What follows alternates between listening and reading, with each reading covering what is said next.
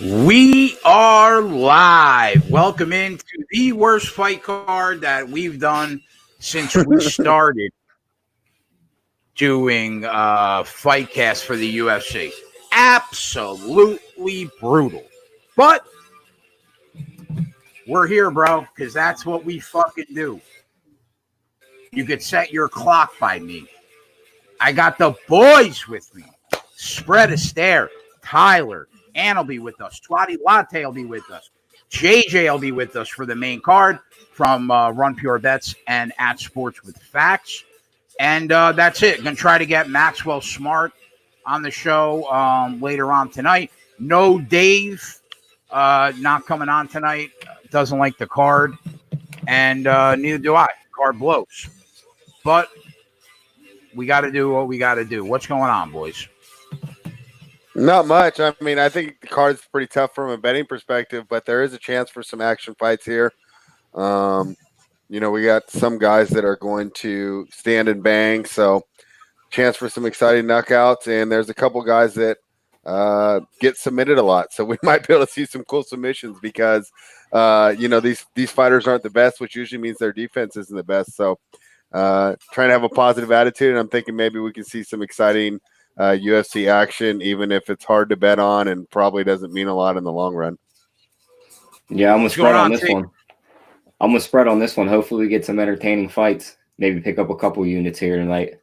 But judging by this card, I know about one name on it. Yeah, it's really bad, man. It's really, really bad. And I know normally we throw out a bunch of plays at the beginning of the show, everything we like. I mean, there's really nothing to like. I'll give out a lot of leans throughout the night, and I'll probably make some bets. But there are not going to be a lot of official plays. I'll tell you that, because the card sucks. I mean, it's really hard to get around that. The main event, but let's be fair for a minute to the UFC. They're the only people that stepped up during this pandemic that felt good about having sports during the COVID-19 crisis, right? So with all that said, it's expected that some of these cards are going to be bad. They still can't get people overseas to come over and fight. We have a lot of fight cards coming up on Fight Island. UFC 251 is going to be off the charts. So if we have to deal with this card for a night, we'll deal with the card. But we are sports bettors, and from a betting perspective, it's pretty fucking bad, man. I'm not gonna lie. It's pretty bad. Yeah. All right. Well, as bad as much as we've downgraded it, you want to start going through, because I did read your article over at odds.com, but you didn't mention every fight. So did you want to talk about some of these other fights? Because I was interested in some of them. Yeah. For the first time ever since I started writing articles, the main event, I wrote that I was on one side of the main event, and then I thought about it, and I wrote that I was on the other side for another publication, which I never thought I'd do in my life, but I want to try to lead people down the right path if I can. So, yeah, I mean, we could talk about these fights. Let me pull up my notes. See what I got. Main event is Jessica I and Cynthia Calvillo. I think the fight comes down. Well, let's talk about anybody that watched the weigh-ins. Wasn't she like really falling over? Yeah, she missed. Jessica I misses weight by 1/4 pound. Okay, but she was heard on a hot microphone that she could barely stand up and walk. So that's a big problem. Yeah, I think the fight comes down to one thing. I think if Jessica I can stay on her feet, I think she's probably a class above Cynthia Calvillo on the feet. I think that's I think that's undisputed. I think she's better than Calvillo in every aspect of her stand-up game. I think if she could stay on her feet and keep her distance, and she's healthy and not depleted from the weight cut, I think she wins. The issue is, A, we don't know if she's healthy. That's number one. It's a 5-round fight. She might have nothing left by the time the bell for the 3rd round starts, right? And they are fighting in a smaller cage, and if we know anything about Cynthia Calvillo, we know she is a really solid wrestler / grappler, solid Brazilian Jiu-Jitsu practitioner. So she's capable of getting subs. She's capable of grounding and pounding you on the mat. She's capable of getting you down there, and she's capable of keeping you there. So, and another thing about Jessica Ai is it is alarming how easy it was for Viviane Araújo to take Jessica Ai down at will. Now, Jessica Ai ends up winning that fight, but it was easier than I thought it was going to be to get her down. My guess is Jessica Ai's path to victory is she snaps that jab. She uses her kicking game to keep her distance so she could throw her hands. I don't see any other way she could win the fight. I think it's a really hard fight to call because it's a smaller cage. Cynthia Calvillo is going to have an easier time cutting the cage off than she would if this was, normal times. So Cynthia Calvillo doesn't have many other tools in the shed. That's the issue. Her stand-up game leaves a lot to be desired. So although I had wrote an article for Pub Sports Radio and I picked Jessica Ai, I think I have to go with Cynthia Calvillo based on the unknowns. If Jessica Ai isn't healthy, she's in trouble. So if you're asking me, where would you put your money on, Jay? I think it would be with Cynthia Calvillo. Do we have line spread? What's current line? Minus 132 on 5 dimes. I'm pulling up Bovada right now. But okay, yeah, now that open. I mean, obviously you. Yeah, go ahead, buddy. Oh, I was gonna say, you said you obviously watch so much more tape than me, but this one seems real simple, right? If Calvillo gets a takedown, she wins. If it stays on the feet, Eyes wins.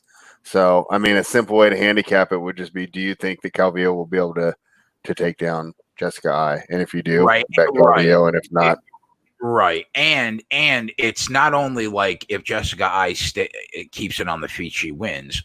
Is if she is healthy and right. not depleted from the weight cut and she keeps it on the feet, she wins. Now that line opened up Cynthia Calvillo minus 115. Right now at Pinnacle, you can get her at minus 110 on 5 dimes, actually. Really? I just saw minus 130. Oh, I'm looking at SBR odds. And yeah, I don't know. This is all late movement, and it's based off of that weight cut that you were talking about. That's when the line moved. Was right when what did she say on there? I can't stand up. Yeah. And money started pouring in. So I don't know. It should be all right. Right? What do you think? I mean, is it going over for sure? Is that minus 220? Is that minus 220 about right? I mean, over 4.5 at minus 220. Yeah. It's a lot of rounds to be for minus 220, but it's women's MMA. We know well more than the majority of the fights go to the cards unless you're Nunes, Shevchenko, Bailey Zhang, or you can submit, right? We know that's it. Now, I thought I was really sharp on Jessica Ai because it looks like the entire betting world is on Cynthia Calvillo in this fight. So, but I mean, thinking about it, man, I have a really hard time backing Jessica Ai. I really do.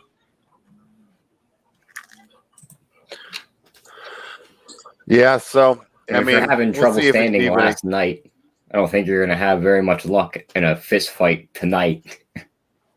Well, you get 36 hours to recover. I mean, I'm sure as soon as she had some Gatorade and a little bit of pasta or whatever they have to right away for the refeed, she felt better right away. So welcome into the boys in the chat. Andrew, 1777 memorabilia, consigliere, John Roy, Nikolai, Connor Butler, Dale Johnson, old school keggers, viral video, Ronnie Lofton in the house, Kenny Peacock, all our boys. Shout out to the guys at Run Pure Sports. I was on with them last night for the DFS show. Anybody that's big into daily fantasy knows that they are going to soon become the industry standard. And obviously, we partnered up with Run Pure Bets. The site's not live yet. Will be in August. And yeah, away we go. I don't know where the fuck Ann is. So, co-main event, another really, really hard fight to call, I think. I like Carl Roberson a lot. He's made us money on this show. He's made us money recently on this show. I like Marvin Vettori, though, a lot. I think it's a tough fight to call. Should be an exciting fight. It's the best fight on the card, I think, by a mile. There's a lot to like about Carl Roberson. He's a really good striker. He's probably more technical. He's a solid counter striker. And he's a really good athlete. Got a ton of speed. He's got some power. I like the kid. Marvin Vettori's a mean motherfucker, though. The problem going against him in this fight is like he's just a brawler with an incredible will to win. And he's Italian. So he's got that fucking hot blood running through him. You know what I mean? Shout out to the Italians. I think Vettori throws more volume than Roberson. And I think that gives him the ability to steal close rounds. And I think although Vettori came into the UFC, I was talking about this last night, although he came into the UFC rough and very raw, his technique has come a long way, man. He's making leaps and bounds every fight. And I like what I see from him every single time he gets in the cage. And I think when the day comes when Marvin Vettori's power finally meets his technique and they meet in the middle, I think it's going to bring the kid to another level. Now, based on what I've seen, I would guess I would give a slight edge in technique to Carl Roberson.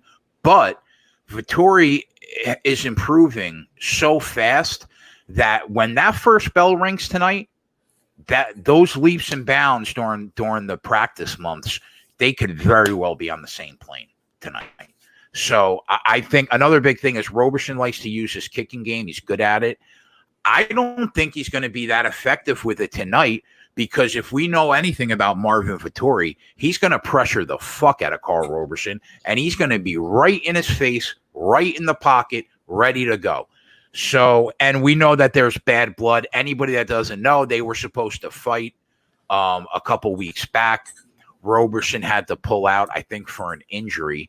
And what happened was Marvin Vettori was so heated, he went hunting in the hotel for Carl Roberson and found him and tried to fucking kill him.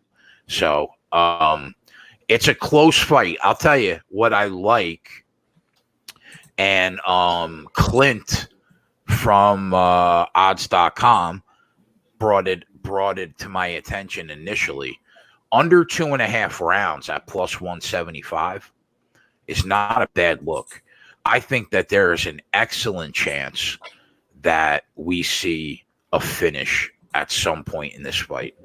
I think it's possible. Now, I lean Marvin Vettori. The question becomes, do you want to lay 220 or 215 on Marvin Vettori? I would probably rather not. Maybe you could throw him in a parlay, but I would probably rather not lay that wood. Twatty Latte in the house. What's going on, Mr. New in town? There he is. You're Meemaw's favorite capper. Let's make sure we get that right. Meemaw. Yeah, Meemaw. That's another name for grandma, right? Yeah. Your grandma's favorite capper. So Jay, what's going on? James, yeah, Ant's coming on. Yeah, he'll be on. On that Vettori fight now, I think a big thing that we need to look at here is the missed weight by Roberson, and was it on purpose? What do you think? I don't know, man. It's hard. I don't know. And it's really hard to tell what happens to a fighter when they miss weight, right? Some fighters that come in heavy, come in lethargic, they come in not the same. And then there are other fighters where it benefits them greatly. They have a better chin, they could take a harder punch, and just overall having a couple more pounds on them for guys that might be small for the division anyway, sometimes that really helps them. It's hard to tell what that will be. Yeah, so I mean, and who knows, but just like you said, this one is personal, and it just struck me as a possibility, and I'm not saying I know, but it's a possibility that he said, screw it, I'm not going to cut, I'm going to pay him the money, and I'm basically paying him to kick his butt, because the amount that he missed by, if he did it on purpose, would be a significant advantage. One other thing about Vettori here, right? So I know a lot of people are high on him because of how well he did against the current champ. So we take that fight out. What would you say his best performance is that you would point to as it was, kind of a showcase for him?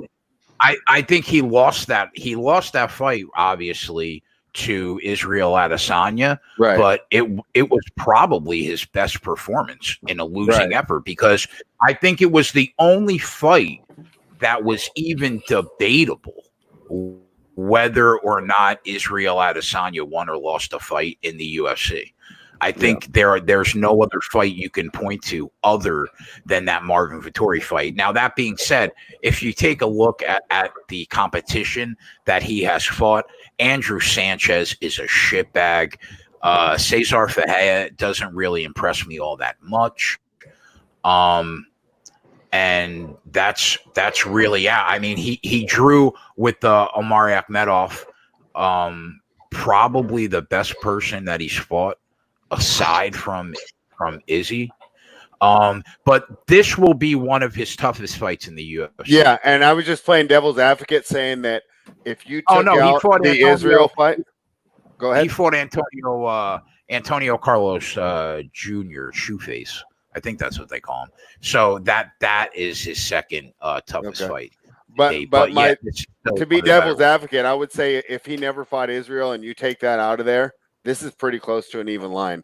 And I think it's the performance against Adesanya that's really driven him to be so high. So don't know if we want to bet it. Don't know if we want to touch it. But that makes me feel like it seems to be like Roberson or pass here. Just because I think that's inflating its value. I think Marvin Vettori is probably a bad matchup for Carl Roberson, and I think that he probably wins this fight. Right, but you don't want to lay minus 200, right? I mean, at minus 110, it's an easy call. Even minus 150, I think Vettori would be smart. But now we're getting into that 70% range. Right. And I don't know about that. Right. Maybe if you want to throw him in a parlay and you can get some plus money behind him, I'm okay with that. But I mean, like if we take other than Glover to Scherer, right?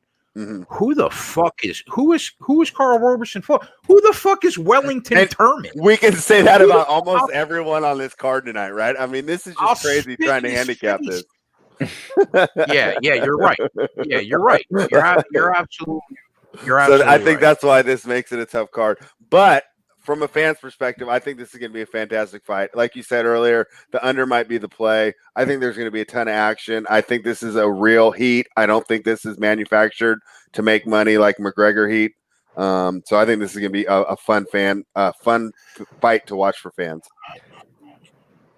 Do either of these guys go for submissions down? No, not really. Okay, because I was looking at, there's a bet, how will the fight end? You can get KO or TKO at plus 380, which is basically that under 2.5. Yeah, at double the odds. Is that the first choice? No, the first choice is points minus 200. Yeah, that makes sense. Yeah, I mean, listen, could they fight a 3-round war? Sure, they could. But could we see a finish? 100% we could see a finish, and it's probably by knockout. So going down the card, Let me see where we're at. Charles Rosa, Kevin Aguilar, another god awful fight. It's Charles Rosa's striking, I think, is pretty solid. Doesn't have a ton of power, but he throws a lot of volume.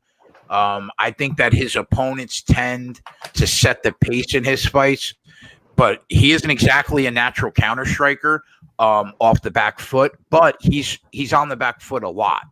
I think Kevin Aguilar, similar kind of guy, seems to be more willing to set the pace than Charles Rosa, but another guy that seems like he's naturally on the back foot more. And his striking game is solid. It's not great. This could be a fight, I think, where we see the guys bouncing around a lot, just staring at each other. Rosa seems to be very comfortable when he's being pressured. I think he probably fights best that way. But Kevin Aguilar doesn't have, he had some success in LFA. I think he won on Dana White's Tuesday Night Contender Series. He wins his first 2 fights in the UFC. But then when he finally fights UFC level competition, loses to Dan Ige, loses to Tukugov. And I think it's a tough fight to call. I really don't know which way to lean, man. Last night, I thought I was leaning Aguilar. Then I watched some tape, thought I was leaning Charles Rosa. I don't really know. Like, a lot of these fights are like that, man. Now, like, the one thing that I was talking about last night gave me a little pause. Shane Burgos, who is much better than Kevin Aguilar, was losing that fight or tied at best until he beat Charles Rosa late in the fight. Now, I don't know if that's a telling sign that Rosa can handle somebody less skilled like Kevin Aguilar. I think it's hard to tell. But it's another fight that doesn't excite me and I want absolutely no part of. You know what I mean? Yeah, I mean, I think from what I saw, and I obviously didn't watch as much tape as you, Aguilar can be hit, but does Rosa hit hard enough to even take advantage of it? So, I mean, I really don't know. I really don't know. And this one, I don't know if it'll be as exciting. Aguilar obviously has potential for a big knockout, but he does get hit a lot. Rosa could point find him here. I think this is a tough fight. Twa, do you see anything you like from what we've talked about so far? No. I don't even want to give the chatters any plays because I got nothing. Last week was my week. 4-0 last week. Yeah, you did well. So yeah. Don't give it back. Don't give it back in haste. We got events next week, and we got NASCAR tomorrow. I mean, we don't need to force things. I want you to know I spoke to my mom, and you are not her favorite capper. No. No. Meemaw is your grandmother. Come on. Well, I spoke to my grandmother last night from the grave. She again agreed. Terrible, Jet. She again agreed with me. She agreed. I'm sorry. So, Andre Feely, Charles Jourdain. I like Andre Feely a lot. Love the kid. I love his striking game. I always have. Talked to Dave about him all the time. His combinations are fucking awesome. His counter striking flows well. I love the angles that he cuts. What I don't like about a stand-up game is his defensive striking is an issue. He is there to be hit, and he has to use his footwork and range as the major piece of his defense on the feet. So I think, we know that all alpha male fighters learn a foundational wrestling skill that you don't get at a lot of places. He's turned into a really good wrestler over the years. Charles Jourdain, I like him. He's a raw fighter. I think he shows glimpses. He could be good one day. His style is just too wild and reckless for me right now. That's my issue. Now, that doesn't mean that he can't beat Andre Feely technically, because we've seen Andre Feely have lapses in judgment, and it has costed him. My issue with Jourdain is that it seems like that's the way he would have to win the fight. It would have to be sudden. If it's not sudden, I just don't see how he beats a more polished product than Andre Feely. I bet him at minus 210. Right now, the line is 2. What do you guys see? Like minus 250, 20, 30? on the Aguilar fight? What's up, Nick? Andre Feely. Rumpure says the grandma's still up for debate. How dare you? I talked to her last night. So Andre Feely, I see -215. Okay, yeah. I mean, I liked him enough to throw a unit on. I think he's good enough where he gets it done against Charles Jourdain. Now, that could be parlay fodder. Anybody that wants to do that, that's fine. Gina Mazzani, Julia Avila, probably the easiest fight on the card to pick, I guess, other than the Davishvili fight. Julia Avila seems to be light years ahead of Gina Mazzani everywhere. She's durable. She has more power. She's aggressive. I don't see a ton of weaknesses in comparison to somebody with Mazzani's skill set. Avila, a little stiff as a striker, but I think that works for her, and I think it works for her especially tonight because those strikes lead into the clinch a lot. And she is much better in the clinch than Gina Mazzani. I think the women are on different levels right now. It's a short notice fight for Mazzani. I just don't see how she gets it done. I think Julia Avila could be a parlay piece for anybody. Oh wow, she's -666 now. Yeah. Yeah, I mean, now I wrote in my article at odds.com. I gave her out at +125 by decision, just hoping that Gina Mazzani can last 15 minutes. Because if she can last 15 minutes, then you're getting a really good price at +125 for her to win. Oh, no, that was Agapova, I think. I'm sorry. Yeah, I was about to say, I see it. Avila by decision at +225. Her by knockout, TKO or DQ is +130. Yeah. I'm sorry. That I was thinking about Agapova. So yeah, I mean, I guess you have to pass that. I mean, I guess Gina Mazzani. I guess you could take her by decision and just hope that Gina Mazzani could fucking somehow last 15 minutes. Now the Merab Dvalishvili fight. I was going to have a big bet on him at -270 against Ray Borg. Ray Borg pulls out of the fight because his son has a health issue, I think. Now he will fight Combate Americas bantamweight champion Gustavo Lopez. I've watched not a single minute of tape on Gustavo Lopez. I know absolutely nothing about him, really. But Combate is in a tiny promotion. So, I mean, who knows? He's their champion. But I can't bet the fight because I know nothing about Dvalishvili's opponent. And you would think there's probably no fucking way that Merab loses this fight. So there's that. Agapova, Hannah Cyphers. I feel bad for Hannah Cyphers. We bet against her 2 weeks ago. We were on Mackenzie Dern. Mackenzie Dern destroys her. She submits her really quick. Although Hannah Cyphers didn't look bad standing up in that fight early, but I mean she lost to a more skilled opponent. So now Hannah Cyphers takes a fight on short notice and she goes up a weight class. Really tough ass for Hannah Cyphers because she doesn't even belong in the weight class that she's already in. She should be in Invicta FC and she should be in atom weight in Invicta, never mind being in the UFC. The good news for Hannah Cyphers, Agapova does nothing as well as Mackenzie Dern grappled. Bad news is she's fighting a girl substantially bigger than her.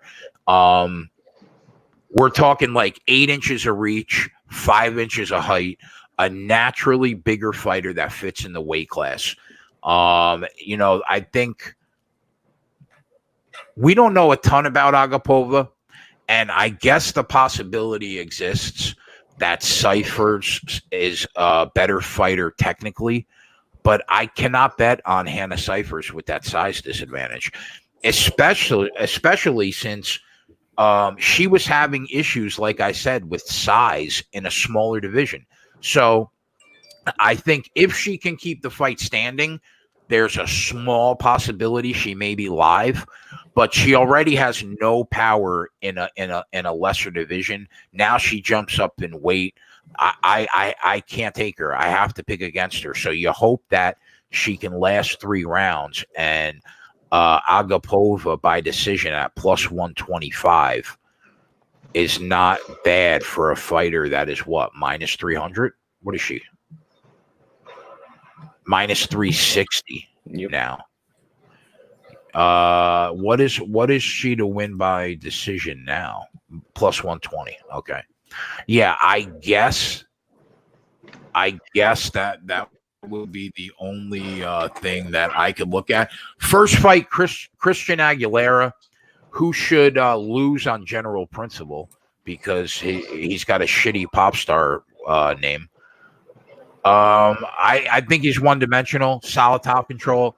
He seems to have no problem grinding you out on the mat for as long as he can. But even his top control and ground and pound is not sensational. He doesn't have a ton of power. And he isn't a huge submission threat based on history. I think he has some knockouts under his belt.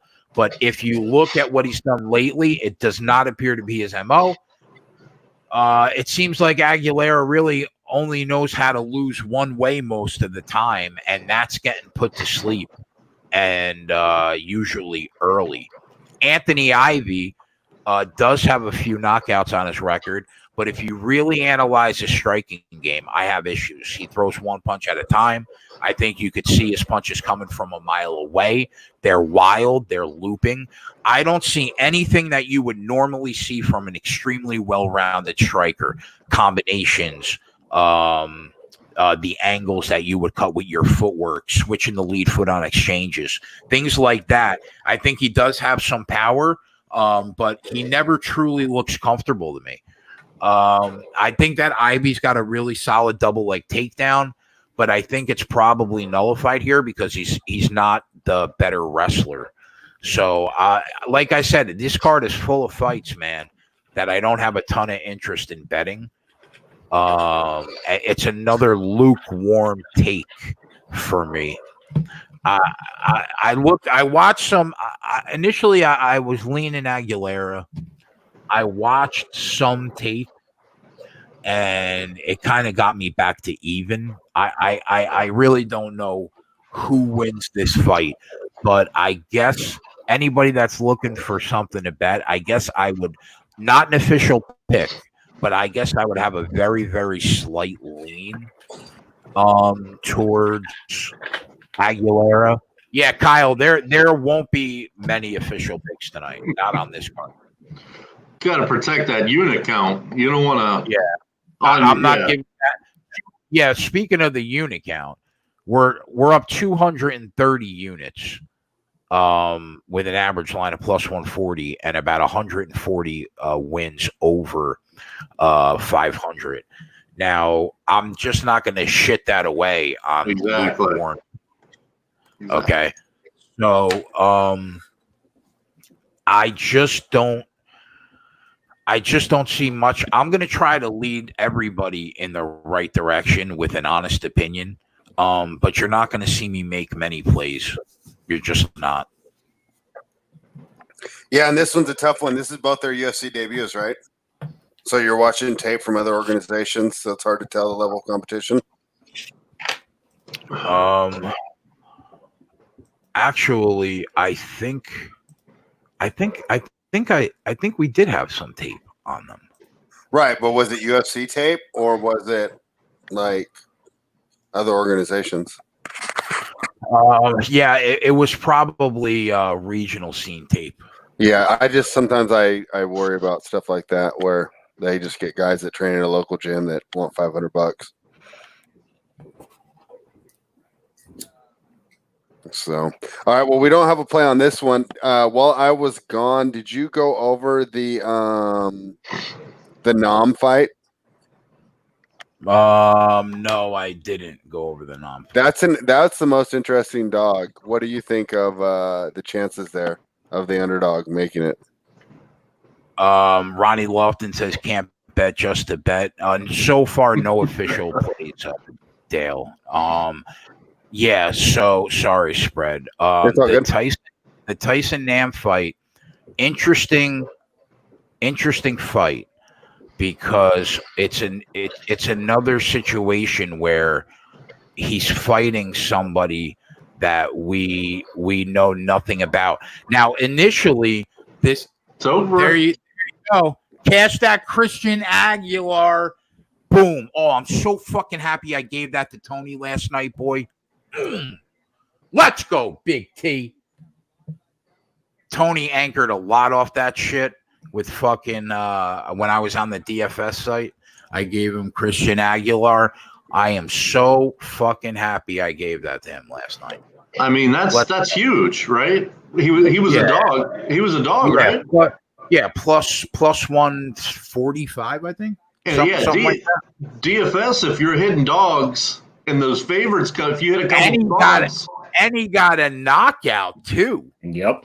All I know is that if Tony hits the Millie Maker tonight, I'll give you my fucking checking account routing number. So I hope he's watching. I'll tell you what, coming together with the DFS guys is going to be amazing because they're going to pick our brains and they're going to become better, and we're going to pick their brains and we're going to become better. It's just going to be a beautiful marriage. Okay, Tyson Nam initially was supposed to fight Ryan Benoit. I think that it would have been a much better fight, probably. My issue is I don't know much about Zaruk Adashev. He's some type of combat sports world champion from some, Stan. I don't know, some like not Afghanistan, but somewhere. Is it Kazakhstan? Old Russian, yeah. To be honest, I'm not sure. I think it's where GGG's from. Golovkin. Wait, the boxing fans. Hold up. Now, Steve, let's settle down. I was gonna go there, Jay. I was gonna be nice. Let's settle down. Number one, I did not give out an official play, but 5 minutes before it started, I just said, if you guys need a lean, I said Christian Aguilar. Come on, bro. Settle down. All right. So, if you watched the Run Pure Sports Show last night, I told them that's where I was at. Okay. Jay was more excited that we gave that to our DFS guys. You know what I mean? Yeah, exactly. But no, you're right. It was technically you're right. It wasn't an official pick. You're right, but right. Yeah. It's not going on the record. Yeah, it's not going on the record. There will not be a lot of units won or lost officially tonight for sure. Okay, so what I know about Adashev, he fights at a Nicatone's gym in New York, which is a good gym. He sits on his punches. He throws with bad intentions, but I think he's only got 4 professional fights, and he's got the MMA fight IQ of a fucking high school kid. I mean, he's got 4 pro fights. So, and it seems like he constantly fights whatever kind of fight his opponents want to fight. So now Tyson Nam, it should be his fight to lose. And I think that's saying something considering that he had not won in the UFC yet. Now, I don't think that he's terrible. I think he's a patient striker that looks for his spots. Now, sometimes he is too patient. But my issue with Tyson Nam is that he is slow. Most flyweights are lightning fucking fast, and Tyson Nam is not. If you are slow in that division, opponents will give you a hard time, even if you're more skilled. So that seems to me like that has been the problem for Tyson Nam throughout his short UFC career so far. Because of that, I do not think he is an automatic to win this fight by any means. But I think he probably gets his first win. Did any of you guys do a DFS tonight? No, but I do like Adashev here. Basically, it's talent versus experience, and I think the talent's going to shine through, especially on a card where there's really not that much talent to begin with. So this was actually the one that stood out to me as the most attractive bet to make, just because I'm getting the much more talented fighter at plus money. I'll throw a little DFS lineup together. Yeah, I was going to do that. I mean, I think I had Aguilar in it. with Jay on our side, I mean, we should be able to do pretty well with the DFS. I sat there and it's already kicked off. No. But I meant like next week or the next event. You know what I mean? Yeah, we'd have to start earlier and try and do a whole lineup. Right. You could probably, I think, just watch the Run Pure show and then tail that. Yeah, so Spread, if you said that you were going to fade Tyson Nam tonight, I couldn't necessarily blame you because he has not shown much. Like how you said, you probably feeling like you would be leaning on the talent, and I guess I would be leaning on the experience. Mm-hmm.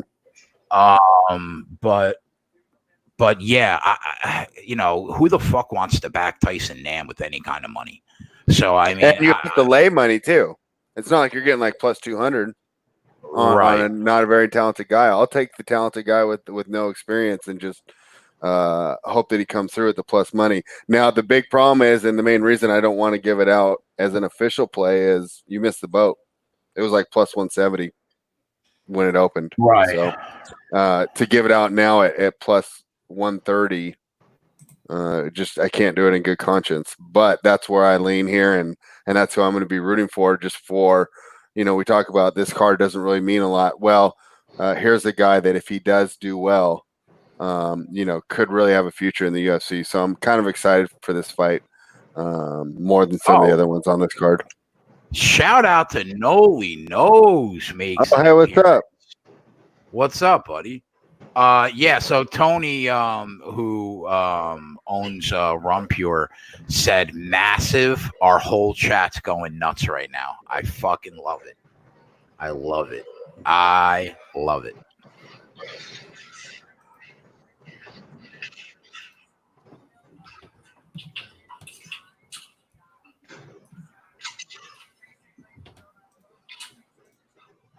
Okay, so what do we got next, Fred?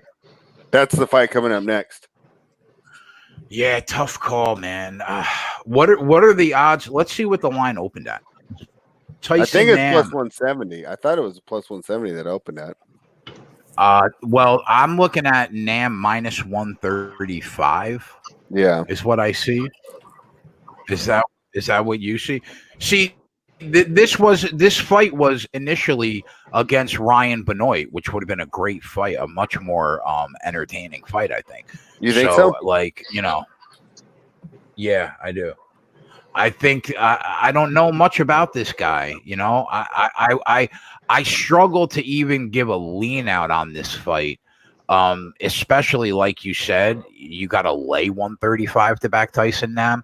But I think, if you put a gun to my head and you're like, who's going to win this fight? I think I'd have to lean Tyson Nam. Yeah, so I'm gonna lean the other way, but like you said, no official plays because these are really tough, especially with as I don't even say his name right, but Adashev. Yeah, Adashev. Not really having a lot of tape that we can take a lot of from. But like you said, dude, he looks so much faster and so much more athletic that, unless he does something stupid, I think he can win this. Yeah, like Arawado says, the dude Nam fighting has fought absolutely no one. So of course he looks pretty good in the highlight tapes that I saw, True. But true. I mean, I'd like, just for the sport, I think that he's got a much higher ceiling. So I'd like to see Adashev win, and that's my lean for this fight. There you go. I respect it. Tyler, I would just like to ask you if you could just talk a little less for me, bro. I'd appreciate that for you. Yeah. You know what I mean?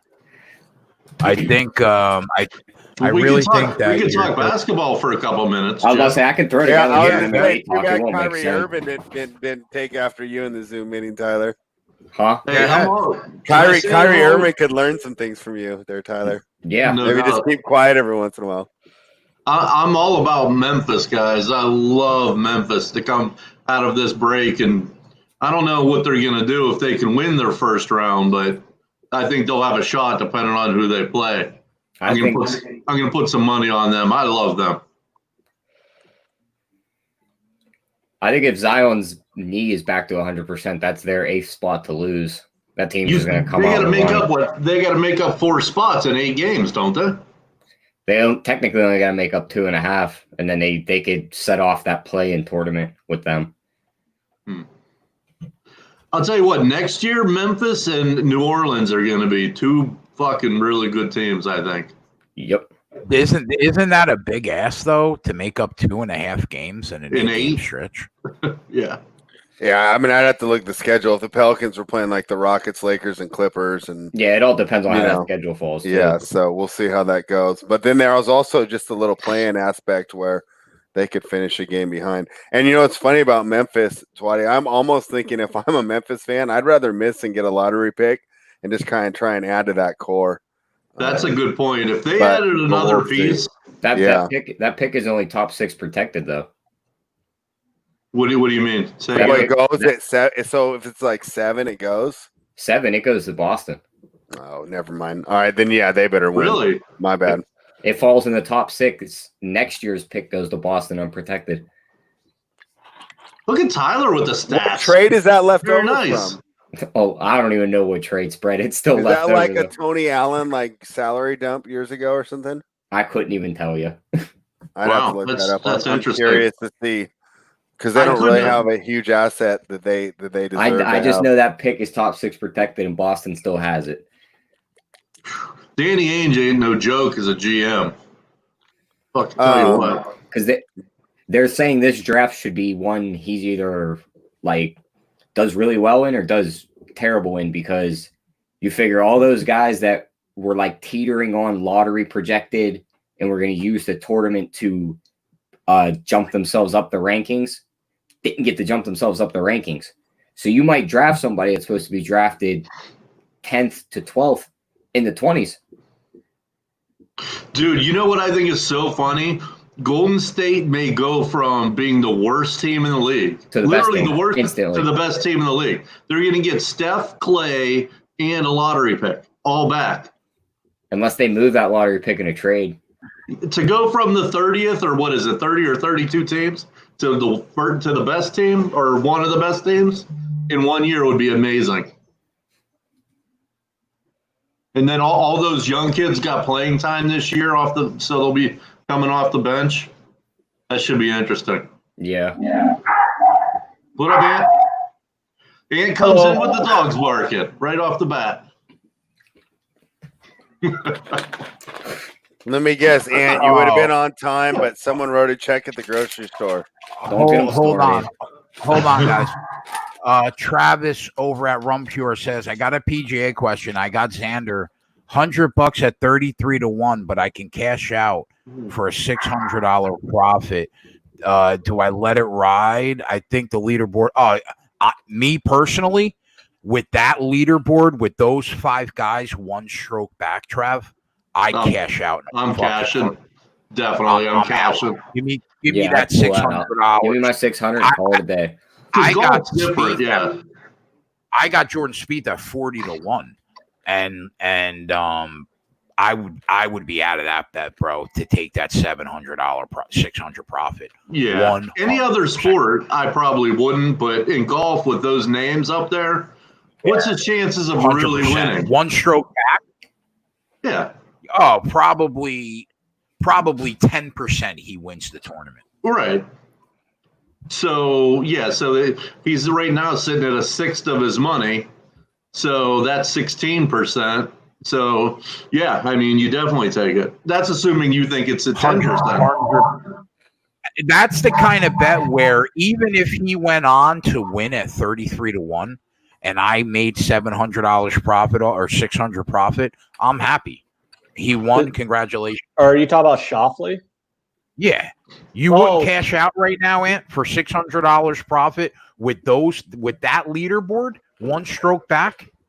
How many people are behind him? There are 5 guys 1 stroke back right now. Those 5 guys are Justin Thomas, Woodland, Morikawa, Spieth, 2 shots back. Reed, Answer, Rose, McElroy. Bro, come on. Yeah, give me that get profit. the hell out of there. Give me that profit in a heartbeat. If you got a cash out option, take the profit. Although Shoffley, 100%. Jay knows this though, because Shoffley will always have a special place in my heart. Because my biggest hit ever was I got Shoffley at 40. I think it was like 45-1 to win a golf tournament one time, and it was it's like my largest hit of all time. Was hitting I sent Shoffley Anthony a message today that says, if your boy Shoffley fucks me in this tournament, I'm holding you personally responsible. I just want you to know that in advance. He'll always be my boy. He'll always be my boy. The only time I've ever hit anything close to that was, that's my biggest hit ever, 45-1 on him. So I got a little fun fact about him. Shoffley, all 4 wins of his to date have come when he was facing a deficit of at least 2 shots entering the final round. He's 0 for 3 when holding the 54 hole lead or tied for the win. So you guys see, I think that makes it even more. History's kind of even telling you right there to cash out. Do you guys see the red line that just came across the bottom of ESPN about baseball? No. About players reporting, and they're asking how many games they're going to play. Let's go, Ant. Uh-oh. Well, what do you have to say now, Mr. Negative? Well, how many games are they going to play? It doesn't matter. It says players will not counter the MLB's proposal and have asked the league how many games it intends to play and when they should report. Hey, Ant, I bet that they go to 3-man rotation. Or 4-man rotation. Well, the thing is like the players, because I didn't know this when this all first started, but I read about it. Probably might have been like several weeks back. But we were always going to have a baseball season, just depending on how much, because the players can't strike. It's like in the CBA that they weren't allowed to strike. So the owners were always kind of going to get more of their way than the players in this. When in hindsight, when you talked about it, like the worst case scenario was they were going to have the owners at some point, if it got to like July or August, the owners could have just came out and said, we're doing a 50-game season, and the players would have been kind of had to do it. Because the players' only response to that would be, okay, we're going to strike, and then the owners would have just come back with life with an illegal strike, and then oh my God, all kinds of shit will happen. But yeah, so turns out the players were going to be forced to play something at some point the whole time. It was just a matter of 100-game season, 50-game season, how much of your salary is prorated, blah blah blah. Maxwell says his Blue Jays will win it all. I'll tell you what, his Blue Jays can fucking mash the ball. They're a great over team. Man. But they, as great as they can hit, they can't pitch. But I can't wait to bet on them. They can fucking hit. Yeah, that's the problem with the Blue Jays and basically any other team that's like that is it don't matter how good your lineup is. If you got a shitbag pitching staff will make the fucking Royals and the Tigers look like mashers, So like the Blue Jays can have the best lineup in the league. They're still going to be terrible. No, but they're going to be a great over team from day one. You can almost blindly bet them, and they're going to be an over team. Noli, you think Angels over? Yeah, okay, exactly. Overs all day. You put Rendon in that lineup with Trout and Ohtani. Whew. Man. Hey, does this mean I got to brush off all my notes? You got to blow the dust off of that, man. Get them ready. Yeah. No, the chat doesn't want to hear baseball, I'm sure. I'm not talking about today, but I mean like dust off all my notes so we can get ready for the season. Because I had all these fucking notes and stuff ready for the season, and I had all that prep work done for the season, and it all went for naught because as soon as I got done, boom, we had a coronavirus. I mean, I know you and I were says Yanks, baby. The Yanks. I don't know if I'm going out on a limb here. They may have the best lineup in the history of baseball. I'm not even kidding. You mean the 27 Yankees, right? They're going to have Voit probably in their 9-hole this year. Yeah, the Yankees have a really good lineup, and they have this guy named Garrett Cole. You might have heard of him. I heard he's pretty good at throwing the ball fast. Yeah, he used to play here. Then he left. like everyone else does. When Garrett Cole played for the Pirates, he was, an above average starting pitcher. And then he turned into an ace one moment he left. You know what my favorite memory of Garrett Cole is, Tyler? What's that? I know Matt remembers this with fondness. That time in the wild card game when Garrett Cole threw a ball right over the plate and Kyle Schwarber sent it into the Allegheny River, and the Cubs beat the Pirates in the wild card game in 2015. Is that the one Arrieta pitched and it was just like he was throwing the ball and it was going like this as every time it came down there because nobody could hit it? Yep. That was it was Cole versus Arrieta. I know nowadays that seems like a huge mismatch the other way, but in 2015, that was Arrieta's Cy Young. That was Arrieta, yeah. Yeah. We had that happen to us twice, Ant. We got done by Arrieta like that, and then Madison Bumgarner did us like that. Actually, Noli, I feel confident in that statement. We'll have to debate that and see if we can come up with a better hitting team than them. I can't. I just want to say shout out to the 150 heads watching this god awful fucking fight card with us. By the way, when did the fights start and who am I betting? And do I actually have to watch any of them? I know it's probably on ESPN Plus or something. They started already, bro. We gave a big. Yeah, while you were out, we gave the shopping, boys. We've been in here putting in work.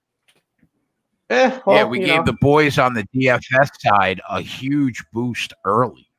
Yeah. My mom needed some peach iced tea. Like, what am I going to do? No, Mom, I'm not going to go out and get you peach iced tea. But there will not be a lot of official plays tonight. Just leans, and if you want to bet, probably bet a couple leans. But I mean, this card is just it's not worthy. So Jay, talk to me about UFC 251, the three title fights. Hold on, what about this? I actually want to ask Jay about what about Jessica the main event? All right. While you're out shopping, you couldn't even watch us? No. I just want to know, should I bet at getting odds of 1.105 on 5 dimes? That's like minus 900, guys. Should I bet Calvillo starts second round at 1.1 on decimal odds? There you go, Jay. Go to bed. Wow, Adeshev got knocked out. Let's go. Oh, I missed a knockout. Hold on, let me pull up the fight.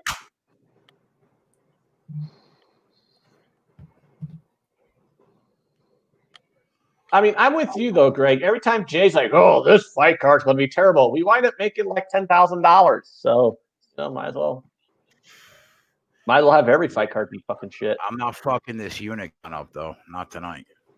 If we give out 11 leans that win, awesome. I hope everybody. Holy shit! Go to bed. You're right. Wow. I turn on ESPN, and they're doing the replay, and bang. And the funny thing is he danced a little right before he whacked him. He did like a little dance. Let's go, Trav. Let's go, Trav. You hit that fucking Millie Maker tonight, big boy. That's 2 fucking knockouts. I know they're 2 picks last night there on the show. Oh, that Rum Pure chat going fucking insane right now. Looks like the experience paid off, huh, Jay? I was all thinking this was going to be a really fun fight, action, maybe 2-3 rounds of violence. Wow, that was quick. So shows what happened. It's one thing to beat up the guys at the county fairs, and then you step into the UFC, All right, next fight, Tyson Nam versus Zaru Kadashov. Give me something. That's what we just watched. That's what we just watched. The guy go to sleep. Hold on, let me. Go to sleep, bro. Wow. Let me refresh my fight times. That was a fast fight. I guess it would help if I'm actually watching what we're supposed to be betting, huh? Yeah. Julia versus Gina. It would be awesome. All right. Can you explain to me why this fight with Julia Avila versus Gina Manzani is heavily juiced to an under when it's a chick fight? Like the under is fucking hugely juiced. Kevin Taylor, no, I'm not one bottle in. I just literally was not watching any of the MMA. I was getting back from the grocery store and busy with other shit. He said, "Who the fuck is this guy?" I love it. All right, next fight, Jay. Yeah, No, and you're the right, main Fathead. event, You're right. I wrote two articles, and I picked each side. I mean, for the first time, for the first time in my life, bro. For the first time in my life, okay. Really? Yeah, bro. I know. That sounds like a tout. That sounds like a tout I who gives know. gives half the people one side and half the people the other. I know. I've never done. You guys know how I wrote 300, 400 articles. I've never done it once. I wrote the Jessica I article though before the weigh-in, and the weigh-in changed a lot. And that small cage, and then we were talking it out last night on the Run Pure show. And I don't know, man. I think this is going to end up being Cynthia Calvillo's fight to lose. What kind of tout move is that? Hold on, I have a question. You can't lose. I do have a question though about this next fight. Obviously, Avila is a huge favorite over Manzani. Why is there? It's obviously they think there's going to be a finish, but it's a chick fight, and it's just massively juiced to the under, like absurd. So yeah, they're just different. I think they're just on two totally different levels. I would be so surprised if Julia Avila drops this fight to Gina Mazzani. I think she's gonna fuck her up, bro. Is it one of those situations where, like, does Gina Manzani have to get like lucky and knock her out or tap her? Like, she's not going to be able to win on points because she's just unskilled. And I don't think she's going to be able to win anywhere. Okay.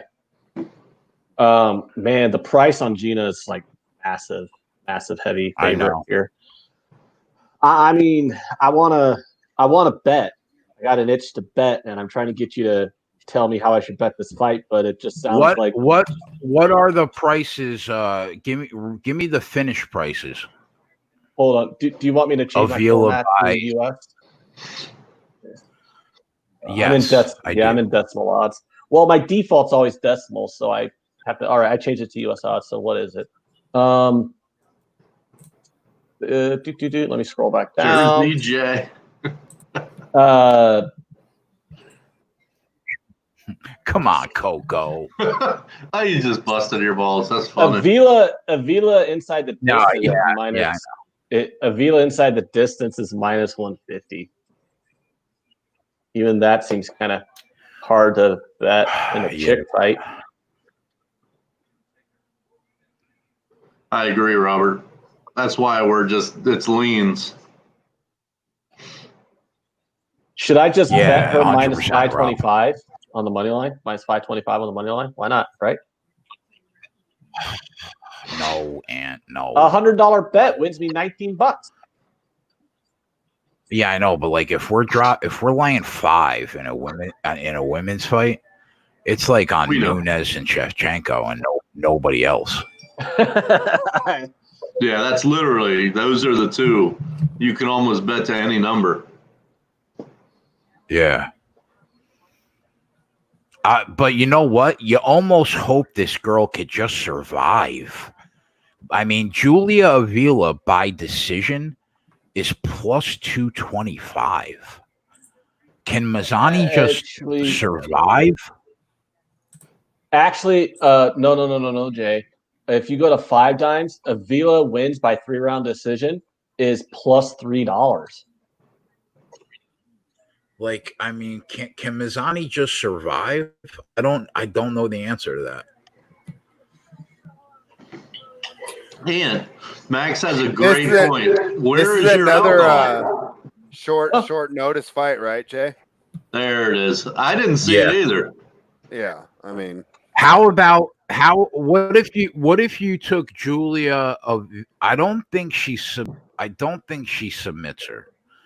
So what if you took Avila at plus 130 by knockout and by decision at plus 300? He's a changed man. Come on, Dale. You know better. Come on. I don't hate that, Ant.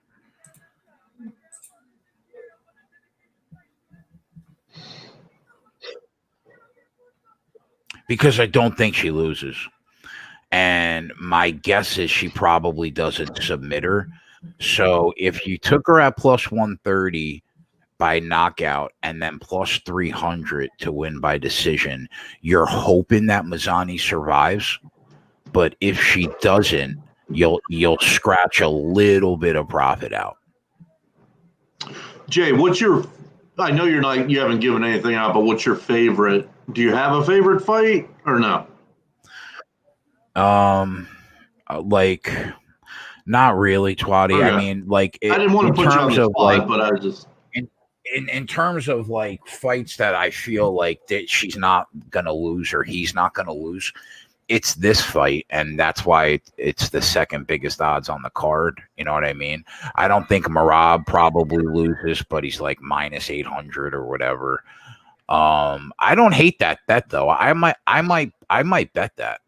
I might take her to win by decision and by knockout and hope to scratch a little profit out. You're hoping for a decision win, and you'll win 1.7 units in profit. I just for the chat, I mean, I know you don't love anything, but I get it. Yeah. And people asking me my opinion in this fight, that's would be the road that I would steer you down. I would take a Vila by knockout at plus 130 and by decision at plus 300 and just hope Mazzani survives. Because if she does, you're gonna ground out 1.7 units of profit. Oh man. Is it beating a dead horse saying that the chick who got her head kicked off into the first row in her last fight is headlining this card? Well, I mean that lets you know that lets you know where we're at right now, Ant. So hey Jay, how do you? Oh, sorry, Ant, go ahead. No, I was going to make a joke about how like Shevchenko basically did a Mortal Kombat fatality on her in that fight. Valentina, she's a fucking alien. She's so good. Yeah, Jay, how about she's the only girl that almost beat Nunes in the last few years. What's up, Twatty? No, like next week, how cool is it going to be right on the fucking ocean or wherever we're going to be, right? Is that next week? I thought Fight Island was. No. I'm sorry. I meant next card. But it's like, is it? I think that's going to be so cool. Like right on the water, and I don't know. Yeah. Right. I think that's going to be awesome. They're going to do 4 dates that fight. Yeah, I don't think Fight Island starts until July, but there's a fight next week. I think that's not on Fight Island. I think Fight Island is in July, and it's going to be crazy. Yeah, four July days, 10 days. I think. Fight Island. Yeah, but that UFC 2.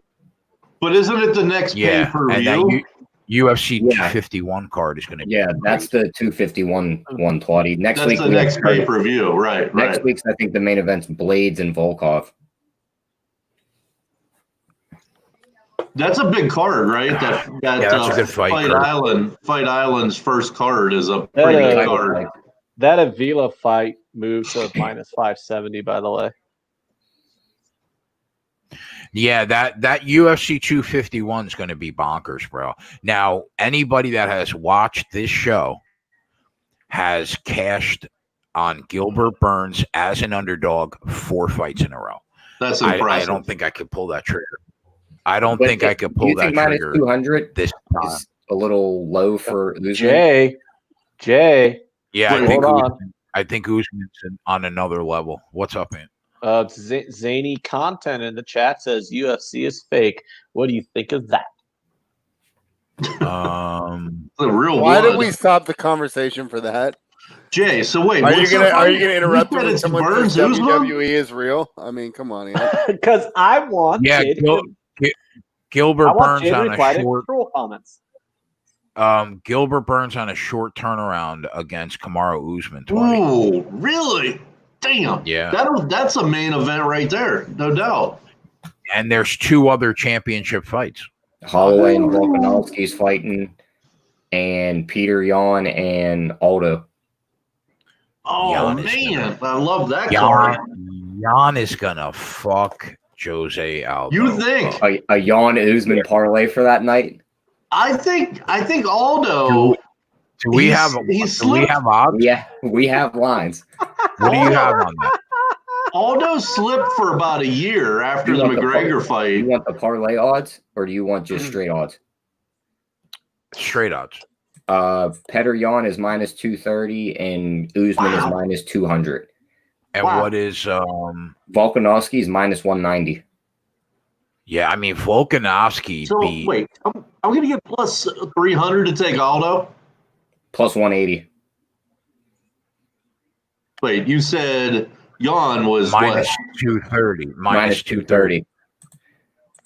And they have Aldo listed at plus 180. Oh, okay. That sounds more right. Yep. I misunderstood. Volkanovski took that belt against the greatest champion in that division. Yeah, he did. On leg kicks alone. He looked good, Jay. He looked so good. Yeah, he's holding that belt. I'm a big Alex Volkanovski fan. I do think that he's going to have a harder fight this time around. Though. Yeah. Holloway's not going to lose by leg kicks. I'll tell you that. What a card! Wow. Yeah, what a card! It's going to be sick. And then the fight before the 3 main events start to go is the Thug Rose and Rebus fight. Or never mind. It's on Andrade and what do you call her? Thug Rose. Was it Rose and Andrade supposed to fight? Yeah, Rose and Andrade. I read the Rebus is fighting now. Van Zandt. And you're taking anybody Rose. That knows. I'm thinking anybody Andrade. that knows the sports. Anybody that knows the sports keg knows that we were on Rose Namajunas in that fight. She was. And up I was 2 on rounds to nothing. Twatty got fucking assy because Rose Namajunas was up 2 rounds to nothing, fucking that girl up. And then got dropped on her head. I know this fight. And then she got dropped on her head and got knocked out. Yeah.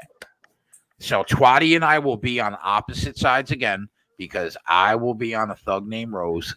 Fight. I want to bet on. Are they having a rematch? Because I'll bet the girl that got her ass suplexed because before she got suplexed and dropped on her head, she was kicking that bitch's ass. But wait, what kind of theory is that? She was winning until she lost. She was winning on points by like a mile. That was a freak. I mean, come on. Who gets dropped on their head and knocked out? That was a freak thing. Andrade could lift my ass and drop me on my head. What is she going to do with Thug Rose again? That's true. Yeah, there is that. Andrade is I think clearly on something. She's a little beast, no doubt. No doubt. Is that fight next week or next month? Oh, okay. God. So this fight card is so boring that we can't even talk about the fights on the card. We have to talk about shit for a month from now. Well, I mean, we did talk about all the fights while you were grocery shopping. Well, you know, what do you want from me? Hot and heavy. I love it. I had to go grab a cup. I actually got mixed up on the times. Like I know that's what really happened. I figured that when you were just tweeting random stuff while we were on the air. Jay messaged me while I was in line. He goes, "Where the fuck are you?" And I'm like, standing in line at the grocery store behind some stupid bastard who's writing a fucking check. That's interesting, William. That's interesting. Yeah. Yeah, but can you guys explain to me this, right? Like, we've all been to the grocery store, although Jay probably gets his groceries delivered because he loves that technology. Here we go. Jay doesn't leave the house. Jay's never walked into a grocery store before. All right, here we go. Engage the ant rant. No, but can someone please explain to me how is it in the year 2020 you could possibly think that the most efficient and best way to pay for your groceries is to write a fucking check? Who does that? Why do you do that? I mean, why do you even write out the check? Because first of all, they don't fucking keep the check, so you don't even have to write it out.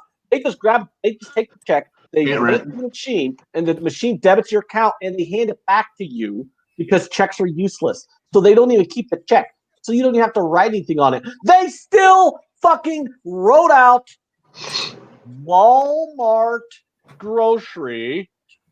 They wrote out. You're at a Pure Walmart wants in you to Nebraska. know. What do you expect? It's Rum fucking Pure wants you to bullshit. know to settle down because the clown gif is always lurking for you. Uh-oh. Always lurking. Clown gift. No, I'm here Ready. to tell you. It's I'm ready here to to tell go. you right now that if you, in the year 2020, are still writing out, not even just handing them the check so they can scan it, but actually writing out the full check, keeping everybody else in line backed up. If you still in the year 2020 are at the grocery store writing out checks like it's 1999, you deserve cancer in the ass and AIDS. Ass and burn in cancer? hell when you die. Oh, Ass cancer, no. AIDS, and burn in hell He's when you not die. even drunk Fuck yet. off. No, He's you not wow. even drunk yet. I'm a No, little worried you about how didn't. tonight's Shit. going to end up. Did you just say ass cancer, bro? I got Ass cancer over and- under And not 9:15 that Magic Johnson. by the time I he gets opened up- kicked off. No, ass cancer and Did you AIDS, mute him? and not that sweet ass Magic Johnson. I I didn't just mute bought him. a I fucking didn't mute him, 14 but working up 50 Starbucks I'm AIDS. debating. I mean, it. full blown AIDS. Don't now the package you write a too is grocery involved? check at the grocery store. I want AIDS. God. I got nothing. Fuck Let's off, move Diego. on. Travis in the chat says, let's talk NASCAR tomorrow. I don't wish Trav, ass let's- cancer on anybody. Just saying. No, Yeah. do I not? Especially not off a check. Not even my worst enemy. I would. Yeah, I mean, like maybe for like The people who someone who write like checks hurts at grocery children stores or deserve it. something, you could Please. do that. But checks, come on. Oh God. So they go NASCAR You're being soft. tomorrow. You guys are soft. NASCAR Go to tomorrow, Target. They're another mile. Oh God. It's like Another mile and a half. NASCAR truck race live now. I took Elliott at plus 333. Make that money, Kenny. NASCAR tomorrow, back at a mile and a half track, Homestead, Miami. Now, we just saw Kevin Harvick dominate on the last mile and a half track last week at Atlanta. He fucked us. We finished second and third. And then I finished second and third again at Martinsville. Kevin Harvick has owned Homestead. We know that. He's got the best average finish of any active driver. Since 2014, he's finished in the top 4 every single race. And Martin Truex Jr., the last 3 years, has a win and 2 runner-up finishes. So it looks like the 2 best cars at a mile and a half last week in Atlanta are probably the 2 best cars going into Homestead, Miami tomorrow. And both sitting at So 5-1. and there's exactly. They're probably the 2 favorites on the board. Kyle Busch has had success at this track, but if we're being honest, Kyle Busch he's not having a good year. I don't even think he has a win yet. He's in 31st in this truck race right now. Yeah, he's Is having a very is he replacing that one guy who weird quit year. NASCAR? No, that guy's racing. That guy's in this race right now. Is Kyle Busch racing in this truck race to that guy who quit? I thought he quit. No, He's he's hired from NASCAR to protest not being able to be racist. He's still racing today. I seen something on ESPN that said because then his name started with like a C. It said he's racing today. He said his comments were taken out of text. You know how they always say it. All right, let's make I made a comment in the heat of the moment, and then I realized that I'm not good for nothing outside of racing cars. So I think I want to keep racing. You're good at that, Ant. Oh yeah. Isn't he? Let's give out a bet. You want to give out a bet, Jay? Let's go. Yeah, somebody tell me the best price that you can get on Avila by TKO and by decision. Odds are bad now. Like Jay, since we started talking, the odds on Avila have gone out of whack, and it's moved like 45 cents. For her to win by her to win by decisions moved from like plus 300 to like plus something crazy lower than that, like plus 250 now.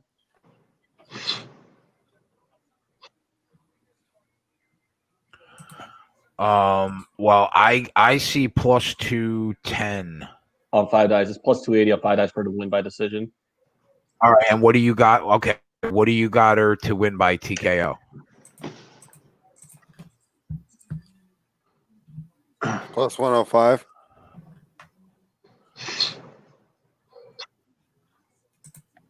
Is that the best price that you have, Ant? I'm sorry, my internet went fucked up. What did you say? Plus 105 is Avila by TKO. What's the best price you have by TKO?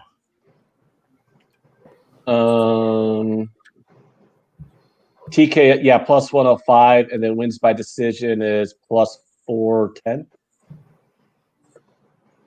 No, that can't be right. Or wins by submission plus 410. Yeah. Hey Jay, I'm gonna roll around 8:30. I gotta go to the bar. Try to trick a girl into coming home with me. Are you gonna drink Carvassier? Probably. Cool. You suck. You suck, 20.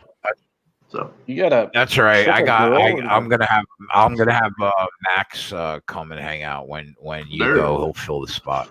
There you go. And then JJ will be on in an hour.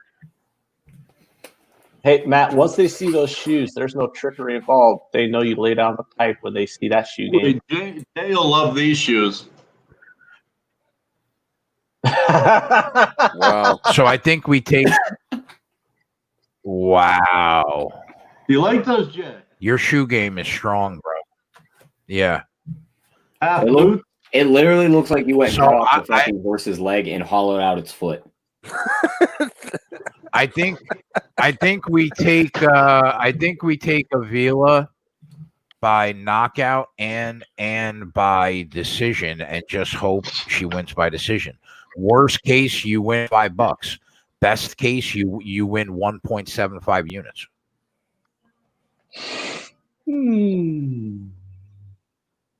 And Peacock's telling you just download Twitter, Matt.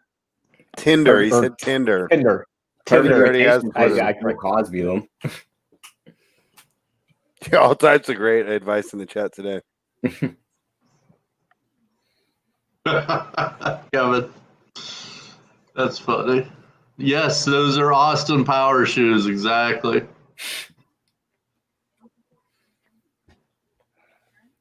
I mean, let's just be honest. It's not that you need to rush to the bar to try to convince a girl to go home with you. It's the fact that they've reopened and it's a fucking Saturday and you just want to go to the goddamn bar. Because what's the best price you have on over? What's the best price you have on over 1.5 rounds? Bad.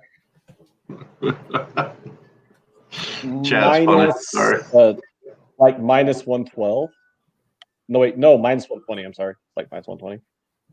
That's not bad. For Mazzani, Avila goes to 230 in round 2. Is that what you're looking at, Dan? Minus. I'm looking at it. Minus 112, huh? Hold on, let me double check real quick. No, minus 125. I'm sorry. Yeah, minus 125 is what I see too.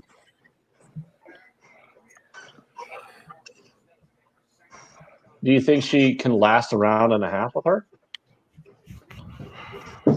Well, at minus 125, I don't know if I want to. I mean, if someone mentions bitch's last fight in 30 fucking seconds.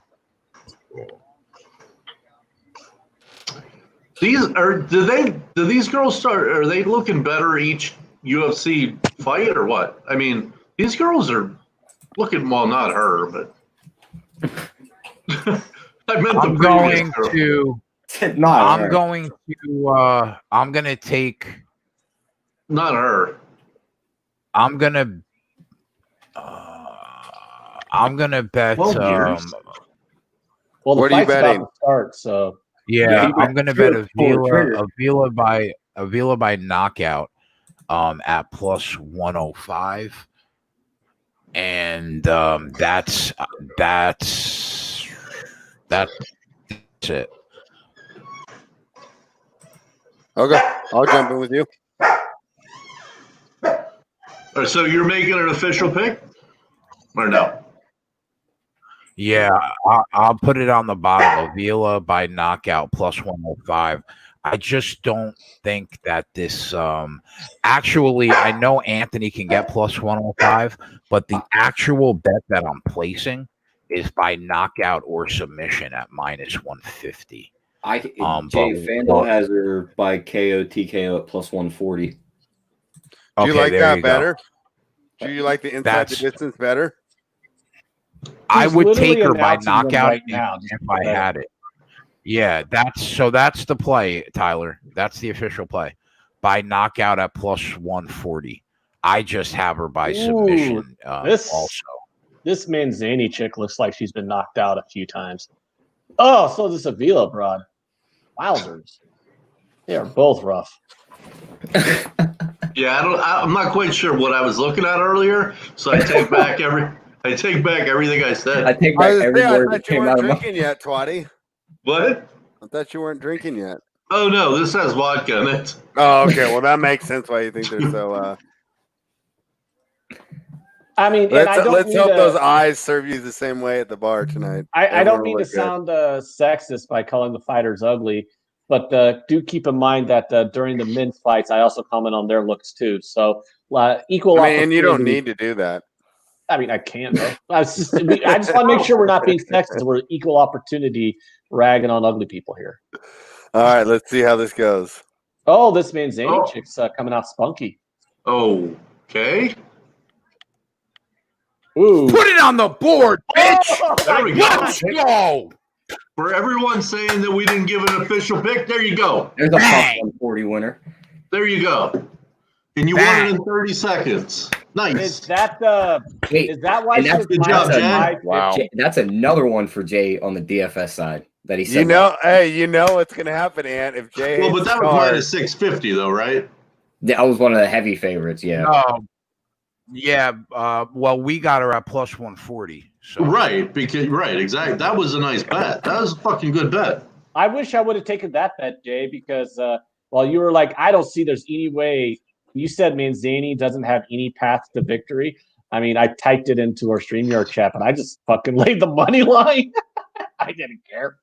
I'm like, this bitch isn't going to win at all. All right. I mean, that is so ridiculous that you did that. What? It's not ridiculous to lay minus 500 on Nunez, but it's so ridiculous to lay minus 500 on Avila when you literally just said Manzani has no path to victory. And it's the greatest of all time against a girl that you've never seen before in your life. Yeah, well, still. But I'm glad you won. Thank God. I'm glad I won too. Who lasts longer in these fights? The fighters or Twatty Latte at the bar? That's a close one. No, that's tough. What do you mean by last? We need a definition of what he means by last. Because I'll wait it out to the big bitches at the end of the night if I have to. So I'll put in that time till 2 for the last big bitch that's at the bar if I have to. You know what I'll do? Are you basically I'll saying, show that you're McDuck. Put it on the board. That's what I'll do. Put it on the board, baby. Let's go. I feel like my staying power is probably better. Love it, Twist One. You're gonna lose your fucking eyesight. That sun gets to you anymore. I know. Remember last Twatty, week? I just want you to know that if you don't bring a chick home tonight, it's an epic fail that you're leaving this show. Hey, do you remember last year? Do you remember last year when I'd be recording at the bar? That was funny. Now you have to bring a girl back. You have to, and preferably with the line, "Hey, I just moved here. I'm new in town. Would you like to show me around? Even though I moved here my entire whatever. I'm never gonna live that down. Never, ever. So next we got how do you say his name? Jay Davalishvili.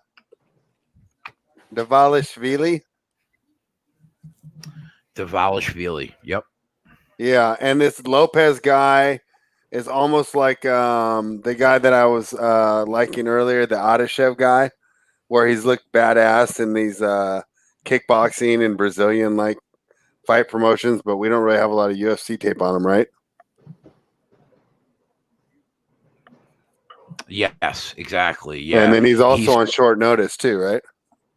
Yeah, he's on short notice, and he is the bantamweight champion for an international promotion, Combate Americas. But I know nothing about the guy, so I can't give anything out on this fight. So far, 3-0 though, with leans in the picks, so we're happy. Mm-hmm. But I can't do anything. There's nothing for me to do with this fight. Right, because that film that you watch on him, if you did, I don't know if you even bothered. I mean, does it even mean anything compared to the level and talent that he's going to be facing tonight? The jump.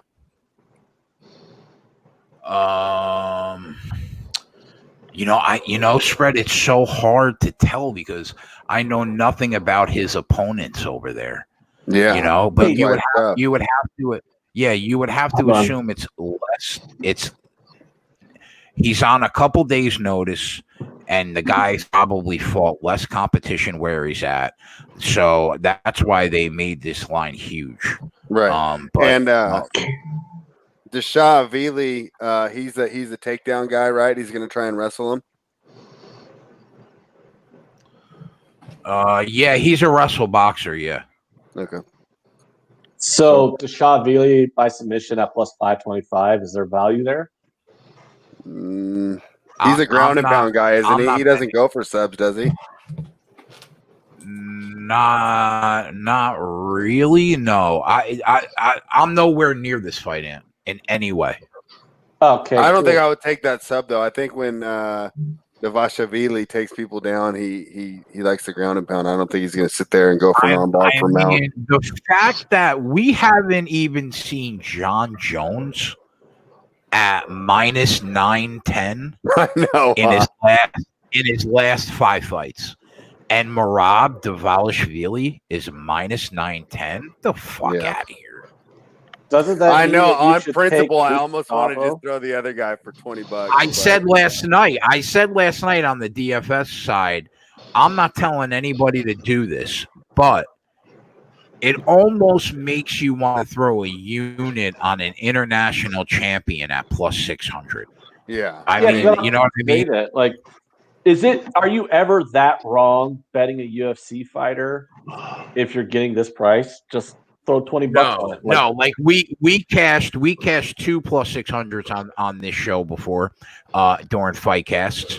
Yeah, you're never wrong for throwing $20 on a 6-1 long shot because you never know in fight. It's like what I always say it's like what I say in baseball. You're never that wrong for betting a plus 250, plus 300 underdog in baseball. It's never that wrong of a move. So it's kind of the same thing here. You're convincing me to just throw $20 on this guy and giggle if he wins and not give a shit if he loses. And he's got Sumner said hands, Dave right? said Davishvili TKO. I mean, that's probably right. I mean, he's minus 900 for a reason. Oh yeah. I mean, I don't know anything that Dave. I don't know anything Dave is on at all for this card. To be honest, I have no idea.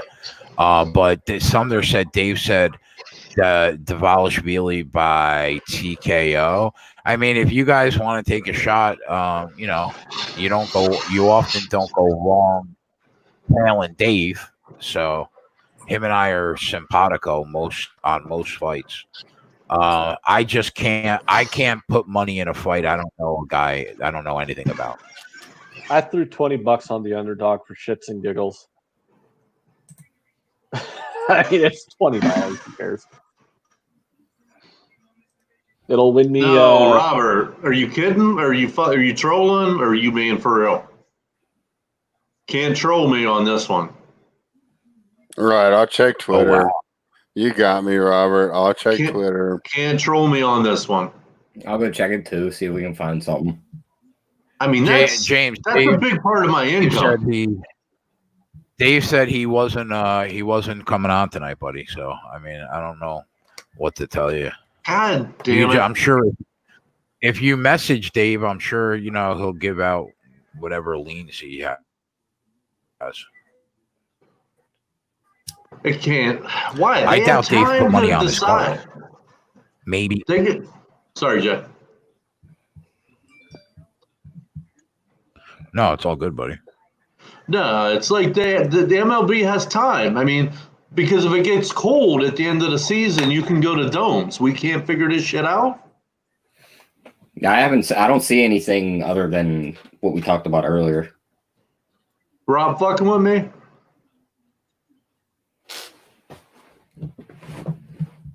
Unless he's got some inside knowledge. People are still arguing. I don't know what he's All saying. right. Like, what's your source on that?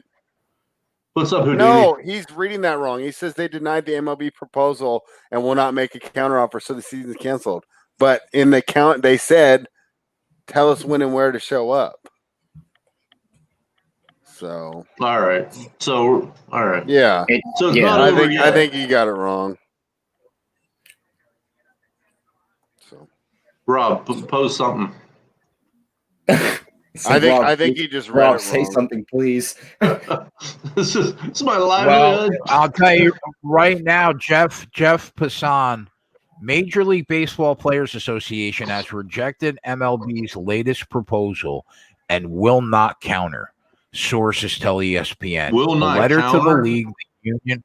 Yeah, in a letter to the league, the union asked MLB to inform it of how many games it intends to play and when players should report.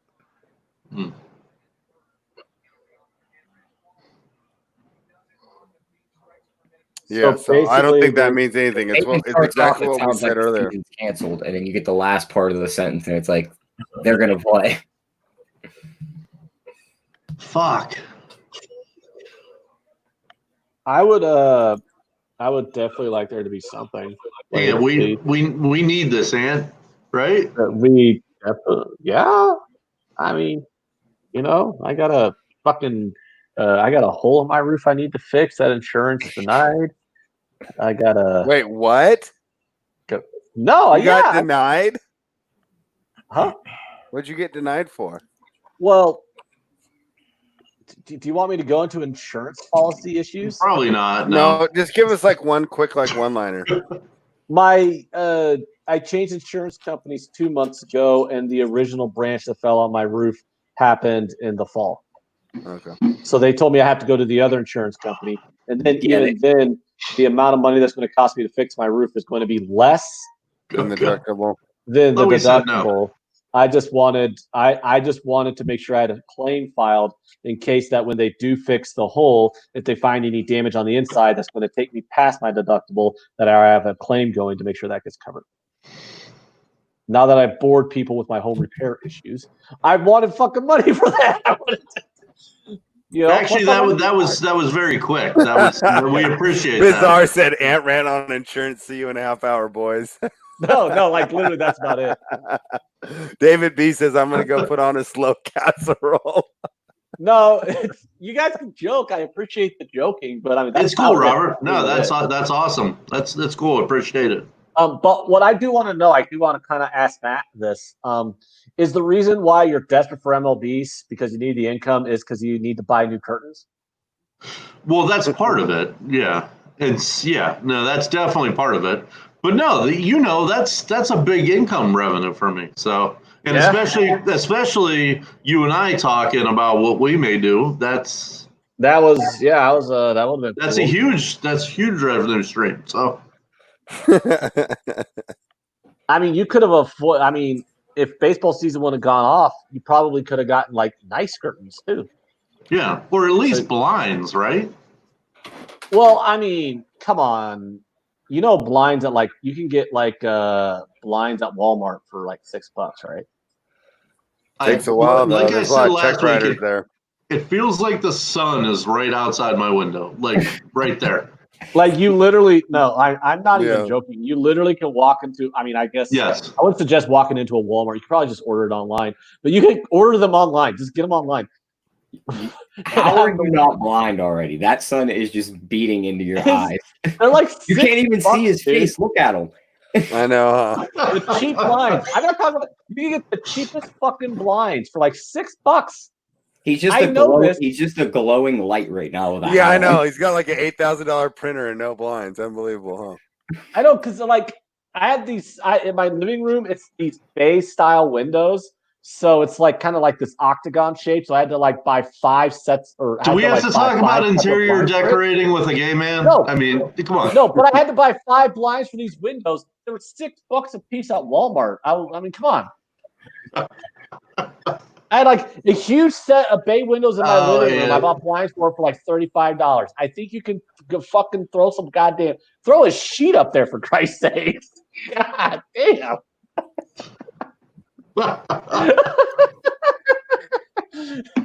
Nail a sheet up there like you're in college.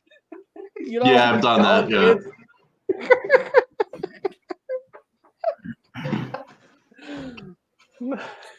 Some people in the chat were asking for picks. Jay didn't really have a good pick on this because the Lopez hasn't fought in the UFC yet, so we're not really sure what to make of his tape. And he's minus 900 for the other guy, so that's why we're not playing this. I'm not spending a whole unit on some blinds. Unit $6. That's pretty funny. That's a good one, Drexler. That's pretty awesome. That's a good one. That is funny. I remember the days when I had $6 units, you know. It took a long time of doing this show to finally convince Jay that most people, and by most I mean the overwhelming majority of people who sports bet, actually bet under $100 per bet. Oh, I bet it's Jay just assumed everybody. I bet it's less than 50. It's 20. Yeah, I think. Jay.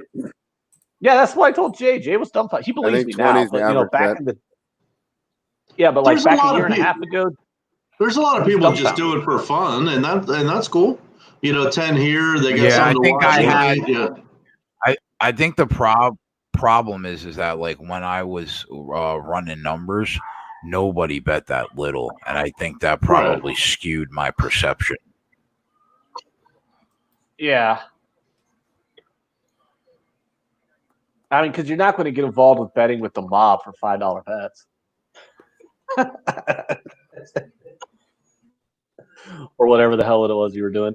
Anywho's, yeah, but like Matt'll like back me up on this. Like when you're don't you hate it when you're at the casino and you're in line at the machine to place your bet and you got to wait like 5 minutes because some asshole is putting together a 12-team parlay and for like $3. Yeah, I want to bang their head against the machine. Actually, yeah. Is that worse than writing a check, Ant? Yes. Oh yeah, because at least the cocksucker writing out the fucking check at the grocery store is probably just old and doesn't understand that debit cards exist. But these fucking bastards, like the games are on. I don't have a debit card.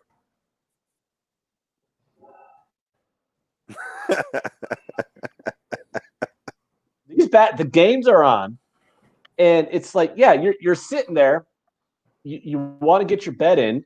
And this dude, and they don't even know what they want to play.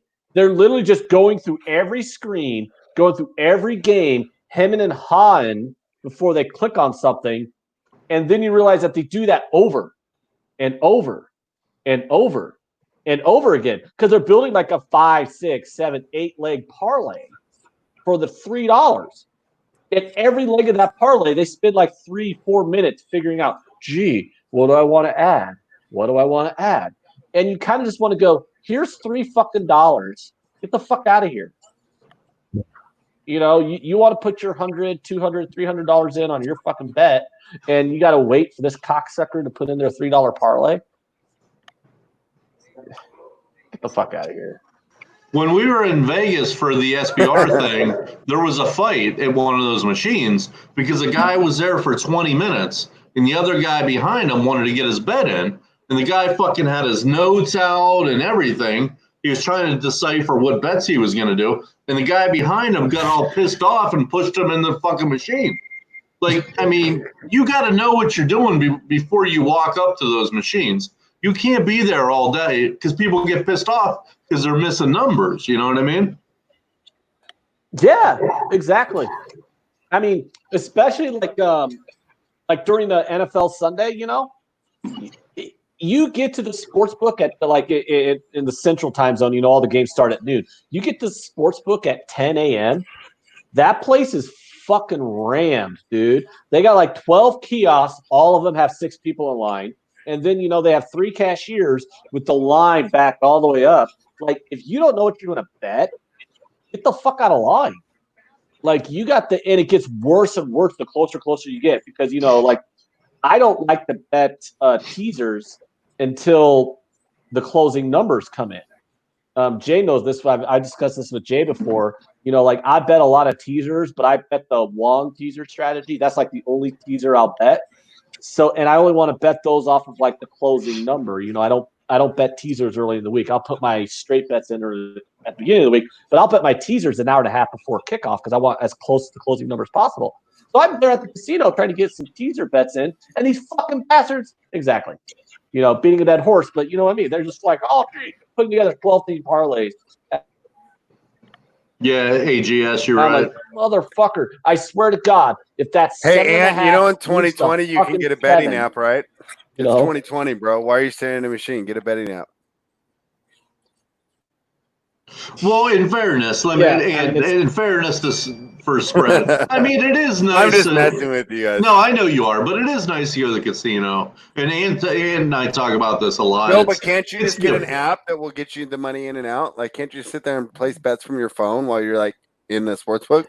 I think you can, but it's nice when you're in the casino to walk up to the booth and put in your money. And no, I mean, you're right, Spread. You're right, Spread. You still can do it while you're there. Kevin Taylor's got a good point. And if I ever lose a bet to you, I'm writing you a check. That's a good one. I'm using that, Kevin. I can't wait until I lose this bet to Jay officially after the DNC because, yeah, it's going to be hilarious. And I'm going to make it a fucking Twitter war too. It's going to be hilarious. I'm going to screenshot all my payments to Jay on this bet. Just to fucking pull him. Yeah, bro, let me tell you something. Let me tell you something right now. If I don't receive that payment in one lump sum of 100, it's going to be detrimental to our relationship. And just get a box and load it with pennies and just send them the box. Do you have any idea how much? Don't give them ideas. That would be a lot of shipping. The shipping costs, the weight on that package is going to be outrageous. Yeah, Greg knows. He used to work for UPS. Yeah. It's going to cost you more to send the package. I didn't think about that one. No. I was like, I told Jay it's going to be monthly installments of $5. 20-month loan, interest free. I'll send him $5 and screenshot my payment and tweet it out. Payment 1 of 20.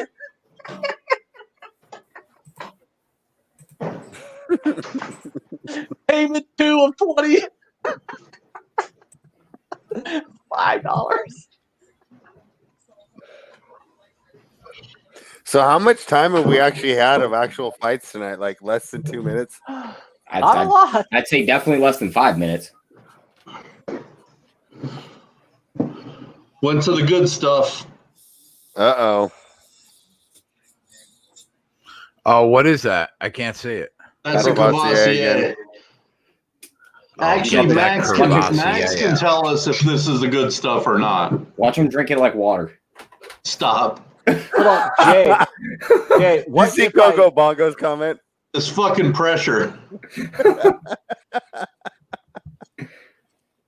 Oh God, yeah, that would be a bad deal. What if I did just ship Jay $100 in pennies, and they weren't even rolled? Like that's what I mean. You just get a box and just dump them all in there and just send it to him. He just opens this box. He's like, "What the fuck?" That might be Don't funny. start, Tyler. Yeah, people are pointing out, Jay, there's flat rate shipping boxes from the Postal Service that I could just get. And, because Postal Service is subsidized, so they don't have to worry about turning a profit. Jay's going to see the mailman outside, like, trying to carry this heavy-ass box to his doorstep. He's going to be like, son of a bitch. Twatty, when did you decide to switch from vodka to the other stuff? Like, do you have a... Well, no, I got them both. I mean, this is how I end the night. Well, I guess the night's not ended yet. But no, I start with the vodka and then go to something darker, which is probably the wrong way to do it, actually. You want to start with something dark and end with something light. But try that at the bar tonight as well.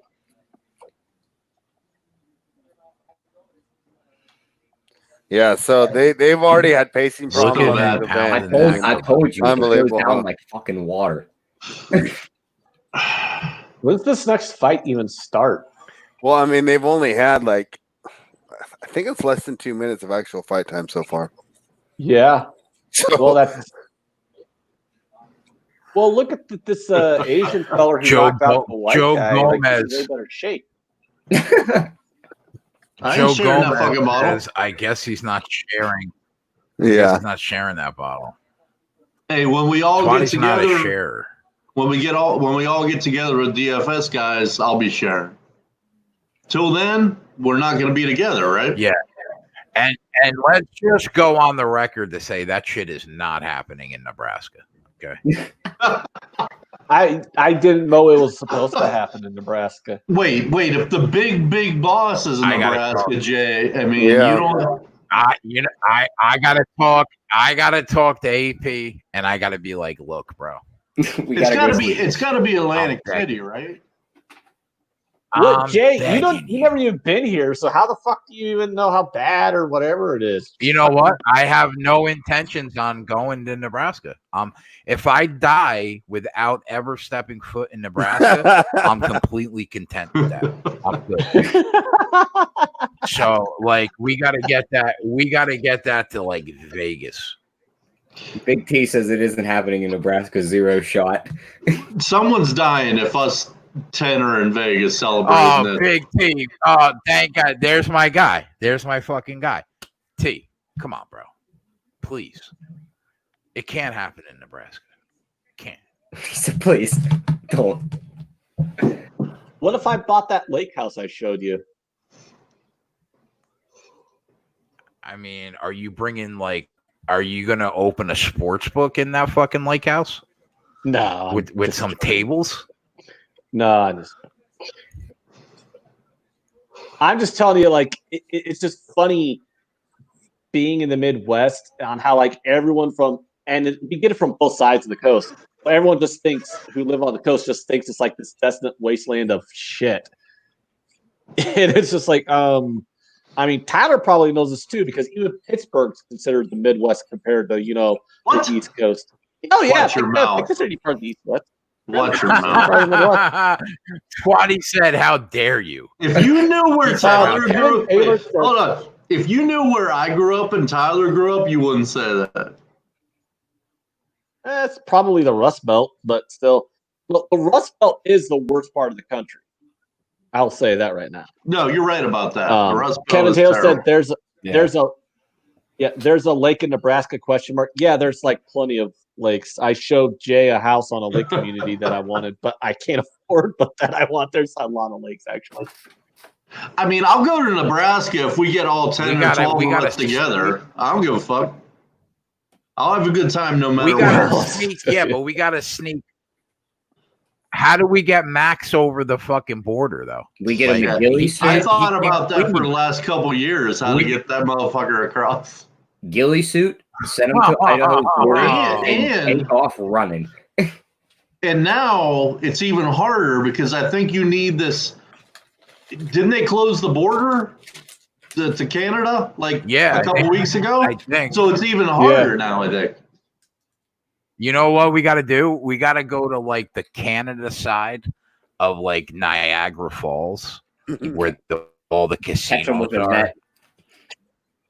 The funny thing is people keep talking in the chat and pointing out y'all do know that Nebraska has more miles of rivers and waterways than any other state in the country, right? So fucking keep saying it's a Wikipedia. dirt pond here, and no, I'm just saying that like, might be the most. That might be What the was that most about? useless fact ever said. It's on not this a You show. useless. fucking It's Omaha not a Chamber of it's- Commerce. No, it's not a useless fact if you like to do outdoor activities. It's not a useless fact if you want to go kayaking. Who the Not fuck useless is I don't fact want to if you go wanna kayaking. Does anyone on I this don't want. fucking Listen, bro. When you and I, Jay, I doubt you want to Yeah, do when anything you that and I involves the meet- outdoors. do Jay and I When look you like and I we like meet, like- kayaking? yeah, I'm not No, looking but to I'm just saying, kayak if you- with you. No, I'm just saying I'm if you want to looking do for us to anything go that hit the involves the fucking bar. outdoors, Yeah, like Go we'll go hit a kayaking. nice sports book. Let's go hiking. Kayaking? yeah, something outside. Bro, Fuck, there's you a gonna weight. go hiking. There's got to be a weight limit on that kayak. There's got to be a weight limit. Like I might sink like a stone. No, until you I'm flip not it, looking to and then go you can't flip it kayaking. back over, and you're just going upside down the Hey, river. Tyler, you like some outdoorsy bullshit. Could you defend me on this? Camping, hunting, kayaking, all kinds of fun shit. I'll tell you. that Did you involves see not that picture? being indoors. Did you They're see fun. that picture that Spread put? That picture Spread put in the chat, bro, of that Oh, yeah. waterfall. That was sick. Yeah. Yeah. Oh yeah. You wouldn't know anything about that, Jay. You don't like to go outside and do stuff. Here we go. You just This is literally what happens bitched when at we me have for only 6 2 minutes of fights on No. the Jay, hour and a half Jay of fight. literally just No, hold on, guys. Jay literally just bitched at me about the very suggestion of an outdoor activity. Why would I want to do that? And now he's going, how dare Anthony joke about how I don't want to do anything that involves going outside? You literally just mocked me for fucking suggesting you do an outdoor activity, and now Listen, you're getting mad that I'm not wanting to go outdoors. I'm not against. I am not against going outside. I just rather not kayak. That's all. Oh, we're We finally gotta gonna Have get you another ever fight. got Here we go. Jay, you sound like a guy who's never ever experienced getting drunk on an inner tube and going down a river, which, by the way, is like literally the greatest experience of your life. You know, I'll tell you though. I've thought about that, and it seems like a lot of fun. River tubing? Oh yeah, we have that, dude. It's literally like every bit as awesome as it sounds. That seems like a lot. That seems like a fun day. Coco Bongo says Jersey J doesn't care to drown in a dirt pond in a wheat field. Coco Bongo's been on point tonight. Yeah, Coco Bono's been on fire. tonight. He's definitely gunning for chat MVP tonight. Now, don't get me Rich wrong. G is normally the MVP. Rich G is normally, but Coco Bongo's Bongo's trying to get the winning it. KO of the night. And All right, so Diego, no pick on this fight, just so everybody knows. Diego says, I can't imagine the strip clubs in Nebraska, lots of missing teeth. That is actually not true.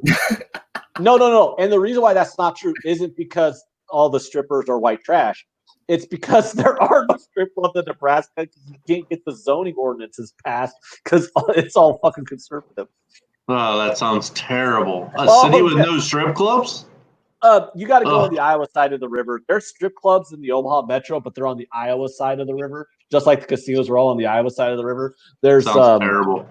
Yeah, the only strip club in Omaha. What's the live line? What's the live line on Gustavo Lopez right now? I mean, the fight literally just started, and I'm sure it's not good because he's not winning. It's locked right now. Yeah, I'm just asking. Oh yeah, I did throw $20 Plus on 480, Lopez. plus 500. Wow, that's better than what I got him at plus 600 before the fight. So. Yeah, if he could avoid, I don't know anything about a stand-up game, but if he can avoid. From what I saw, he's a stand-up guy. He's not. He won his last two fights by knockout in the first. Yeah, round. he's not a ground guy. He's springy. Anthony said he looks happy. That's He does.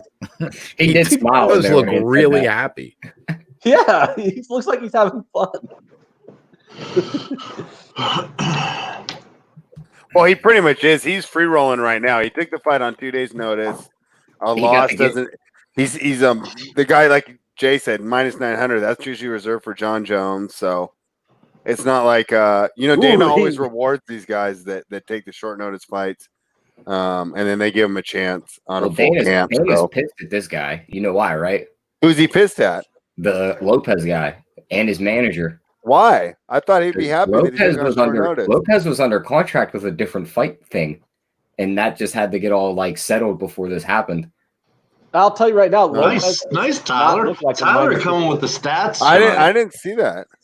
Tyler, you're fucking pissing me off. Like I actually had to always right. No, I had to handicap a NASCAR you race know last what, week. bro? Tyler was putting. You know what? You pulling the trigger? If this kid could stay on his feet, he doesn't not look live. I'll tell you that. Yeah, I'm about to say he doesn't look like a guy who's a minus. It's all about staying on his feet. Viral video said, Davalishvili has. No, I got it. I'm going to reply to that. That's good. This is more fight time than we've seen all night. Pretty good call. Yeah, we've doubled it now. Pretty good call. Does this guy look? I mean, right? See, the problem is that Davalishvili's wrestling is just. It's really fucking good. My guess is that's how he wins these rounds. Just takes him down, grinds him out.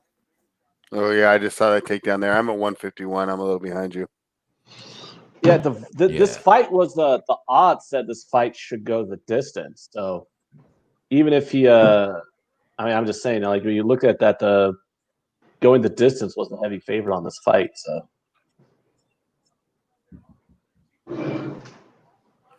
I kind of just want not afraid.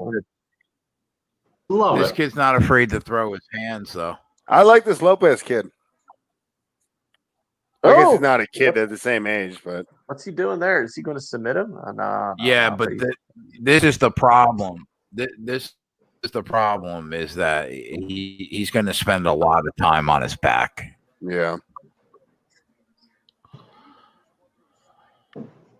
Even though this is only a 10-9 round. But I don't care what anybody says.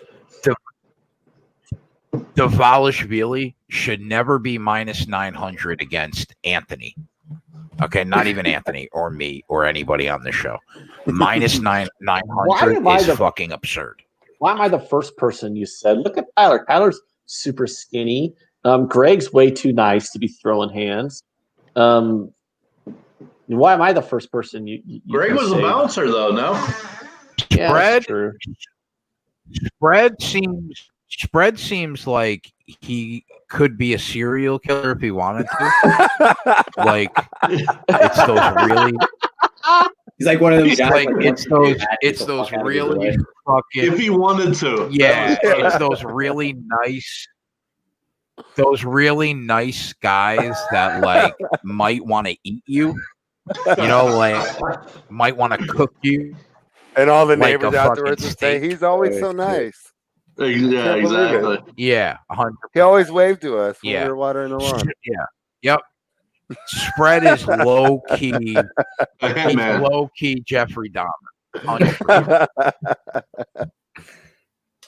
So he wants to like eat 17-year-old boys' penises? Oh gosh, Ant, thank you. You know what? If I saw a picture of Spread and I watched him for like 10 minutes on the show, I'd be like, and then we see like a mugshot. We see like a mugshot on the news. My reaction would be, okay.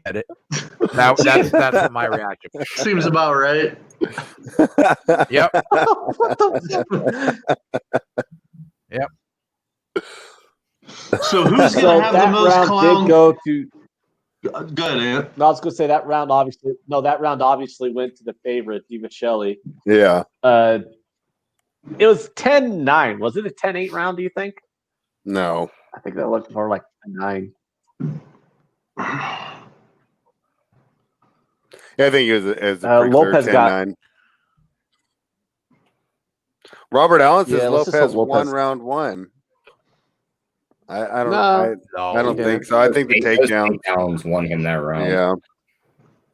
He's really got to stay on his feet to have a chance. Lopez is down around for sure. That hook didn't feel too good right across the mouth. Yeah. Jay, I just ordered the they're Uber, swinging, so if they're you want to trying. get Max or But JJ on, I should be done in about 10 minutes. We appreciate you using Yeah, Uber JJ tonight will be there. on in like 20. Twatty, if you're successful, you have to DM us a picture of your new friend.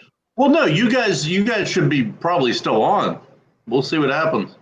Well, you can still DM us the picture He just brings her on with him. Picture of what? of the selfie of your new friend that you're going to meet. He wants you to DM him pictures of her titties, man. Listen, there's a 0.1% chance that's going to happen. So You're leaving the show for a 0.1% chance. yeah, that's plenty. Unbelievable. It's plenty of a chance. To leave your Oh my god! show. 1 in 1,000, of course.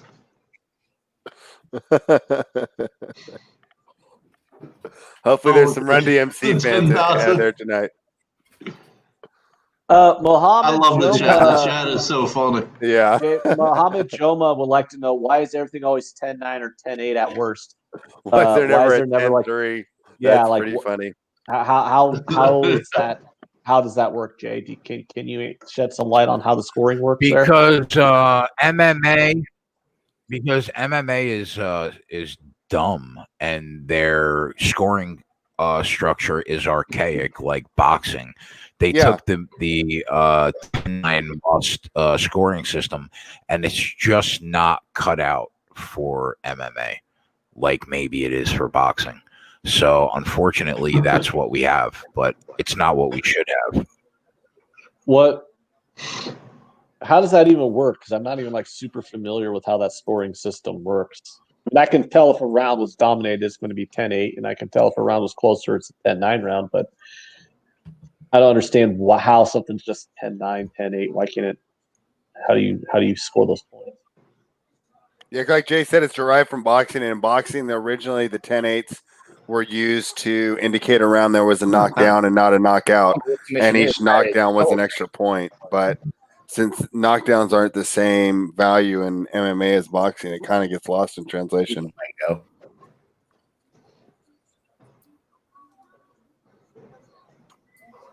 He's a Cancer, Lopez. I can tell by that tattoo of his.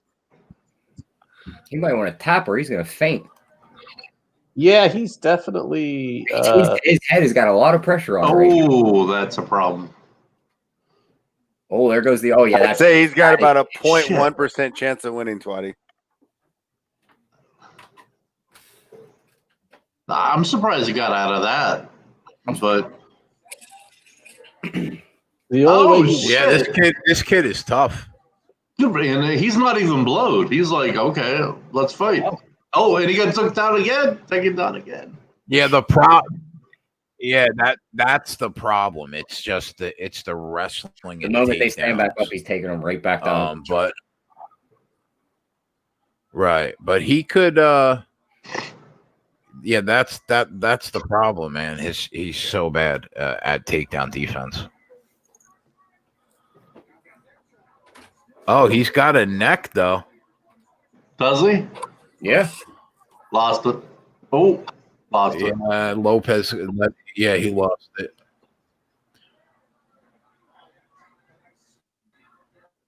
The only way he wins this fight is if he knocks him out somehow. I mean, all this guy has to do is just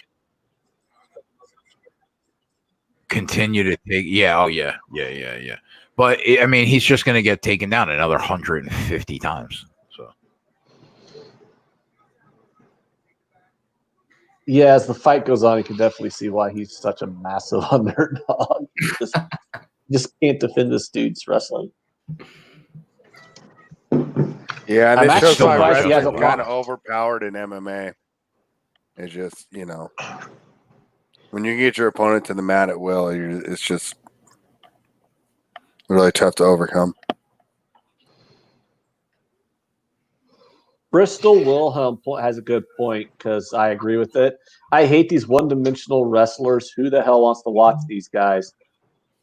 People who wrestle dives at his legs the moment he stands up. I agree with that. I find the wrestling guys boring. I would much rather watch a fight between dudes who throw hands the whole time. I mean, that's what boxing is. Yeah, but boxing's so fucking boring, dude. It's so bad. I mean, if the best fighters actually fought each other, it would be good. The problem is that they make so much money they never fight each other. Well, back in the day, so Tyson Fury signed a 2-fight deal with Anthony Joshua, huh? Oh, he did? I didn't see that. Is that official? That's going to be good. Yeah, I think so. That's going to be good. I'll take that Fury money all night. Joshua got nothing for him. You think so? I agree with you. No doubt. Isn't that a reason why boxing what do is you just full of like? I was just gonna say like since none of the good fighters actually fight each other. Minus 200. Isn't that why like every boxing fucking card is full of minus 500, minus 1,000, minus 5,000 favorites? Just because they literally never fight good fighters. Yeah, I mean it's just Houdini. You're my favorite person, literally. But he beat him like twice. Why does he have to fight Wilder again? Come on. Yeah, he doesn't hit me back. Put it back. No, the fight to see is Fury Joshua. No way, Houdini. No, Houdini knows his shit, but I want him to tell me why he got to fight him again.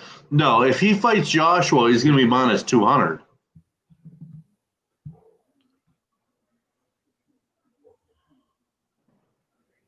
After dominating this, he says minus 450. No way. Well, no, Dimitri. No, then obviously the money's on. I know. Joshua. I know. No, nothing. It's 2-1. I mean, Jay, it'll be 2-1. I know nothing about boxing really. Well, Dimitri, they're saying that he has to. He's contractually obligated. Yeah, but that thing got all thrown for a loop with the corona. With the corona, that's why it's all. If Fury fought Joshua 10 times, Fury wins 7, 7.5. Who wins the rematch of Wilder and Fury? Fury again? Of course. I mean, Wilder has nothing for Fury. He proves he just has that one punch. Fury completely dominated him. Even in that fight that was a draw. I mean, whoever saw that as a draw doesn't know boxing. I mean, he completely boxed his ears off. And, he hit the one punch. It was a 10-8 round, but he won damn near every round other than that one. And for the fact that Joshua lost to Ruiz is a joke. He should not lose to Ruiz. And, okay, he avenged it. He beat him. But Ruiz is an average to above average fighter. Joshua should have beat the shit out of that guy both times. Fury is too slick. He's too good of a boxer. Joshua has absolutely no chance of winning that fight. No, I mean his chances if Fury doesn't take it seriously. And it's going to be minus 200, and that's all day. You take Fury in that fight. Dimitri saying this Devash Shalavi guy definitely dominated this fight. Yeah. But boring as hell. And I agree with whoever it was who said these takedown artists are boring as fuck, dude. God, these wrestling fights with these dudes just like fall all over each other on the ground for fucking 5 minutes. Ugh. Fucking punch each other, goddammit. It's like just sit up and end this TKO now. Yeah. So we don't gotta watch you roll around for another minute and 30 seconds. Yeah, like if they get the submission in right away, that's one thing. But like sit up and just start hammer fisting them right in the nose. Yeah. I'll be right back. I just gotta run to the bathroom. So Ken Peacock has a good point. He says Fury will take him lightly. And that's okay. So if he takes him lightly, you're saying he may lose. He says he will not take him lightly. But if he doesn't take him lightly, I'm not putting words in your mouth, but he'll win. So if Fury takes him lightly, it may be either way. But if he doesn't take him lightly, he's a better fighter. Yeah, you're right. But I'm just saying, Tyson Fury has shown a penchant for enjoying things in life that aren't training, that aren't boxing, that aren't getting ready for fights. Yep. I mean, the guy got suspended and photoshopped his own face onto Scarface and then drove around and saying, because I got high with his wife in the car. Like, he's not spread. You know. You're with, I'm with you. He's not, Mr. Dedication. But when they're both at their top if of the they're game, both on, Fury should win. So, but it's heavyweights too. Anything can happen in heavyweights. It's not like these featherweights. No, you're exactly right. I mean, Fury is not known for his discipline. I mean, let's just say that. So yeah. I mean, if he's ready to go, he should beat Joshua. So far, we've had 3 knockouts and a terrible fight, which I thought it would be kind of fun. I'll be right back, guys.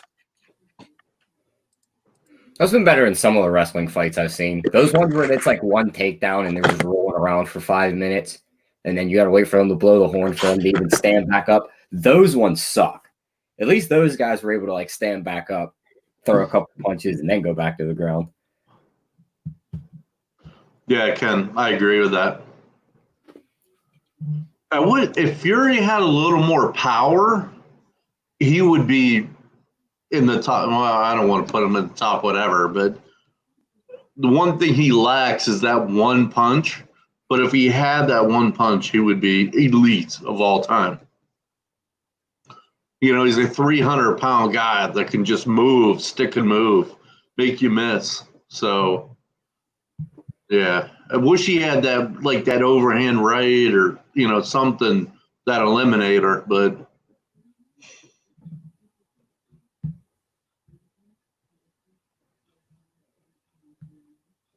I don't really have much to contribute to boxing talk.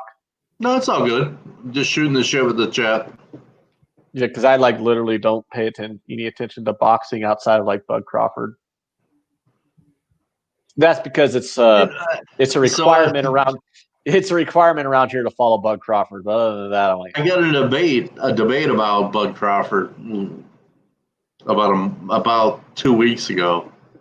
Bud Crawford's so good, but he was in Pernell Whitaker's decade. Ooh, I don't know. Bud Crawford, I love Bud Crawford though. Yeah, he's a good boxer. He is. He reps the hometown. So we love him around here. Let's just say Anthony Smith is from Nebraska too, right? Yeah, he's from Omaha also. That's what I thought, yeah. I don't know. Bud Crawford talks shit like he's the best. He's the best of all time. Anthony Smith is an average MMA fighter, though. But Bud Crawford is one of the best boxers in the world right now, isn't he? So there's a big difference there. Well, Anthony Smith is way above average, but yeah, and Bud Crawford is probably one of the best, but there's a lot of people that would have beat him in different eras. But yeah, I'm talking about right now, though. Yeah, right. He can hit you from the left side. He can hit you from the right side. I mean, he's proven, but there's better fighters in other areas in his division. Bristol Wilhelm says, since we are in a bit of a lull, is Anthony L actually gay or is that just a meme? I've been too scared to ask. Is that a meme? But you weren't always gay. No, I will answer that. I'm not gay, but my husband is. I mean, he just loves it when we. Fucked up. Wow. This is what I came back to. Hey, wow. But you're not. But your husband is. Oh, he's so gay. Always wanting to fuck me in the ass. I'm like, God, again, ya homo. All right. This is what I came So what is the next fight here? Dave would say we're off the rails. Yeah. Looking at the DFS side of this, I'm in the same contest as our guy Big T, and we're both sitting in third right now. Very good. Was that good? Do you win money for third? I put $10 into this, and right now, if it ended, I would win 84.72. Look at you. What websites do you do DFS on? DraftKings. Just DraftKings. The chat is so funny. Shit. The guys sitting first and second are down to 2 fighters. They had Ivy. This next fight, did you put the girl in it? I mean, it's the same deal, right? I mean, the Agapova girl should win. She's like, what, 5 inches taller with 8 inches more reach, and against Cyphers. Yeah, I mean, David B says hashtag Ant's ass matters. I never would thought I would see that hashtag before. That is so funny. My last 2 fighters I got in my lineup are Aguilar and the main event, Calvillo. Agapova, I like. The over in this fight is heavily juiced. Chick fights, if the over is juiced, chick fights usually go the distance. And you know me, I'm not scared to bet a huge juice. I mean, I wouldn't. It's not that bad. It's minus 152. Don't act professional after they're talking about your asshole. I'm just saying. We're back on track here. Okay, we were off the rails. We're back on track. Okay, the engineer's back. We're back on sports betting. The question. So was minus asked 150 is not that bad. Yeah, that's why. A lot of them are minus 300, minus 400. Yeah, so I'm minus 150 on the over. Kind of, it's not too shabby. Over 2.5 rounds. Twist One says Cypher sucks. I don't even think she sucks. I think her management team sucks because they constantly put her in these crappy things. Isn't she like really little? Like Jay was compared to the other girl. Yeah, she's at a 8-inch reach disadvantage here. Yeah, that's just not gonna. Holy crap! Yeah, so is Mariga Agapova going to win? I mean, the only real argument you can make for Agapova is that against her is that she just doesn't really have the experience, and Cypher's got higher level of competition. But then again, she's lost to the higher level of competition, while Agapova's been beating the women that aren't as good. So, I mean, I don't really know. I don't even know what Cypher's path to victory is here. So Jay's back. Maybe he can help us. The expert's back. Yeah. No, you did a great job. You didn't miss anything. You're glad you weren't here. Oh, why? What happened? Nothing. You don't want to go back in the chat and see, but we don't want to revisit it. Cyphers, does she even have a chance to win? Like, what would be her path to victory?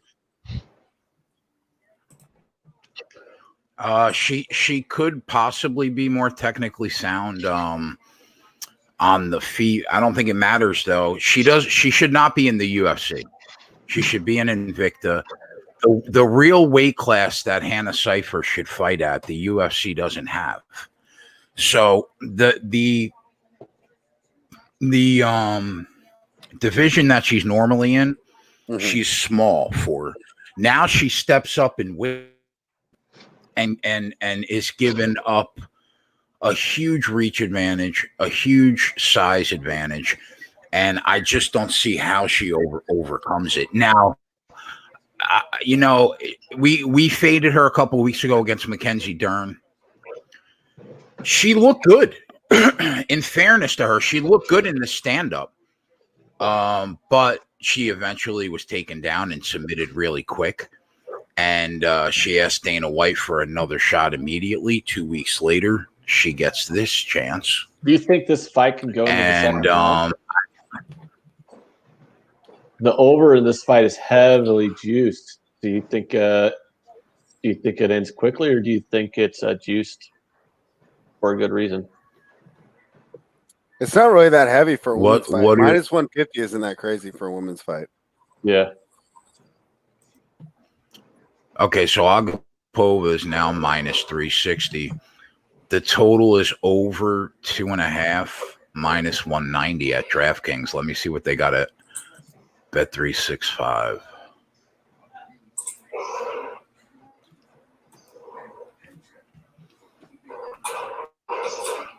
Over 1.5 rounds, minus 334.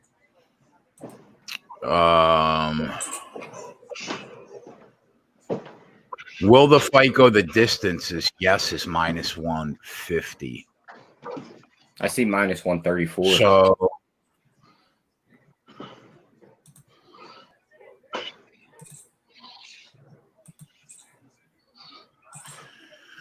All right, boys. yeah, so basically how I feel Later, how buddy. I feel about this is Later, Twatty. Later, Twatty. Good luck. Do I need luck? Probably. Not with them boys. shoes. Maybe I'll check in a little bit later. Love the chat, and I appreciate you guys. I'll see you guys a little later. Good luck with all bets.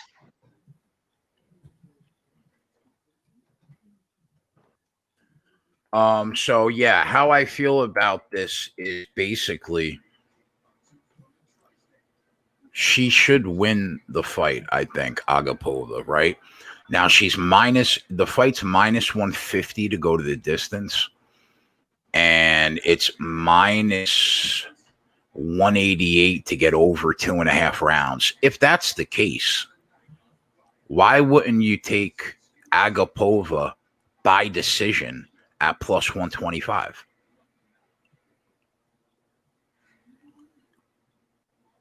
Does that make sense? Yeah, it definitely makes sense. Yeah, I like that. Why lay an extra 40 cents though for the fight to go over 2.5? When if it goes over 2.5, it's probably going the distance anyways. You're really looking at that instead of the, you know what I'm saying? But on but on 5 times it is minus 150 over 2.5. So. Well,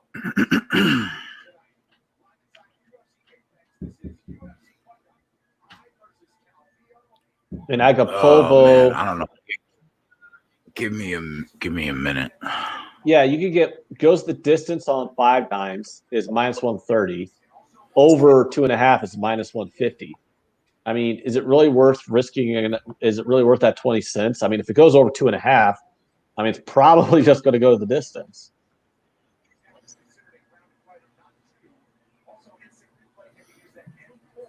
Yeah, I see your point. But my point is, you would only bet that if you think Hannah Cifers could win the fight, right? Because if you don't and you take Agapova, you would take the plus 125 for her to win by decision rather than lay the minus 150 that the fight goes the distance. Oh, the fight going the distance minus 130. Oh, I have 150 here. Yeah, the over is on reduced juice on 5 times is minus 147. Or if you want to get really crazy, you could just bet round 2 starts at minus 365. What do you have for her to finish this fight inside the distance, Agapova?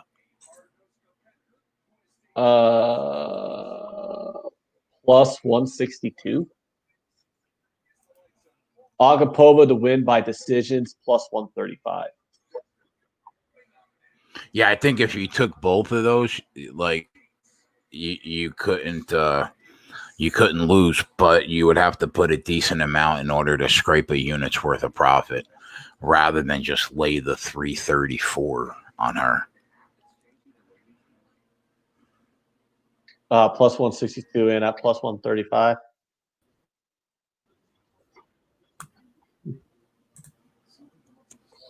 Yeah, I don't know. I'm thinking.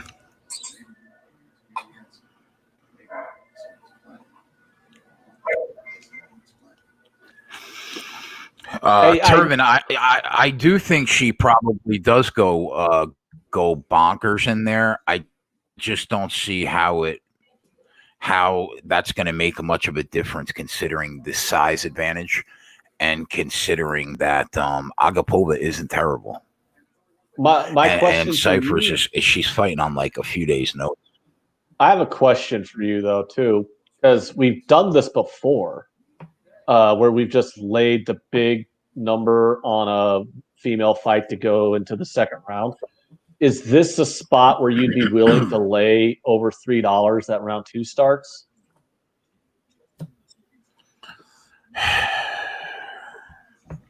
I mean, I know a lot of people. I don't feel great about it. Okay, because I know a lot of people are not willing to lay, minus 360 or whatever ever. But I know that we've done it before on the show where we've laid minus 500 that round 2 starts. Right. What do you have? Like, I'm looking at minus 334 on 1.5 rounds. I'm looking at minus 365 that the second round starts. Yeah, I mean that's enticing to just pick up a couple quick units. But I don't know, man. She's so small compared to this girl. Yeah. I mean, obviously, it doesn't seem like we're going to have any official plays, but, just kind of talking it out. If people hear an angle that we're talking about that they like, it's up to them if they want to go there or, just lay off the fight. But I think if you're going to lay more than $3, just take Agapova. Right. Yeah, I agree. And you can get the fight doesn't go the distance at plus 110, but at that point you probably just take Agapova at plus 162 to win inside the distance. Yeah, exactly.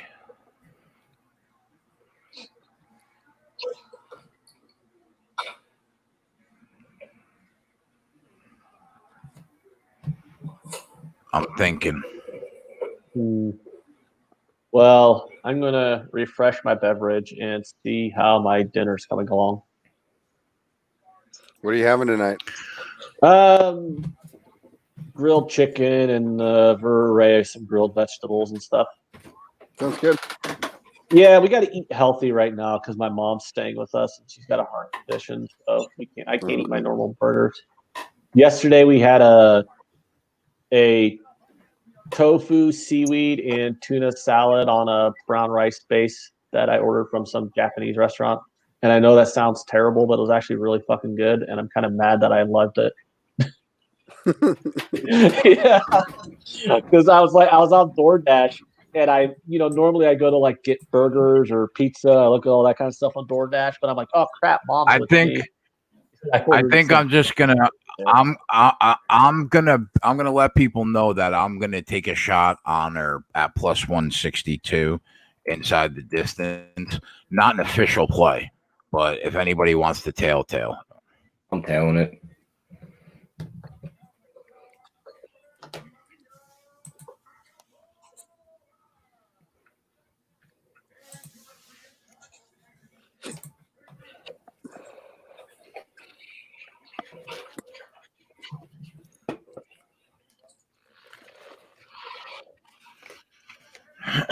That being said, man, you almost want to see Hannah Cyphers do well because the girl just needs a shot.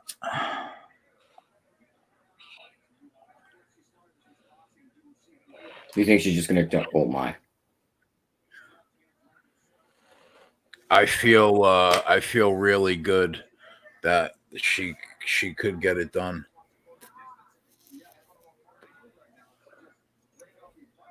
I mean, she's just teeing off on her right now. I mean, that's if you're gonna box, that reach advantage is. She's in her so much faster. Yeah.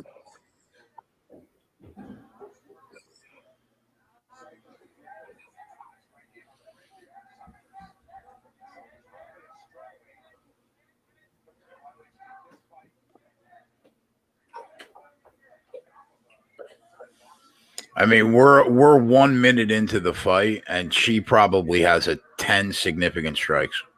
Yeah. And this is what I was kind of saying, whereas I don't necessarily think Cyphers is that bad, but her team just keeps putting her in these terrible fights. One of these hooks are going to come across, and she's just going to crumble. She ain't going to be able to take this beat down for 3 rounds. Yeah, I mean, from what I'm seeing so far, I think now that I'm seeing this, it's like inside the distance is seeming likely, but we'll see. We've had a couple of these where we've had quick starts and it went the whole 3.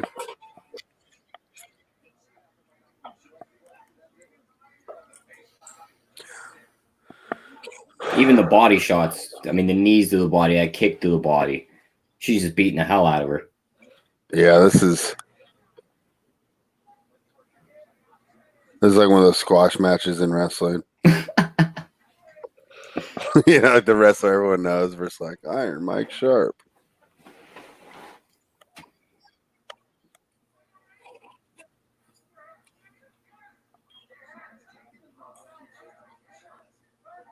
Oh,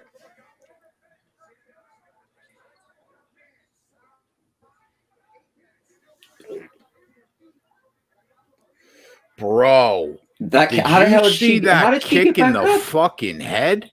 She just dropped. This can't last much longer. Oh, this is it. Yes. There we go, Jay. Let's go.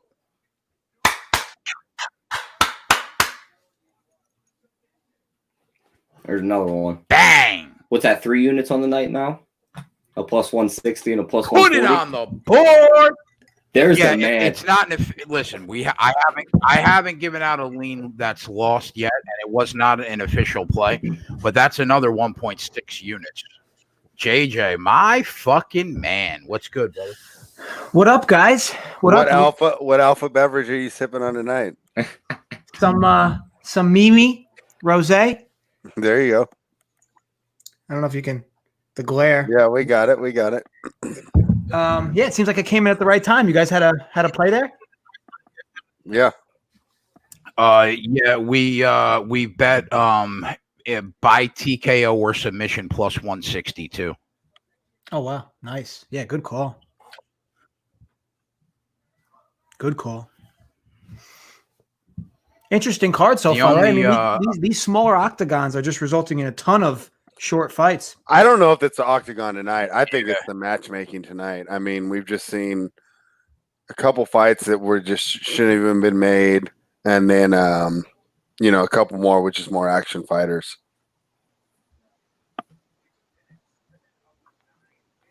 All right, so what do we got next here, Jay? What's the next one on our agenda? I'll look. Yeah, sorry guys. I know I gave that out late. I'll try to be earlier for sure.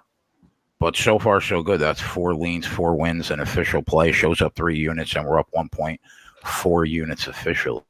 So I think this one was. So Jay,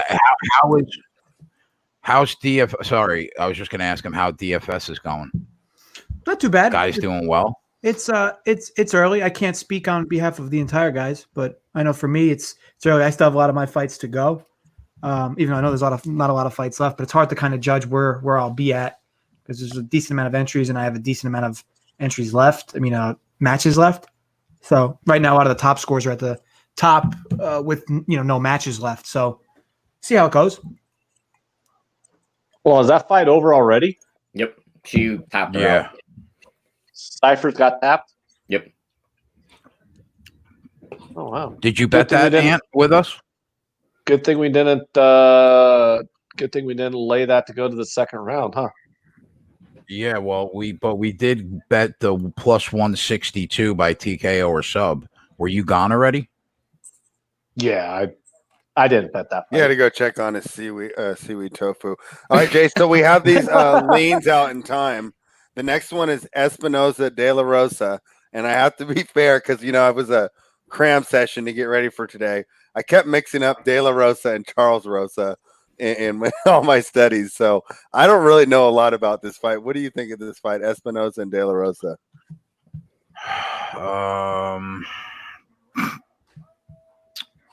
I think the way that I went Man, I really hope we never see fucking Hannah Cyphers again. I tell you that for I do, for so we her can health. bet against her again. Yeah, for her own sake. Yeah, that match looked ugly. Yeah, it's bad.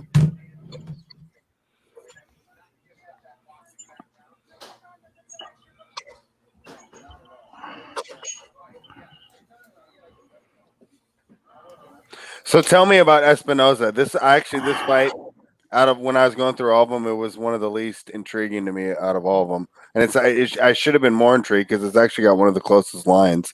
So how does Espinoza fight?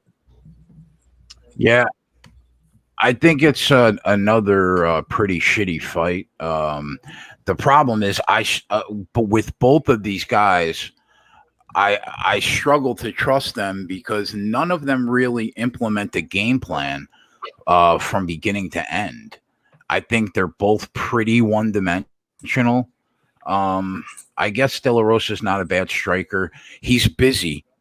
He throws a lot more volume than Jordan Espinoza. Okay. I think he's got. I think De La Rosa's got okay hand speed, okay footwork.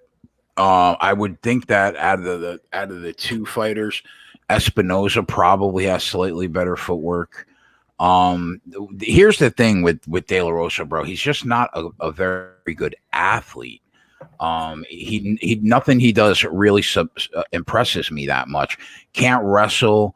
I don't think that he's ever. I have to check. I'm almost positive he's never submitted anybody in the UFC off his back, and I think that those are problems. I think you almost have to side with Jordan Espinoza here, even though he has taken a couple submission losses lately.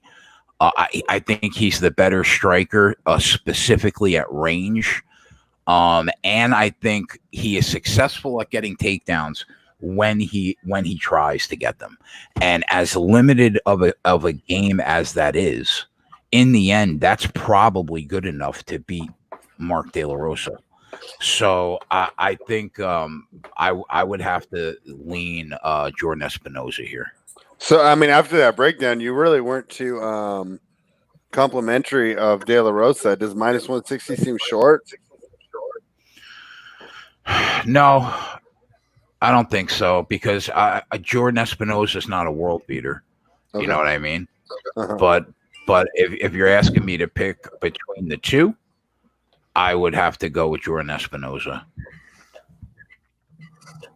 And really, so the reason the line isn't even higher is Espinoza has a penchant for getting subbed. Is that his major weakness there? Yeah, I think. And that'd be the path to victory. I have to check, but I believe that his last two losses in the UFC were by submission. Let me check that just to make sure.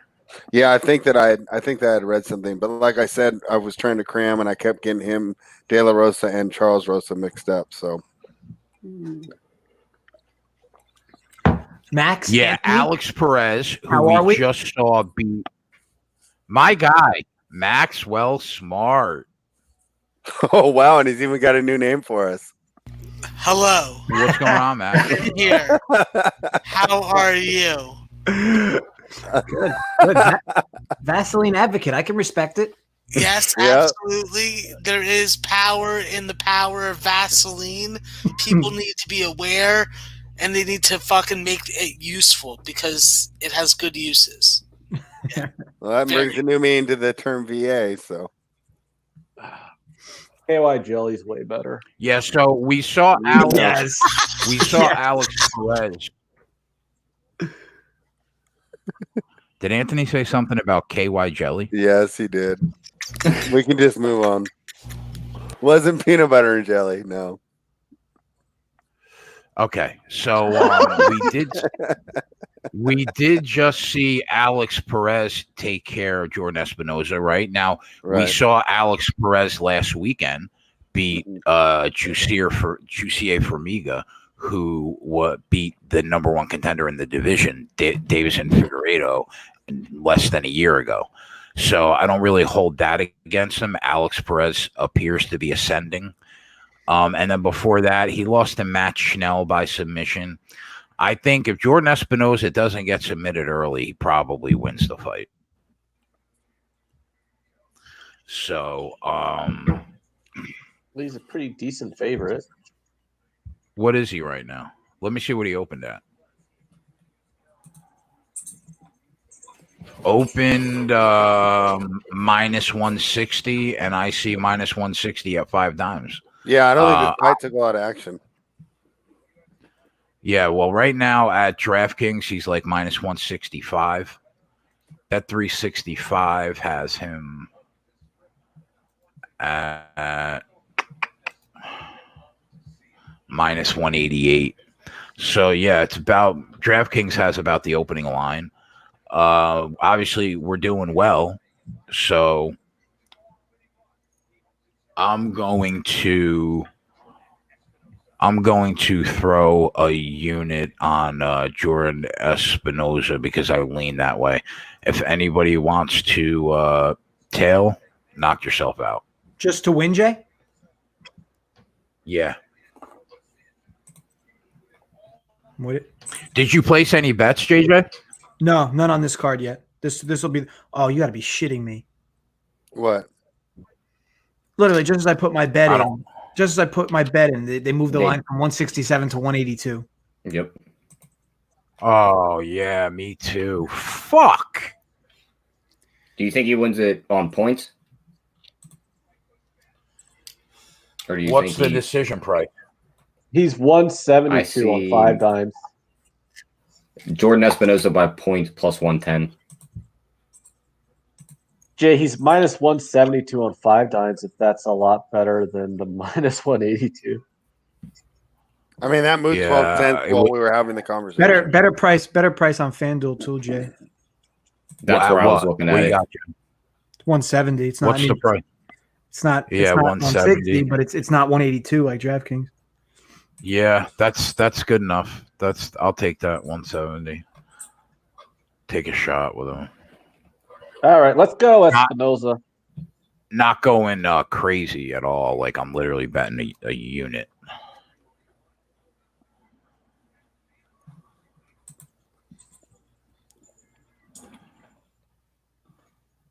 You're doing schedule analysis for St. Bonaventure's non-conference season, Max? Yeah, That's for Tony, not you. That's why That's why he's Maxwell Smart. They got no, but like even on a serious note, they got a real tough and entertaining non-conference already. Like dates aren't confirmed yet, but they're playing Siena, they're playing Yale, they're playing Buffalo, they're playing Colgate. So all those games are going to have good betting values, especially if they're at home for the Bonnies. But I understand Buffalo because they've had some good teams lately. But you did say Yale, Colgate, and Colgate's still going to be top of the Patriot League this year. They're just going to be really perimeter oriented, more so than they have been because they have no Ivanauskas anymore.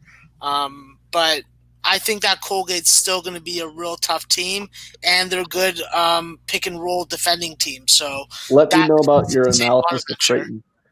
I want to know your analysis of how's Creighton going to be this year. It all depends on if Jefferson and Denzel Mahoney come back. But if they do, it's also going to come down to how Marcus Zagorowski develops as an on-ball defender. Because when you lose Tyshawn Alexander, that's your guy that goes and defends your opponent's best player, and that's the biggest hole that I see for them. But in my imagination, I like to imagine that the NCAA basketball tournament did actually happen in 2020, and Creighton won it. That's fair. They would have been in it. I think that unless they had a real mismatch stylistically, they would have been able to defend and score against pretty much any team in Division I. They would have been a 3 seed, right? 2 or 3 seed. I would right? have them as a 2. Yeah, so I mean, they would have been out of this world to say they'd make at least the Elite 8, let alone Final Four. Yeah, when you shoot 40% from the 3-point line consistently, no matter the quality of opponent, that shows a level of maturity that you don't see often with D1. Well, you see, Chairman Z and Bill Gates don't like Creighton, so that's why they released the virus on us during Creighton's best team ever. They just didn't want to see Creighton have a deep run. So I blame it all on Bill Gates and whatever the fuck the name is of that guy who runs China. Don't get me started on what I believe China is responsible for. Well, I mean, hopefully my sister's check from Bill Gates bounces, and she gets a clean bill of health, so I can send my mom back to her house tomorrow. My mom is staying with me either over the weekend or up to a month. I don't know. You got to embrace that, Aunt. You just got to embrace it. Yeah, I know.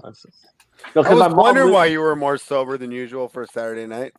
Oh, no, that has nothing to do Now with it's all making sense. No, it's like, well, my just so people understand the backstory. Like, my sister is a nurse at a jail, right? And she had to get tested. She got tested yesterday, so she should have her results back tomorrow. So my mom lives with my sister, and my mom's 68 years old with a heart condition. So the doctors basically said, your mom needs to be out of that house. So my mom's staying with me until my sister gets her test results back. And if my sister does have the coronavirus, then my mom's staying with me for however long my sister's on her deathbed. So hopefully my sister doesn't have the coronavirus. Yeah, hopefully it's all straight. I mean, yeah. Yeah, well, when you're a nurse at a jail and you have a bunch of protests going on where everyone's together, not social distancing, and lots of people get arrested at protests, weird thing happened. Huge influx of people going through the jail. Huge influx of coronavirus patients going through the jail. So somehow, la-di-da-da, now my sister's got to get tested for the fucking coronavirus because they had like a 500% increase in fucking inmates with coronavirus at the damn jail. Jesus. So, yeah. Espinoza looks a lot quicker so far. Ooh, the fight's on. Thank you for mentioning that. You're welcome. Who did I bet? Oh, I bet Espinoza. That's right. He's in the blue shorts. Good. Let's go. So just a quick college basketball comment. Austin P. Governors in the Ohio Valley Conference, they are feared by Power 5 schools. These guys are having trouble filling their non-conference schedule out, and the coaches already come out and say it's directly because guys at the Power 5 level won't take games, and we're talking about teams from the Big 12. So shows how people are fucking scared of mid-majors and losing. Fucking pussies. They'd probably pee fucking standing up. And are you happy to know that you win against the guy I don't know if it's his name, but he's definitely got something tattooed. I was jersey style on his back. What does it say though? Like ruthless, homeless? What is it? Human something. I don't know. Human punching bag?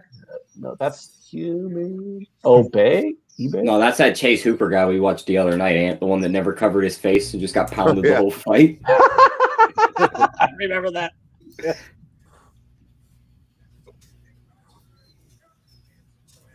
Yeah, I don't know what that guy has written on his back, but I'm glad we bet against him because it's probably stupid. I obviously don't know much about. I don't know much about either fighter, but like, is Espinoza like cardio wise able to do this for 15 minutes? I mean, he's literally just running in, punching, running out, and I got to figure that's going to be tiring over the course of 15 minutes. I think it's less tiring than all the grappling they do. So I think if it stays like this, he can keep this up. Did that say free? Human free? I don't know. He's human free? Is that what that fucking says? That's stupid. I don't know what that. And that's his only tattoo too. It's not even close on the feet. I mean, he's on another level. But this is where De La Rosa can do damage and try to steal rounds. So this can't go. Well, if Espinoza's going to win, this has got to stay on the feet. I think so. Yeah. Although if he can get on top, he's not a bad. He's not that bad of a wrestler. And every time that he attempts takedowns, he usually does well with them. So he could be on top. But Crazy. yeah, you don't want to see De La Rosa can't fight off his on back. top. Hey, Greg. What you're saying? Yeah. Hey, Greg. I was reading the chat. It's Bumblebee. Yeah. And that is his nickname, so that does count as tattooing your name on your back. So I am glad we did not bet on it. Good job, Jay. I Great thought it was his handicap, favorite Espinoza. Transformer. I think we can all agree that he stays on his feet and he won this round. Yeah. Yeah, I think we could all agree that that's why I love Greg is he brings the funny with the subtlety. Thank you. No, but you got to give De La Rosa credit for just not giving up on this single leg, right? I mean, he's been going for it for like a minute and a half. I mean, he's getting his fucking leg pounded. Yeah, but I mean, or head pounded. Yeah, but he is not giving it up. He's getting his ass kicked. I mean, I can hold on to dedication right somebody's leg while they pound my head in. Yeah, I mean, you're right, Fred. Right, Tyler? The level of dedication with my dude. He will not let go of that leg. I mean, he's literally just taking bows to the side of the head. Yeah, consistently. And he's rib not shot, give bows it to the head. He just will not let go. He said bows. God. I bet he's going to need an ibuprofen. You see those elbows to the Yeah, I know. I would be like, you can have your leg, bro. Like, let me try something else. My man wants those takedown points. Yeah. Yeah, he didn't get it. Though. He got a headache. He got a headache for trying to get those. Oh He man, didn't get him. He got a a massive headache in the morning. I bet you his ears ringing from all. Ooh, Jesus Christ. Coco Bongo says this is like a moron who holds onto an electric fence. David Cal says, "Did I bet on a guy with a tat of Bumblebee on him? I need a bong hit now." So, David Cal's heading out in the backyard real quick. He should be back here after finding that out. Espinosa's is minus 810 live according to Connor Butler.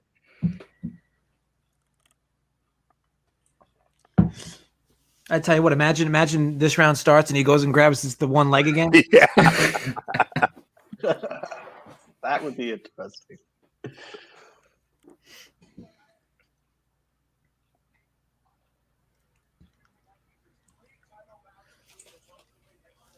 So yeah, the good thing is at minimum he had to tire him out a bit with all those shots to the head. I mean, my God.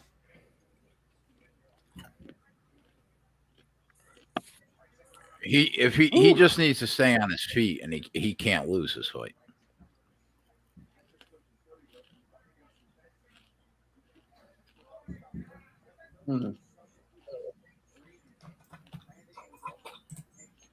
This is definitely a more entertaining fight than that one where the dude just took him down every 5 seconds. I'll be honest, that was one of the most impressive things I've ever seen. And every time they stood back up, it was like, you're going back down. I mean, like, yeah, like how many from a style point, it wasn't that cool, but like, yeah, how many DFS points did he accumulate with those takedowns, Jay? Oh wow, yeah, a lot. He's by far the number one scorer. I don't know exactly. I think he had 120 something points, but here, I'll get it for you. He was like 20 or 25 more points than the second highest score so far. I wish 5 Dimes had DFS on him. Yeah, he had 173.5 points. My God. Like I can't get DraftKings over here. Oh, it's not legal by you in Nebraska? I mean, it's legal in Iowa. I mean, what am I going to do? Have to like? No, I'm pretty sure get a house fantasy's illegal. I think DFS is legal everywhere. I think it's been legal for like 10 years. And DFS is different than sports betting. It should be. We've only had sports betting. I think Vegas for like is the years, only. we've had DFS Vegas is definitely in Nevada. Yeah, because I remember one time we were all going up there for a trip, guys trip, and I was like, "Hey, let's all make a DFS lineup," and we were doing them in the car, and then we got across the border, and now you can't submit them anymore. Here we go. Yeah. Yeah. God damn it. 3 minutes of So- elbows and rib punches. Because I've literally never done DFS in my life. Like You would the only definitely like it for baseball. Yeah. I probably would. Like the only fantasy I've ever done was joined my uncle's fantasy football league that he does with like his church members. I mean, it's like one of the, they go on ESPN, you can create your own league. So it's like this year-long league with my uncle, some of my cousins, and some members of my uncle's church. It's like literally the only fantasy sports I've ever done. Yeah, Although DFS is fun. Yeah, although football season is annoying for me because all of a sudden my uncle decides to like call me like 3 times a week. Man going. Like he'll ask me like who he should start in this on his fantasy teams, Like he'll also ask me who to bet. Like one time he called me up, he wanted me to make a bet for him. And I'm like, all right, who do you want to bet? He's like, oh well, I want $100 on this parlay, and he told me he wanted to parlay like 3 NFL teams, but he didn't know what the numbers was. He didn't know what the spread was. Like he's just like, I want the Ravens. What does this number mean? No, yeah, he's like, can you parlay? I think it was like the Ravens, the Colts, and some other team. And I'm like, at what number? Here's the spread. He's like, oh yeah, just parlay those 3. I'm like, sure, Scott, I'll get right on that. I had somebody tell me they couldn't figure out what those numbers meant, and I was like, they literally explained themselves -6 or +6. It's like, how do you not understand what that means? Yeah, it's interesting, man. Well, people who don't gamble, they just don't. It's like a whole different language to them. Yeah, well, that's like another. I know this is going to annoy Jay, but honestly, I think people will understand how odds work better if the United States would just, go to the decimal system and get rid of the plus-minus system. Just saying. Probably. I think now you're at a point now where so many sports bettors from here are just so used to seeing the -110, the plus. If they kicked it all over the decimal and took away the -110s, it would take a minute for me to get used to it because that's all I've ever looked at. The thing is like when you're entering the numbers, like if you're tracking your plays and stuff, and you're tracking your dollar amounts, when you enter, you got to enter it in under decimal on the spreadsheet anyway. Like you don't track your plays with plus minus. You track your plays by putting in the decimal. I mean, like that's how Jay learned the decimal odds, was when he was tracking the spreadsheet. He had to put it all in under decimal. I remember the first time I clicked on a website and it came up in like decimal odds. I was looking at it, I'm like, what the fuck is this? Well, I'm used to it now. I'm just so used to it now because I actually, like I mentioned before, I have it as default. Decimal odds is the default on my 5 dimes. So I always have to like switch it back over to plus minus for when we're doing the show, so I can tell you what the odds are, because I'm like, all right, hold on, not everyone. De La Rosa, Jordan Espinosa -2,000 live. Yeah, I think only it's a pretty easy. Yeah, only way 2-0, right? If he somehow. Yeah, pretty easy 2-0 in this round. Yeah. Yeah, he's got to get knocked out, or that's another one. I think even if a judge was texting, they'll give it to Espinosa. So.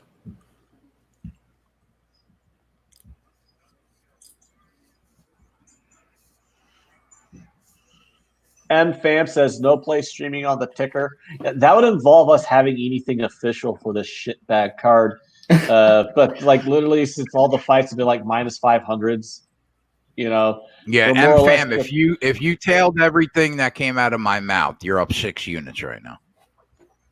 But we only made one. We cashed on 2 plays so far for about 3 units and gave out 2 leans on the other 2.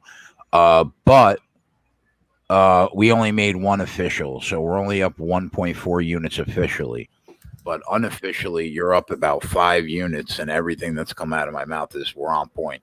This would be another unit as long as Jordan Espinosa doesn't get knocked out.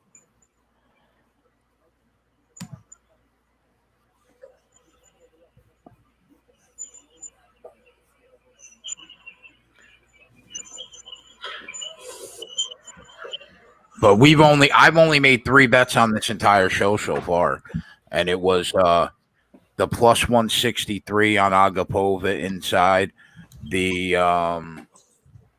+140 on Avila by knockout, And then I just bet Espinoza at minus 170. I think you got some takedown points there. It's kind of a push down, but they'll count it as a takedown. Yeah. Wow. Literally, yeah, he kind of lucked into that one because De La Rosa was trying to get his first momentum of the whole fight. Espinoza got a little sloppy with his defense, allowed a couple to go through, and then he falls into a takedown. Now De La Rosa looks lost on the ground. Nice, Jay. Followed a bunch of your stuff from the Rump Pure Sports stream already. That's awesome, man. Thanks for watching. We appreciate you.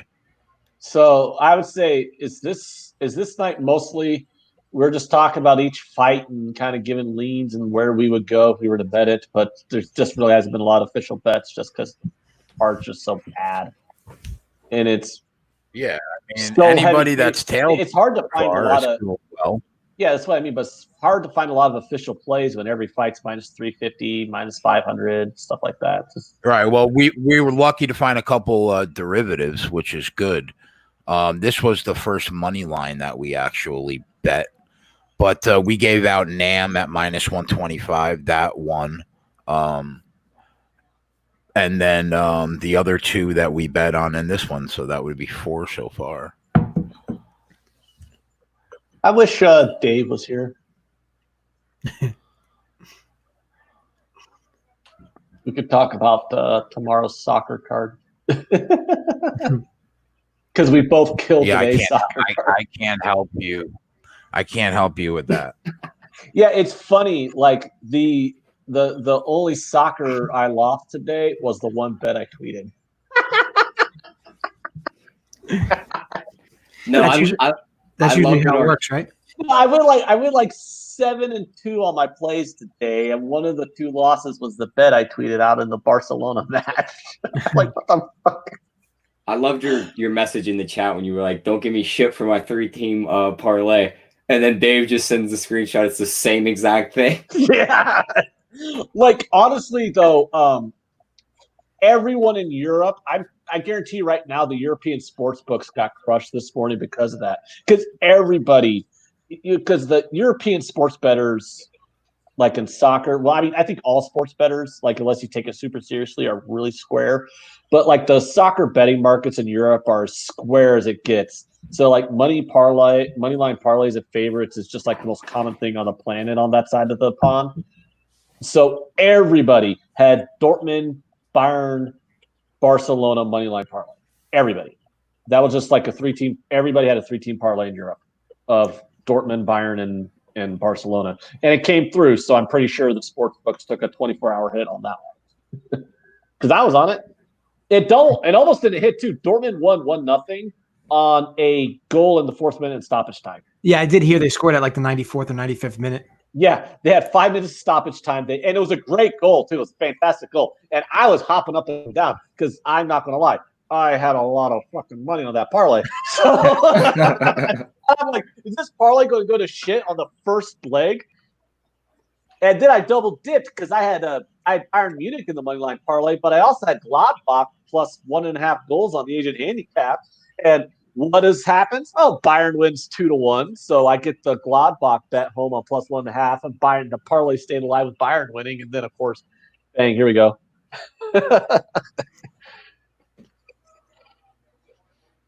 And Barcelona cash never that had fucking ticket. You cash that fucking ticket, boys. Let's go. Good shit. Dang. You're welcome. Let's go. I didn't want to lay the minus 170, so I bet him either submission or points minus 115. Dave and Cal. Counts just as much, Ty. Yeah. Dave and Callie wants to know, did the Bumblebee find that can of Raid yet? I would say Espinoza found a can of Raid and sprayed it the whole fucking fight.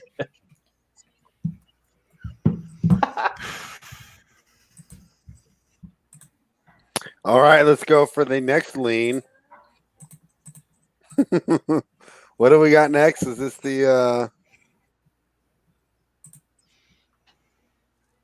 Andre Feely versus Charles Jourdain? Yeah, how does how does Feely lose this? What's Yeah, Jordan's he's pretty- path to victory here? Well, He's a pretty big favorite too.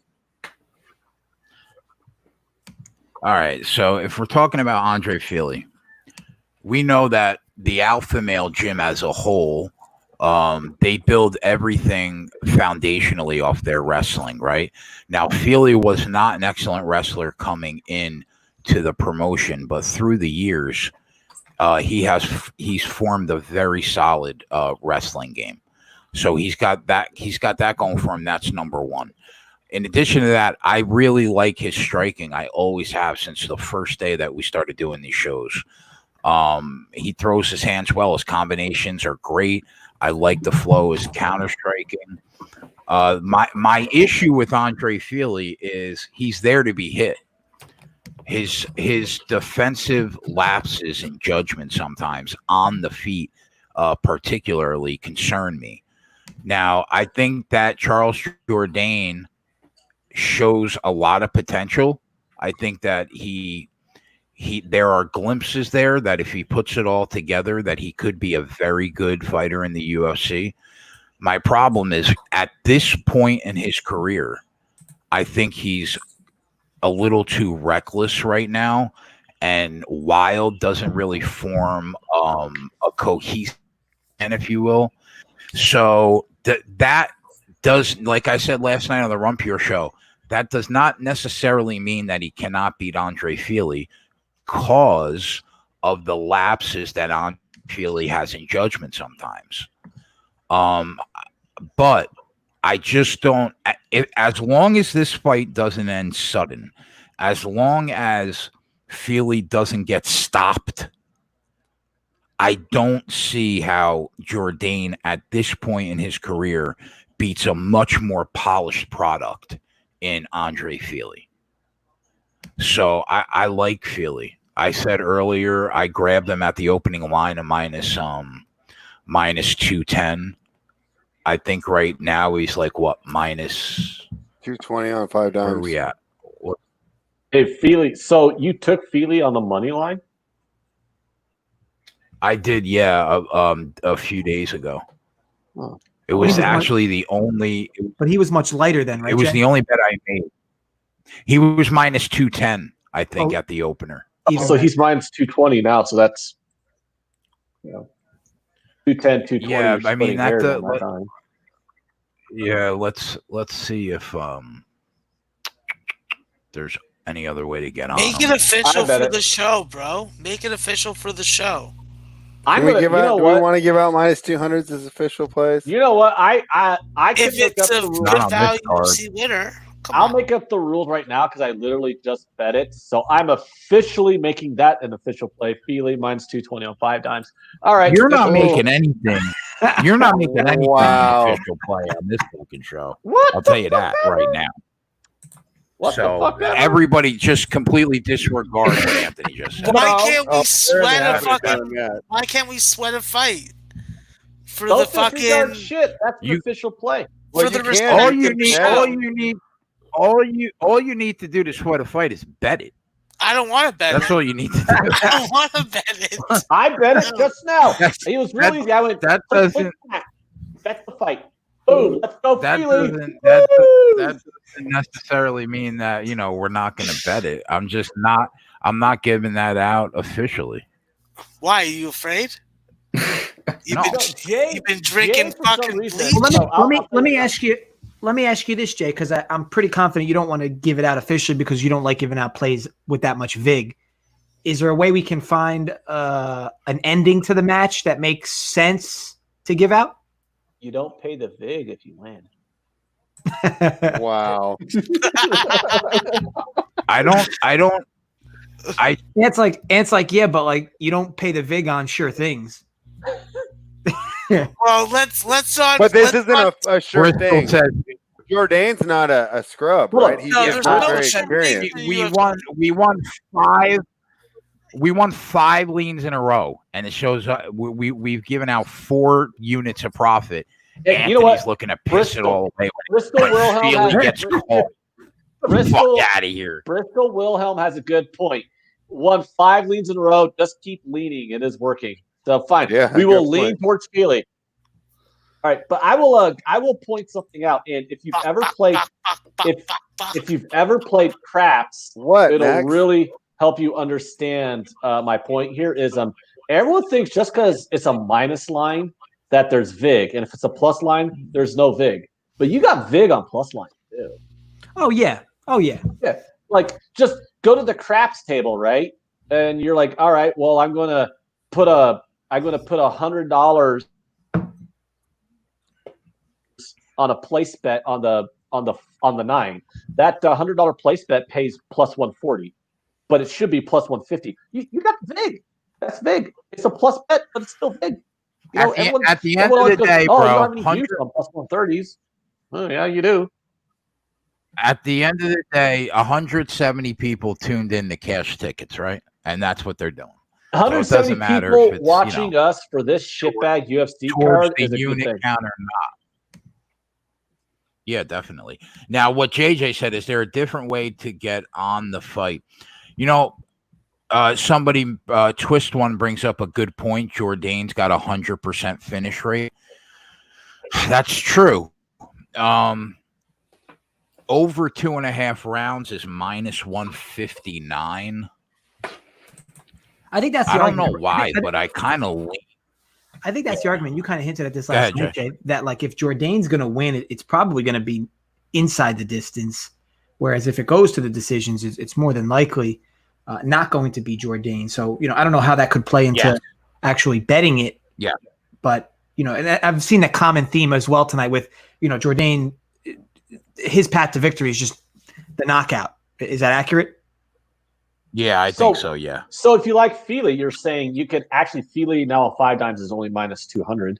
So if you like Feely here, what kind of going on what JJ says, you could take the over 2.5 at minus 140. Well, that doesn't necessarily mean that Feely can't stop the fight either with his hands. Right? But yeah, I don't know why, but I kind of feel like he's going to strike, and at some point in this fight, he's going to rely a little bit on his wrestling, where that's where we might see the clock start to drain a little bit. That's why the fight goes the distance is like minus 165 on Bet365. And I think I kind of lean that way too. I kind of lean that he wins it on the cards. But rather than fuck around with that, that's why I was just like, you know what? I think he's going to win. Let me just lay the 210. What is but I don't feel great about laying 210 with Andre Feely, but I think he's got the edge. What did you say you were getting inside the distance, or for the fight to go the distance number? Minus 160. Oh well, FanDuel 174. The over is minus 140. The over 2.5. Jay, let me just ask you this question. What percentage of the time with this matchup, if they fought 100 fights, how many times does Feely win the fight? What percentage of the time? 70. So 70. So laying the minus 200 on him is a 4% edge. That's an auto bet. Like that's exactly why I bet him. Yeah. So that I'm just trying to simplify it. I'm just trying to simplify that. Like when I'm betting baseball, if I cap a game where one team has a 70% win probability and the line's minus 200, that's a 3% edge on the line. Right. So now Feely's up to minus 250 at where's that at? 5. Oh, 5 dimes reduced juice. He's still minus 200. 5 dimes reduced juice. He's minus 200. So you're getting a better price there. But I think, like what JJ said, if you like Charles Jourdain, right, rather than taking the plus 175, you might as well take him by knockout at plus 270. You know what I mean? If that's the way that you want to go. Because I think that would be how he would win the fight. I struggle to see how he wins on the cards against somebody as polished as Andre Feely. Just going to the chat. Ken Peacock says hit the like button. That's probably the comment of the night. No, David B at the comment of the night. Well, I like that. Hit the like button comment. Joshua Kuhn, first time here. Hi, all. Hello, Josh. Thank you. And give us a like. I love it when we see new people in here.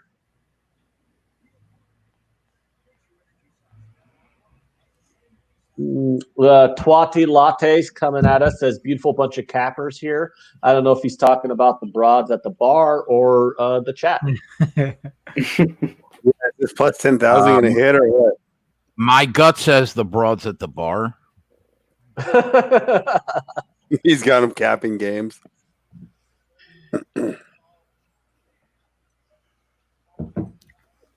I can't believe there's still 4 more fights left to make because I know it was a shortened card, but they still did a pretty good job of at least timing it so that the main card had a decent amount of action on it. Well, no, it was tough for us to fill all that time in too, JJ. I don't know if you were watching, but it was a struggle. I'll watch it for some of it for sure. Yeah, I mean, I know the one fight had 35, 40 minutes between. Yeah. Well, we're about to start this fight, and I will say this: Feely's tattoo game is better.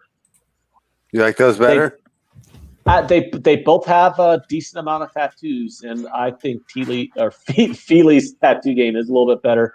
Plus, Jourdain's from Quebec. Come on, Max, are you upset we're going against the Canadian? He's a French Canadian. He's a French Canadian, so pretty much he wants to be a different fucking country from. Hold on, Greg. He's fighting out of Sacramento. You got to bet. Yeah. Well, yeah, I did. Bet the dude with the better tattoo game fighting out of Sacramento against Quebec. I don't know anything about Canadians, but I do know that if you're from Quebec, you're probably a pussy. I would actually beg to differ. The French were pretty tough. That's why they were able to carve out that part of the province, that part of the country, excuse me. So I wouldn't be going into northern Quebec talking that shit. They'll be fucking kicking your fucking ass. Oh, God. Why does everyone take it so seriously when I beat them?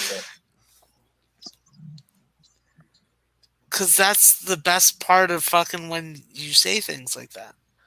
And people take it seriously and they don't know that you're joking. I say obnoxious shit about the coronavirus being a hoax, and you start getting all serious on me going, the people who have to watch their grandmother die from behind a glass window, Anthony. It's funny that you are dwelling on that and remembering that. Do you have some chat issues? No, you know what? You ruined my bitch. You know what? Someone had to, okay? All right? I came in and I spoiled. I don't mind doing it. I was having a masterful rant satirizing the coronavirus as a hoax, people. That wasn't one of your better ones, no. And you put it in the private chat. You ruined the whole fucking thing by getting all serious on my ass. You know what? Then put it in the private chat. Put it in the private chat. Take some initiative, right? Well, we might have heard him there. I already took some initiative and said that my sister's trying to cash a check from Bill Gates. Yeah. I would have told her that too, but she wouldn't have gotten the joke because she doesn't have any fucking knowledge of these. Spend 8 hours a day on Reddit conspiracy like you guys do. No, yeah, she has no idea what the conspiracy theories are. She just minds her own business, takes care of her kids, goes to work. You know what I mean? So she's like, she doesn't deal with any of that nonsense. Now, these guys are throwing. Does Feely have any? This is a good fight. You're right. Does Feely have any want to take this to the ground? He would much rather keep it on the feet. I think he's just naturally always in striking mode unless he has to use his wrestling. But he's got a really strong wrestling base now. You could see he's better on the feet. Jourdain looks like the kind of kid that does have promise. He's only 24. I think that he can. I think Jourdain can be a very nice UFC fighter, but I just don't think he's on a Feely's level. Doesn't mean that he can't catch him and drop him. He's putting everything into those punches. You see him spit his tongue out at him?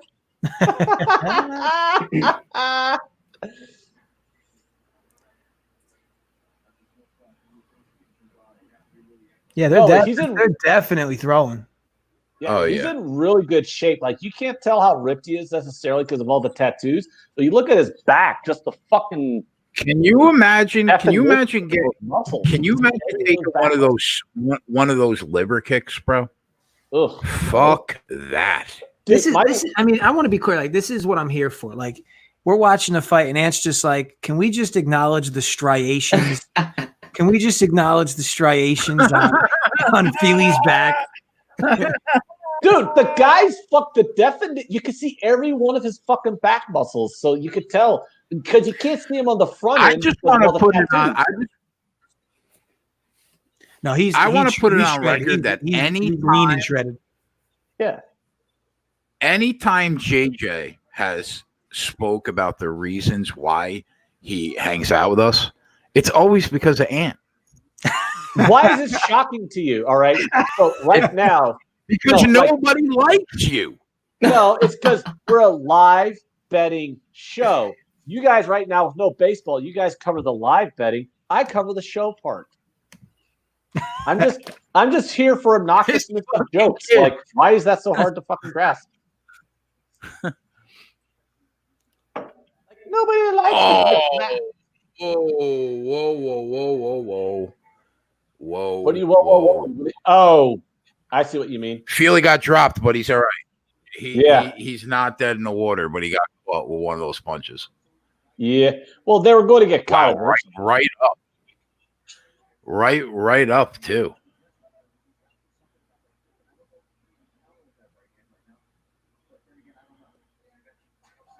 That's a shame too, bro, because he was winning that round. I think. Yeah, he was definitely winning that round, and now you almost have to give that round to Jourdain unless something silly happens here. Yeah. Do you, JJ? Do you? I don't know. I don't know. I lean that you probably have to give that round to Feely. I mean, I don't know. He was winning the round, and then he got dropped. He got right back up though, so I don't know. I don't know how you score that. That's the tough part about being a fucking judge.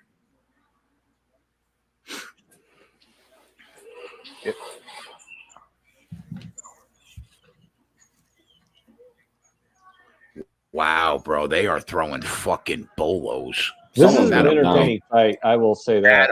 Boy. Woo! Go, baby, go! Oh, that JJ, you know what? Yeah, I don't know. That could be. That changed everything. I'm not sure. 10-9 Feely. I'd say that's now Feely's round after that. Yeah, it's probably his round. But look. Yeah. That's a fun fight. Or that's a fun round. I like that. I gotta give that to Feely, even though he took one and dropped. They got the live odds at -165. For Feely? For Feely, yeah. But remember, he opened it. He closed at 250. Yeah, that means that they gave that round to Jourdain, they think. Well, at least the sportsbooks aren't sure enough who won that round. They're probably still, they're up in the air. They're just trying to even it out. Yeah, I think he realized on Jourdain. I think he realized he needed that takedown. I mean, if he could just avoid that bomb, like I said, I mean, he wins. Wow, Beanair says, I think his hand is broken. Really? His hand looks broken. Whose hand? Feely's or Jourdain's? Feely's. He definitely keeps touching it. Yeah, he's like readjusting that glove. Now, the good thing is, not to say it's a good thing about a broken hand, but you could break bones in your hand and still easily finish a fight. Use it as a club. Especially with those kicks. Is it his right hand? Because he's not throwing it. Yeah, he says right hand done. Yeah, and he's not. Oh, yeah, you can tell too. Look at that. He's not throwing it, and he's just keeping it back. He's not even throwing it he doesn't have a fist clenched. Now, is he a righty, Jay? Yeah, he throws his powers with his right hand, yeah. But that doesn't necessarily mean he's going to lose the fight. Well, he probably won one round, so No. And he's if I'm him, if you got a broken hand right now, You got to take how this do to the you ground. not? It's Yeah, gotta exactly. be. It's gotta be something. He had a few different opportunities where he could have went with a right hand. He chose the right kick. Yeah, 100%. Oh man, this would be a shitty way to fucking drop a unit. Hasn't thrown that. Ooh, Hasn't he thrown did that it right just hand. there. He just did right there. Oh yeah, he got in there. Could have been so weird watching these. dudes Could have been with a their keep me honest. gauges. Could have been a keep me honest punch or keep him honest punch, but Yeah. oh, we got him good there. I don't know where everyone's at in this fight. I'm at like 3 minutes and 10 seconds. That's where I'm at. Yeah. Okay. Sometimes there's like a 40-second difference between us on our stream. So sometimes Dave's like 3 hours behind us on the show. No, that is the worst because Dave will be like a full minute behind, and then he doesn't want us to give any spoilers. So it's like it kind of makes trying to commentate on the fight awkward. But that was a good hit with his right before. Yeah. Yeah, you see him switch stands right there and hit him with the left.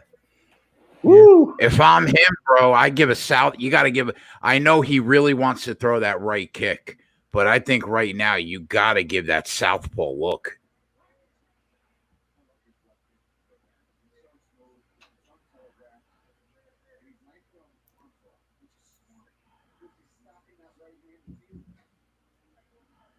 You know, back in the day, they used to think that riding with your left hand and being left-handed was of the devil. And they would train all left-handed people to write with their right hand instead. It's actually pretty wild when you think about it. I'd be considered the devil back in the day. It's actually pretty wild, too, when you think about how, like, my mom is only 68, and when she was in grade school, because she's a lefty, they tried correcting her to write her right hand. So it's, like, actually not even that long ago that they tried like stopping people with their left hand. It's weird. Wow, he threw that right that time, boy. Yeah. You can clearly tell something's not right. Yeah, but he's still not. Is he losing the round though? I don't know. It's close. No, this should be his round so far. Yeah, I agree. And that's with a hand that he's not even throwing, man. So he should be up 1-0, and at the very least, this is an even-ish round, and he's fighting one-handed. So that first round is truly, in my opinion, a coin flip, and the sports books kind of feel the same way. But this round, for me, up to this point, for me, is all Feely. I don't think right now you could say anything about Jourdain winning this round. And we don't have a feel for how the judges are going to score anything because the only fight that went to scorecards was one guy mauling the other one. Yeah, it was like every round was 10-8. 10-8, 10-8, 10-8. Yeah, Feely, you got Feely coming in back to minus 220 now live, I see. Big takedown to end that fucking round. Oh, okay. You're ahead of me, Jay. You're ahead of me. There's the takedown. I see it. Yep. And I saw him see it. Yeah, right. I'm at 40 seconds to we should have had this in the bag, bro. I mean, we might still win, but man, I wish he could throw that right hand.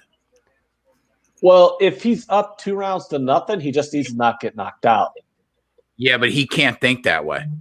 How long? Remember, Ant, that was the only fear of us making this bet to begin with. Yeah. Hey, how long do you think it took him to get that tattoo on his leg? I don't think those things. Yeah. I don't even know what the fuck you're saying. What does that even mean? Who's how long do you think? I don't know. The guy who his entire right leg is nothing but tattoos. I'm just wondering how long it took to get that sleeve done. That's a long time. If I'm scoring the round, Jacob, it's 2018 Philly. Personally. Trying to be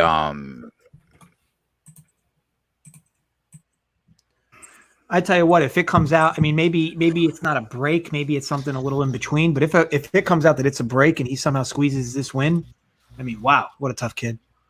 Nelson, shut your mouth. How about that? Minus 300 live. There you go. But let's be clear: if he loses this round demonstratively, or at least majorly, it's not going to surprise me if the judges score it against us. Look at the significant strikes. We got the lead, and he's got 2 takedowns. True. Richard says 1-1. Hogan says 19-18. Fathead says 19-19. Tube Addicted disagrees and says, "What fight are we watching?"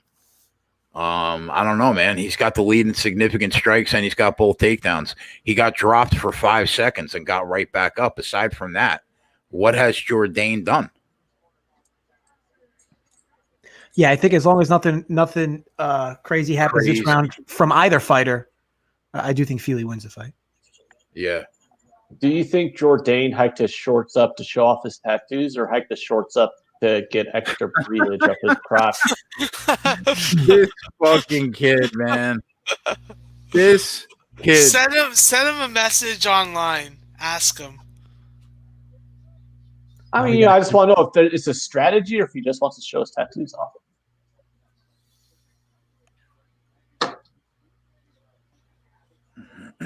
I'm not an expert to answer that, so I'll stay in my lane and allow Jay to respond.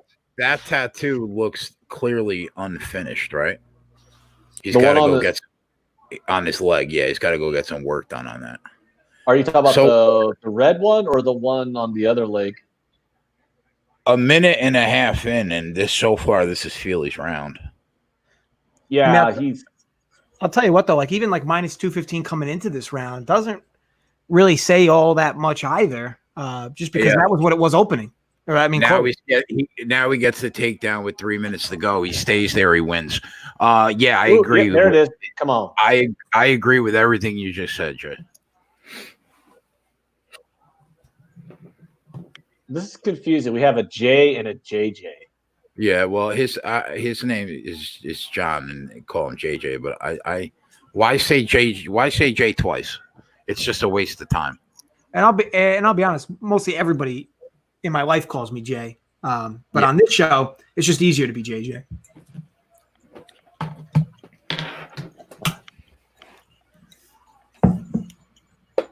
Mangone says his name is Uncle Dunkle. Settle down, man. You settle down. Man, I mean, Mangone's not wrong, but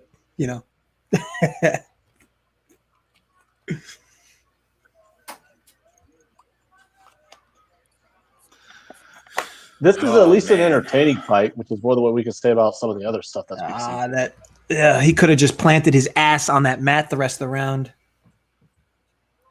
If we could squeeze this out, man, we could do no wrong tonight so far.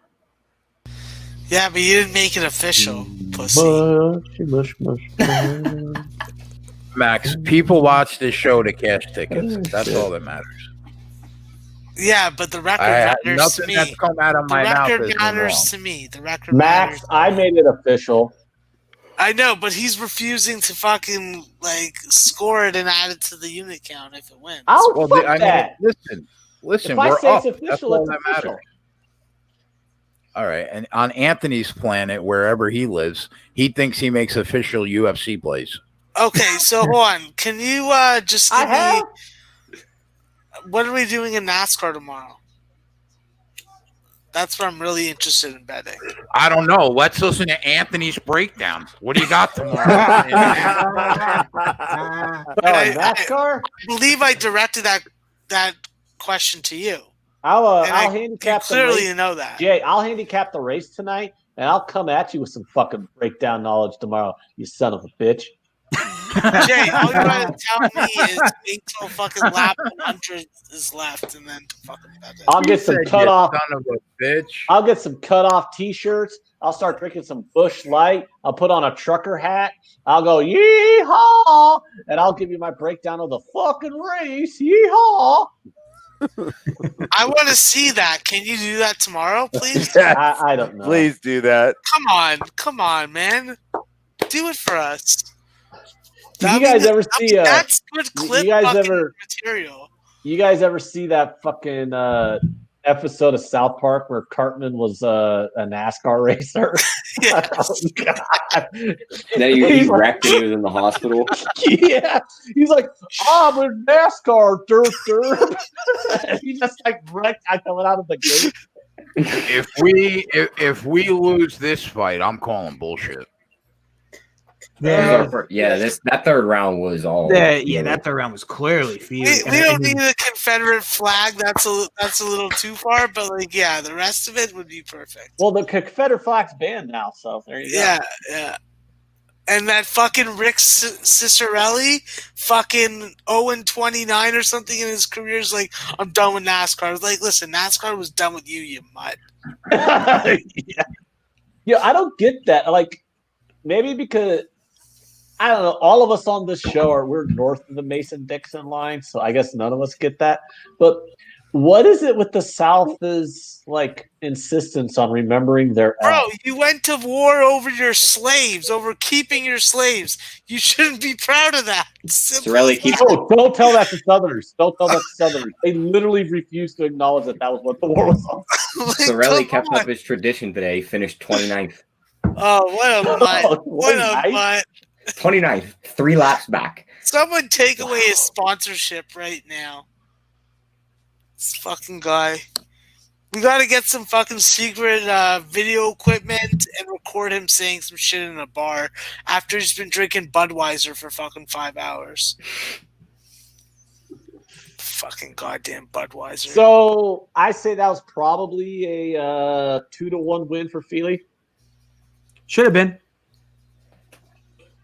Here we go. Well, here comes the decision. I'm watching a guy cut a tree down. Oh, it's a split. Oh, damn. What? Here we go. Your winner by split decision, Yeah, boy. Where's the duck? Where's the duck? Where's Mr. Scrooge? You want that Scrooge? Let's go. Woo! There we go, buddy. That was pretty dope. I got Tony sending me DMs. Let's fucking go. Let's go. Don't worry, Jay, though. That won't go into unit count because I can't make anything official in your brand new rule book. I know. No, it goes on the unit count because I made it official. Yeah, whatever makes you sleep at night. Oh, it makes me sleep at night. The record's going to have an asterisk, and you're going to have to add a unit to whatever he says. So when he opens the show up, says the show is at this unit count, you got to just poke in and be like, +1. Yeah, I am. +1. Like, I ain't letting this go. Motherfucker, right. You can't give official plays. He let me give official plays on UFC. No, Max, this is what annoys me. Like, this is what's annoying me right now is like he's literally counted stuff as official plays before on UFC that I've given out because I gave out a fighter based solely on the fact that they were from Rio de Janeiro. I'll tell you what, like he counted that.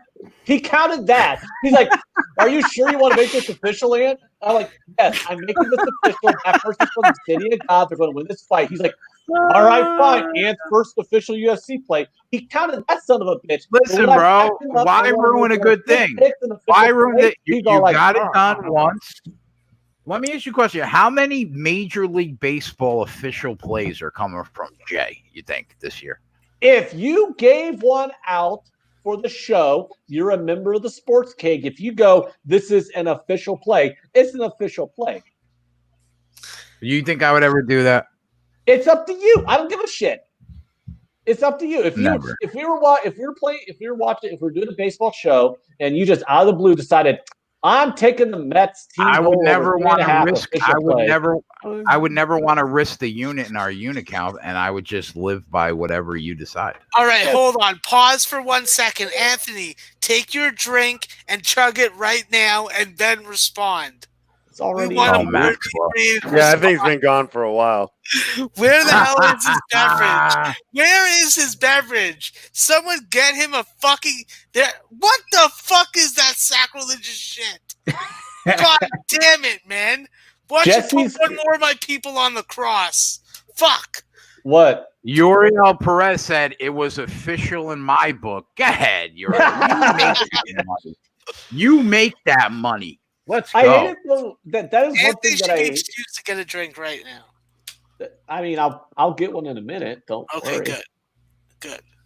All right, Jay, I got these guys mixed up too. Charles Rosa and Kevin Aguilar. This is actually pretty closely lined. What did you think of this one? Jay, by the way, Jesse's girl is taking my side on this. She's like, he's not wrong, Jay. Like, he did do that. He did let me pick a UFC fight before. I didn't even realize, because I just saw more money hit my account. I completely forgot I made a parlay with Agapova and Feely for 1,200 at -120. Like, I guess 2 hours before this show. So I didn't even realize. That's like, some good memes or whatever you're drinking. I didn't even realize, but I made that bet because of a hedge against DFS. But like, Yeah, legitimately, I had like 2,800 on Philly to win that fight. I didn't even know. I understand where you're coming from, JJ. I totally understand where you're coming from because I always forget those little $1,200 bets. No, I never. I never remember those. I bet it as a hedge because I saw that. projected ownership on the DFS side, so I bet that as a hedge against my lineups. Yeah, those $1,200 I love bets are worth remembering. It's like shit. $1,200, please. Call me when you're a big boy. JJ picks up $3K on the Feely fight. Let's go. Well, to be clear, it was closer to 2,400, but close enough, I guess. So, Jay Aguilar Rosa, what are you thinking here? I think this fight blows. That's what I think. I don't know. This blows. We care what your pick is. This is another fight that I went back and forth on the last couple days. I think Charles Rosa's striking is solid. I don't think he's got a ton of power, but he throws a lot of volume. My problem with Rosa is that his opponents tend to set the pace of his fights, which can be an issue in MMA. He's not a natural counter striker that is always on his back foot, but he is on his back foot a lot. And I think Kevin Aguilar is a similar type of fighter, like we were talking about on Rumpure last night. He seems to be more willing to set a pace than Charles Rosa, but Aguilar is another guy that it seems like he's naturally striking more off his back foot. And his counter striking game is okay. It's not great. It's okay.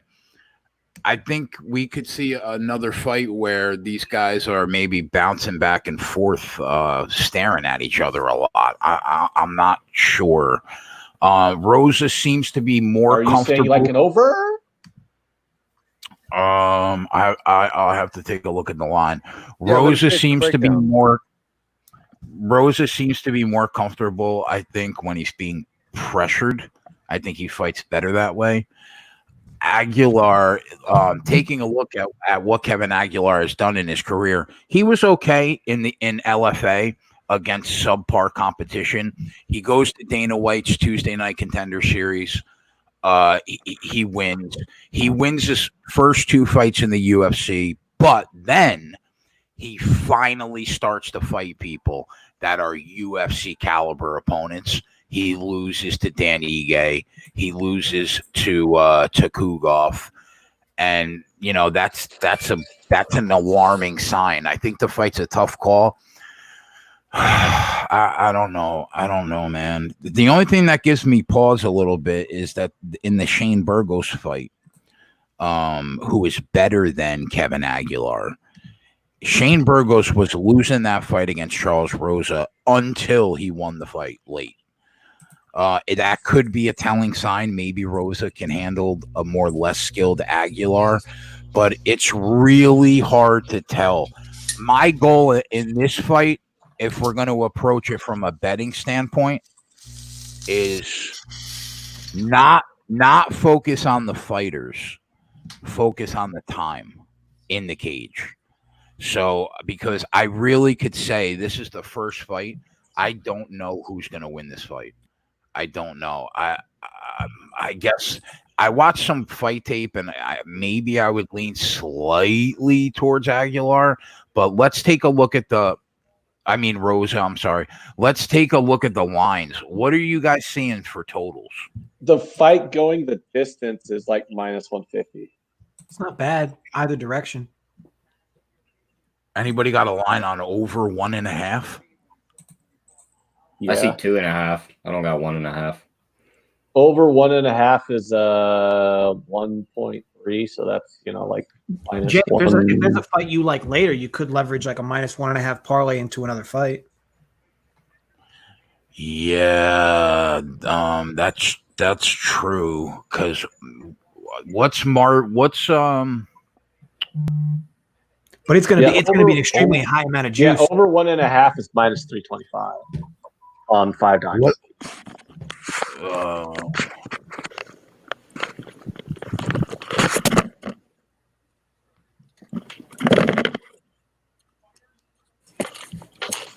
What's over 1.5 rounds in this fight? And said 325. Parlayed that with Marvin Vettori to win the fight. Where's that get you? That's 325 and 235. That's got it somewhere around 118, 117. I would think 235, 315, maybe 120. That 325 is a good. That's a better price than I'm seeing right now. What do you have on FanDuel, Jay? You got a price on over 1.5? So we could do the fight to start round 3. Oh, I'm looking at the wrong fight. Hold on. This is time. So we can do this, Jay, if you'd like.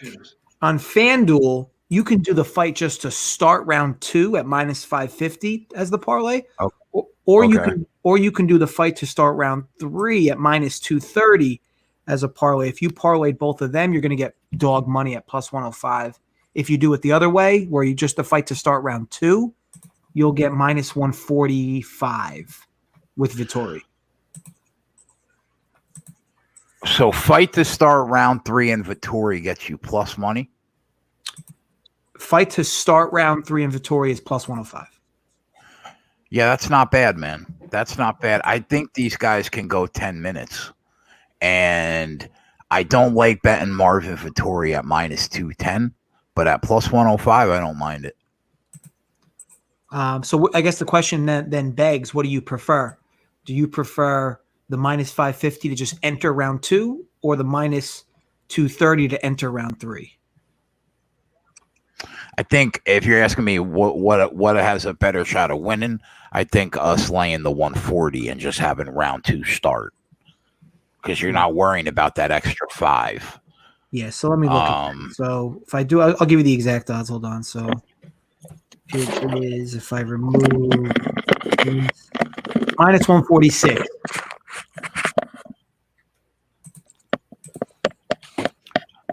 Let me ask you this: if you parlayed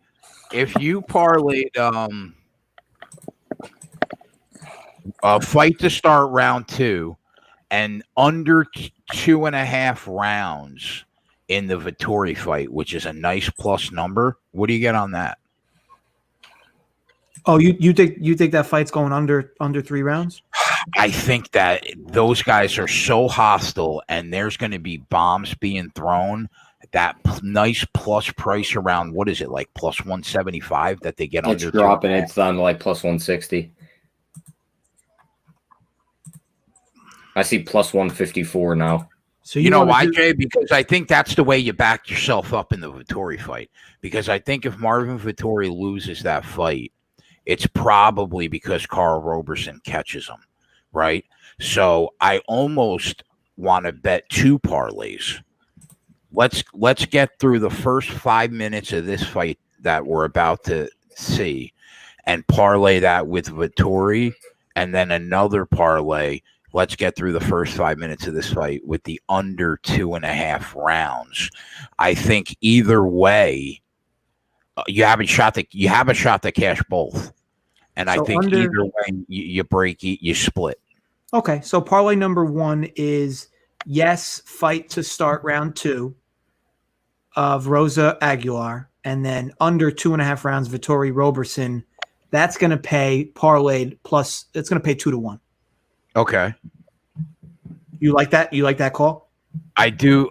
I do like that. You're only getting what are you getting? 40 cents of value on the parlay? Is that all you're getting? You're getting 46 cents of value. You could do it to enter round 3, which will definitely spike things up, but obviously the actual even line is the 1.5 number for this fight. Yeah. What if you start? What if you start round 2 and you parlay it with under 2.5 rounds? What's that get you? Like 3 and change? You mean to start round 3? Yeah. Yeah. Okay, hold on. So to start round 3, whoops. To start round 3, round time. That's 264. It's really not that much of a difference. It's 64 cents for a whole nother round. Yeah, that's true.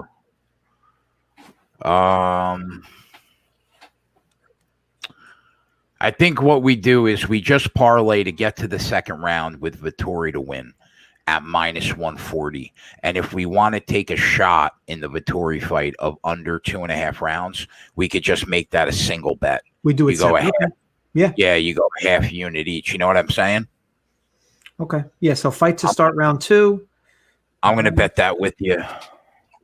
Fight to start round 2, -550. And Vittori money line at -235. That's -146. Yeah. Yeah, I like that. I think that's worth a half unit play for anybody that's talent. And then if we decide, if we get through this and we already have Vittori at -145 going into that fight, if we want to take a shot and thinks that he finishes it, maybe we take a shot on the under 2.5 rounds as a separate bet. We'll see when we get there. But I'm gonna bet that with you right now.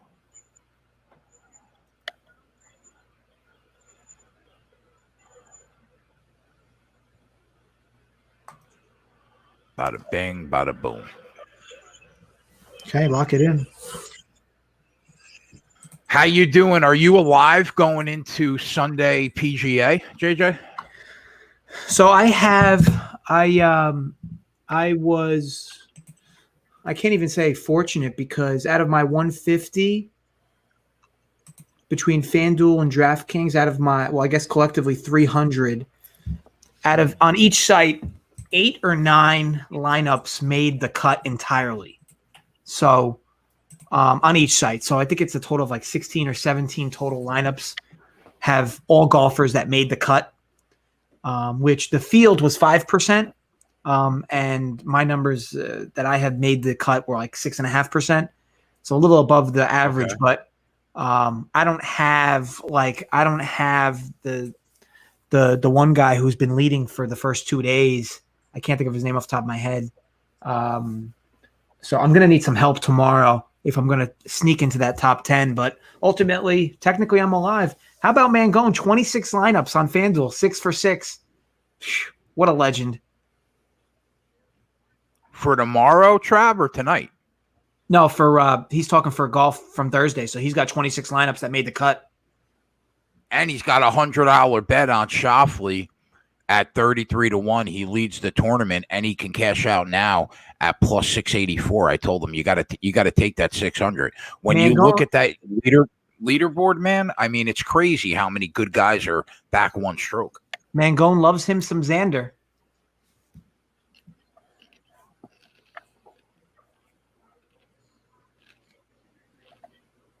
Now, what's path of victory for both fighters here?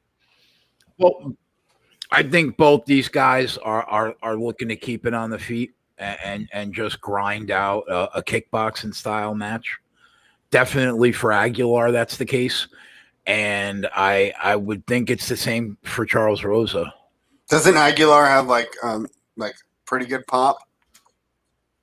Yeah, Got a little power, but right? More than Rosa, right?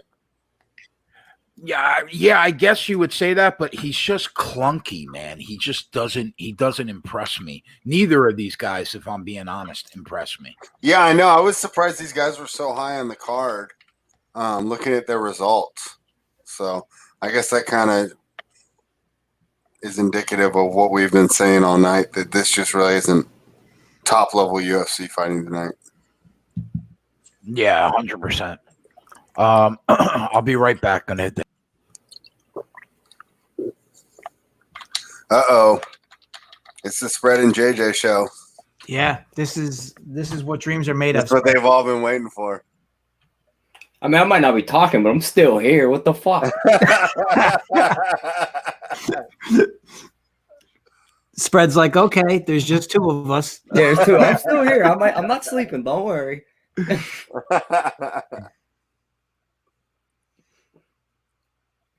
Yeah, so this has been a fun night so far.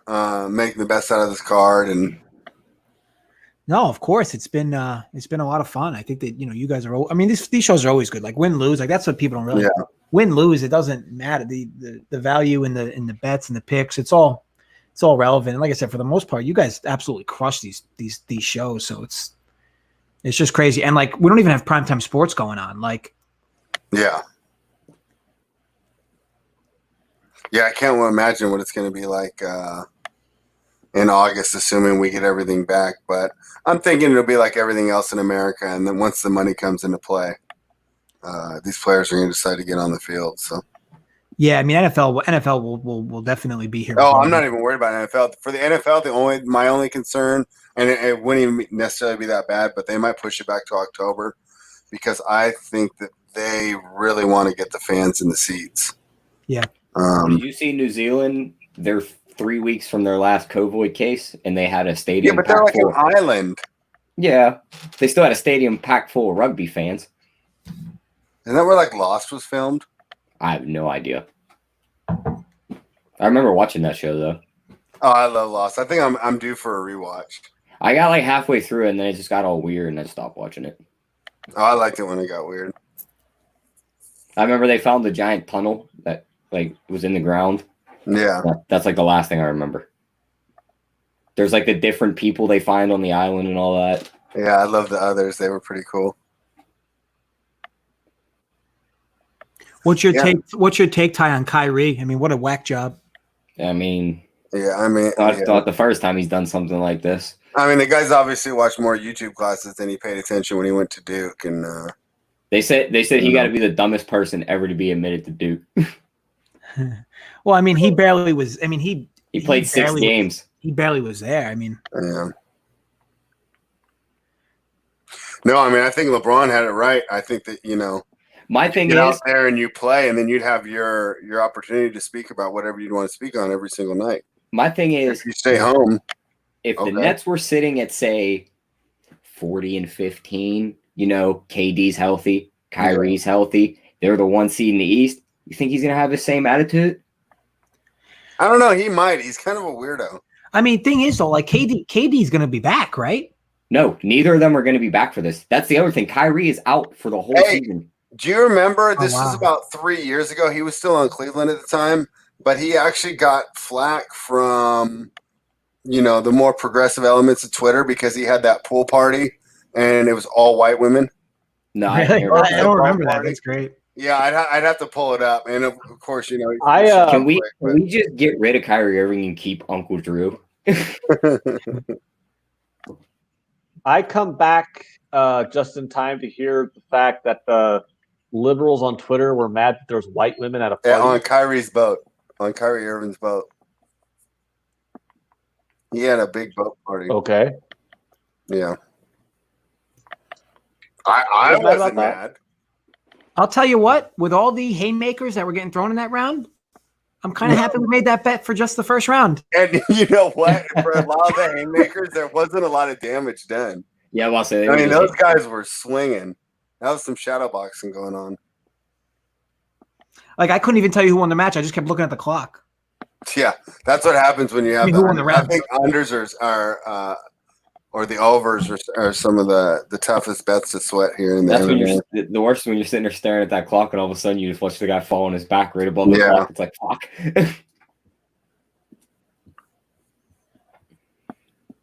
How's DFS looking over there, JJ? So for me, and it should tell you enough about that hedge bet I forgot I made. Like it's not looking great. Now, granted, I guess things could change. I mean, just because I enter so many lineups, but I know that the numbers out for people I was high on or higher on, they have not come through. But I guess that's the advantage of like using sports betting to hedge against some DFS lineups, especially lineups you think that have a shot to like potentially win tournaments. Because you can ultimately be positive, like lose a lot of your DFS winnings, but still be positive because you hedged back with your sports bets. AJS says white women love the BBC. And I do have to admit that is true. Most white women here in the United States that I've met really do enjoy watching the British Broadcasting channel. Nice. I love that. One thing that I like to do. I did not expect that one. You did well there. One thing that that was good.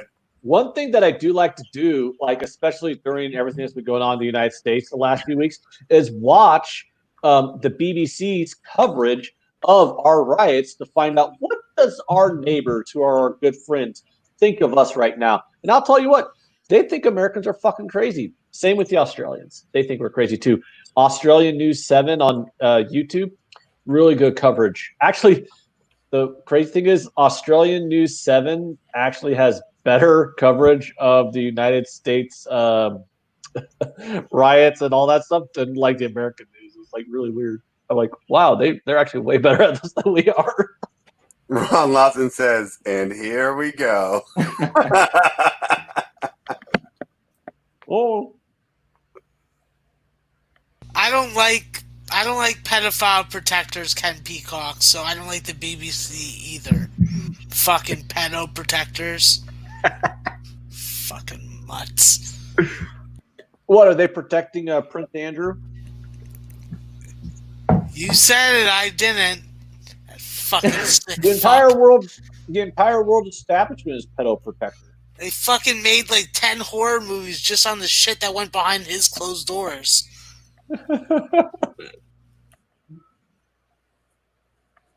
I mean, Jay, I was telling them before you popped in, like, even if this round goes the distance, like with the way they were throwing in that first round, I was very content with our just to enter the second round half part of the parlay. Yeah, I like it. And I think what you just said was the reason why you couldn't pick a side, because with all that leather thrown in that round, nobody fucking hit anybody. You know, it's a total shit show, this fight. But you know that so, yeah. one of those direct hits and the other guy's probably sleeping. Yeah.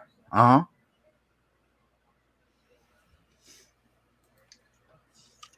Kappa says, as an Aussie, Australian news can suck a dick. Hey, you might not like Australian news, but have you tried watching the American news networks? Ant's back. Boy. Ant's back. Yeah. Ant's back. No, it's bipartisan bullshit. This can't possibly end the right way. Listen, Joe Biden can't even fucking speak.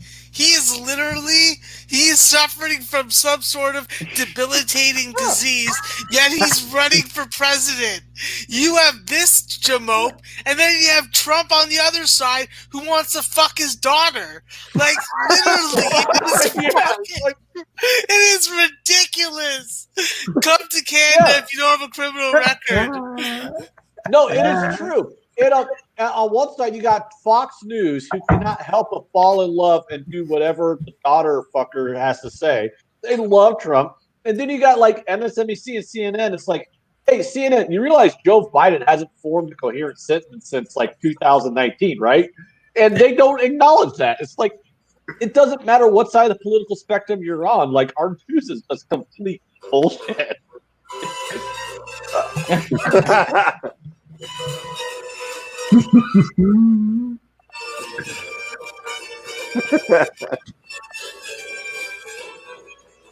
I like the fact that Ant's got the headphones on, showing respect to his mom, staying over, keeping the volume low behind him. She doesn't need to hear your guys' nonsense. It's actually, to be fair, been more of your nonsense.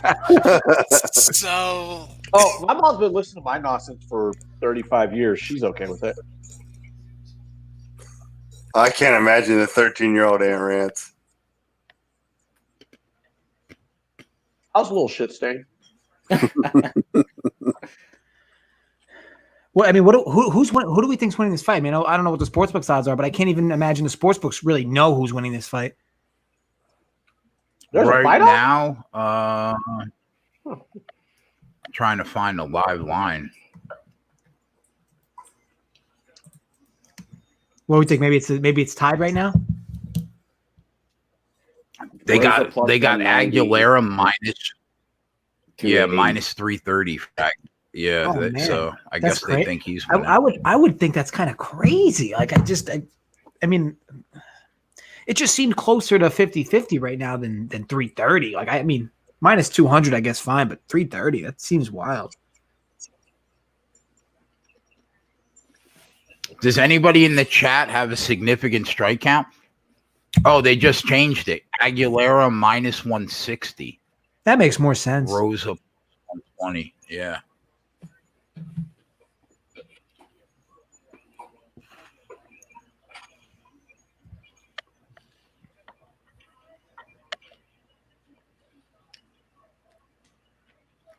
Imagine these two are on a UFC main event card on ESPN. And imagine us. Imagine 6 of us watching and like 170 watching us watch it. Yeah. Oh, I'm not watching. 170 watching us watch it. I wouldn't watch these two fucking guys in the ShopRite parking lot in Nutley fight. Okay. Jay just puts his groceries in and keeps going. He's like, oh, these guys. Yeah. Whatever. Yeah. I'd walk right by them.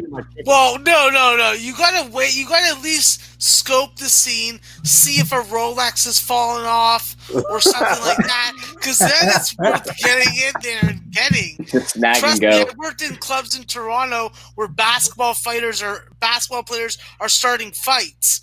If a fucking Rolex lands on the floor, I'm jumping in there to get that thing. You can bet your ass on that. I figure like Max can just sniff a Rolex. Yeah. I have very good dark vision, okay? I'll say that. I can see when money falls on the floor. I just got that sense of me, you know? JJ, his people can smell gold a mile away. In my case, it's true. In my case, it's true. I can't speak for all my tribe. That's great. That's so good.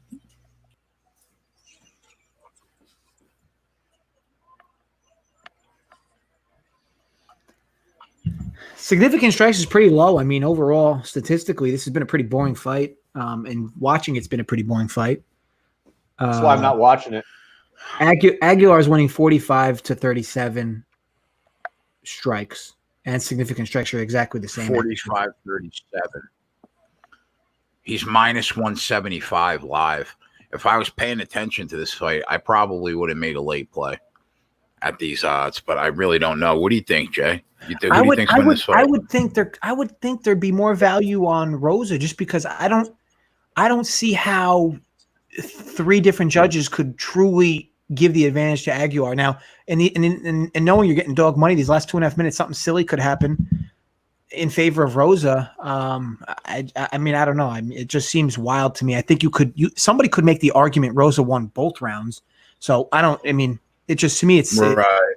It's just wild. But, look, Aguilar probably won at least one of those first 2, but it wouldn't surprise me if a judge had Rosa win both of them. The judges have, not the judges, the bookmakers have proved with some of their prices over the last 6 weeks. I mean, there were fighters that were minus 2,000 late in the last round that lost the fight. Yeah, Barboza touched like minus almost 3,000 and he lost. Yeah. I'm tired to talk about this fight. What's the next one? The bad blood fight. Vettori. Yeah, Vettori versus Roberson. Best fight on the card. Vettori's taking money. Vettori's taking a lot of money too. Who you on, Jay? Vettori or Roberson? Can you imagine? Can you imagine, Jay? JJ and I sat and broke down a parlay bet for 15 minutes on the show. Oh, I heard you guys talking. I didn't take any of it though. I was.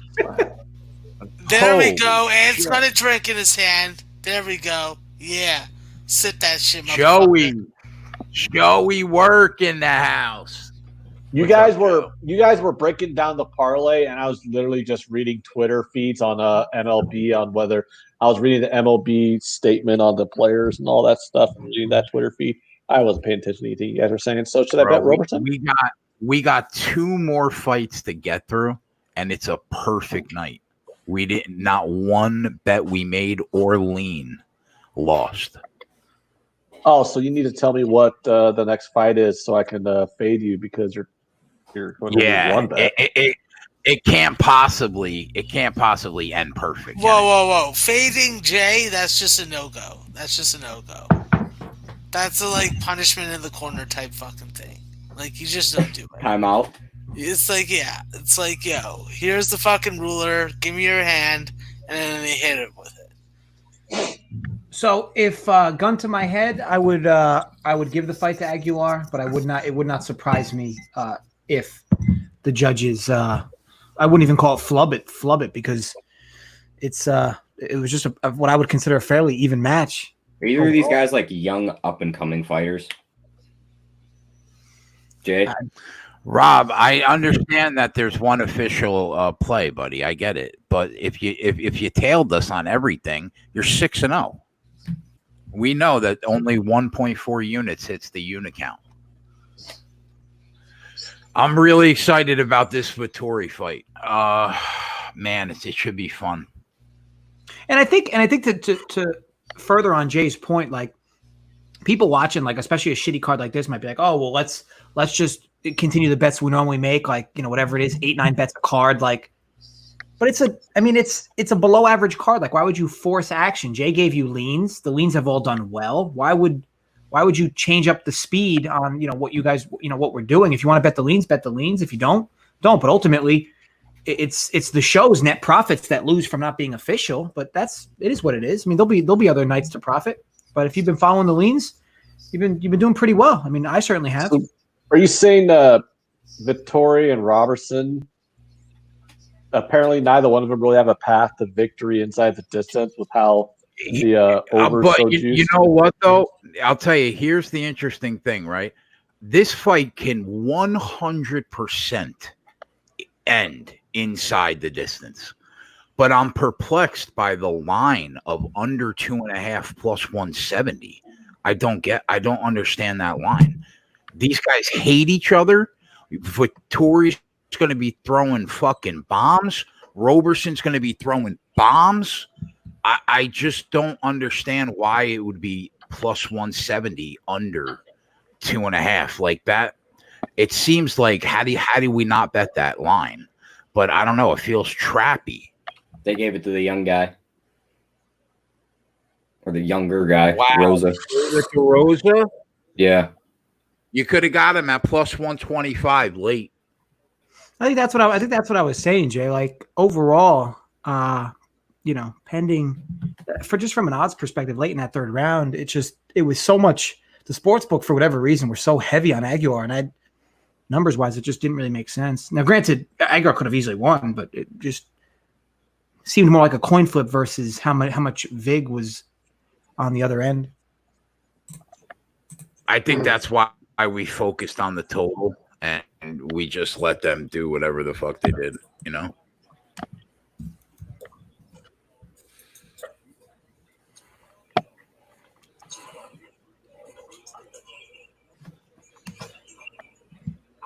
They threw bombs the entire time, and it still went the distance. Yeah, just sloppy. It was just sloppy. Is that what you meant by you wouldn't even watch them in a Rite Aid parking lot? They have no, Yeah. Yes, that's correct. like they have no power behind all those strikes.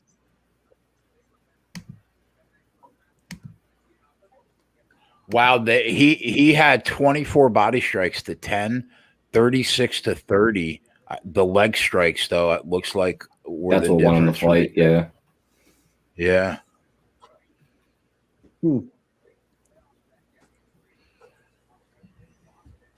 Robert Allen wants to know your thoughts on the next fight, Jay. I think that Carl Roberson's been good to us in the last 2 months. We have profited off of him on the show. But I really like Marvin Vettori and his progression as a fighter. He is the only kid that gave Israel Adesanya a tough go, and Adesanya is a machine, and he'll probably be the champion for a while if he can get past Paulo Costa. So I think I got to respect Vettori here. The issue was the line. I didn't want to lay minus 220, minus 230, whatever the line was, which is why we decided to attack it with a parlay. At least we got that number down to minus, what was it, minus 140, Jay? What did we pay? Yeah, minus 146. Yeah. So we shedded, we shedded about 65 cents off it. Right. And if you bet it on Bet365, I couldn't get round 2 starts. I got it over 1.5 rounds, and it brought it down to minus 116. So I don't mind Vettori in that range if you can get him down there. And then I think the other look on the card, on the fight, is under 2.5 rounds at plus 175. Man, I don't understand that line.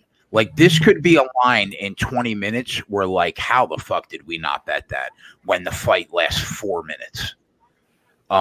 It just seems weird that I wouldn't have priced it there. I wouldn't have priced it there. So you think so I should bet half unit? How about I take a half unit on the under at that price then? Yeah, I don't think that's a bad bet, man. I mean, if it loses, it loses. At plus 175, you got to get. They got 12.5 minutes to get it done. They're going to be throwing bombs. All right, I bet it. Actually, it's plus 165 right now, 5 times, but still, I just took the under. That's what I'm seeing at DraftKings. So what are we saying, Jay? What are we saying, Jay? 150 to go to the distance or under 2.5?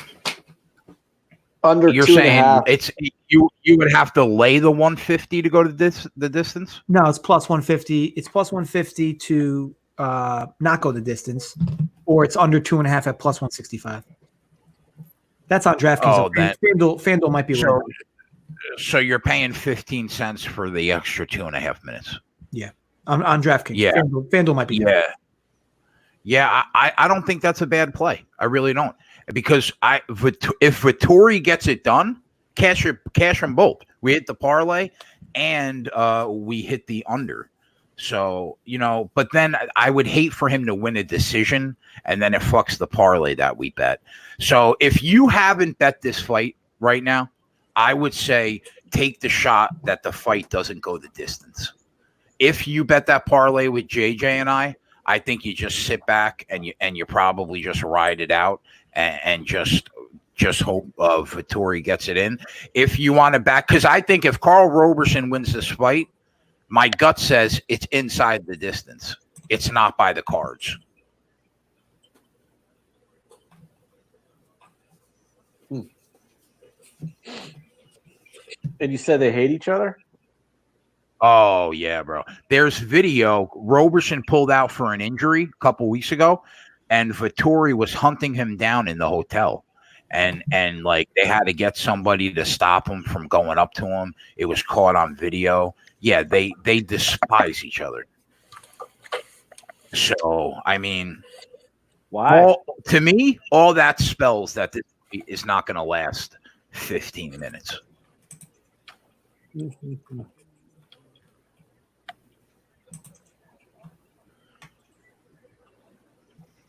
I mean, look, for me as a casual, and that's egregious as well, casual MMA fan. For me, it's been a pretty good card. Like I know that there's not a lot of big names, so like for a lot of MMA and UFC guys, maybe this isn't a good card. But I mean, as far as the fights, pretty decent card in my opinion. Well, that's what happens, I think, sometimes, JJ, is when you get these lower level fights where, Vittori's got a future and, some of these other guys might, but for the most part, they don't. They're gatekeepers, lower level guys. A lot of times they're that way because they're not very good defensively, so you get exciting fights. That's an interesting look by the chat. Joey Work says Roberson by knockout plus 800 as a sprinkle. I don't hate that because I think if he wins the fight, that's probably how he wins the fight. Because Vettori throws so much more volume than Carl Roberson that I can't see Roberson getting a decision. So that's not a bad look. If you haven't bet that, you want to sprinkle a little something on Roberson by knockout. Plus 850 on 5 times. Yeah. I'm gonna stick with the play that I already have in. So I just need Vettori to win the fight to finish that parlay. I want to bet that because I don't know, that's a pretty good price. Pretty big price. You know what you could do, Ann, is you could bet them. You could take that at plus 850, and then you could also take the fight doesn't go the distance at plus 150. Maybe you hit both. Maybe you split. Well, I already took the under. Okay. Yeah, I already took the under. When you were like, yeah, that's a pretty good bet. I like that price. I'm like, all right, fine. You convinced me. So I took the under for half unit. And I'll take this for like a quarter of a unit because, I mean, I'm not really interested in throwing full units on plus 850. Yeah. I like to be careful. But just a small bet. Nice little $20. Exactly. Or, hold on. We got JJ on the show tonight, and we got Jay on the show. Yeah, buy a $250 quarter play. Just move the decimal point one more spot. Yeah.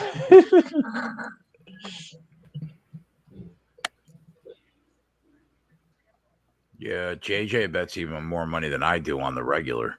I mean, I put my $8,000 or $10,000 bets in, but I mean, my unit size is probably 60% of his.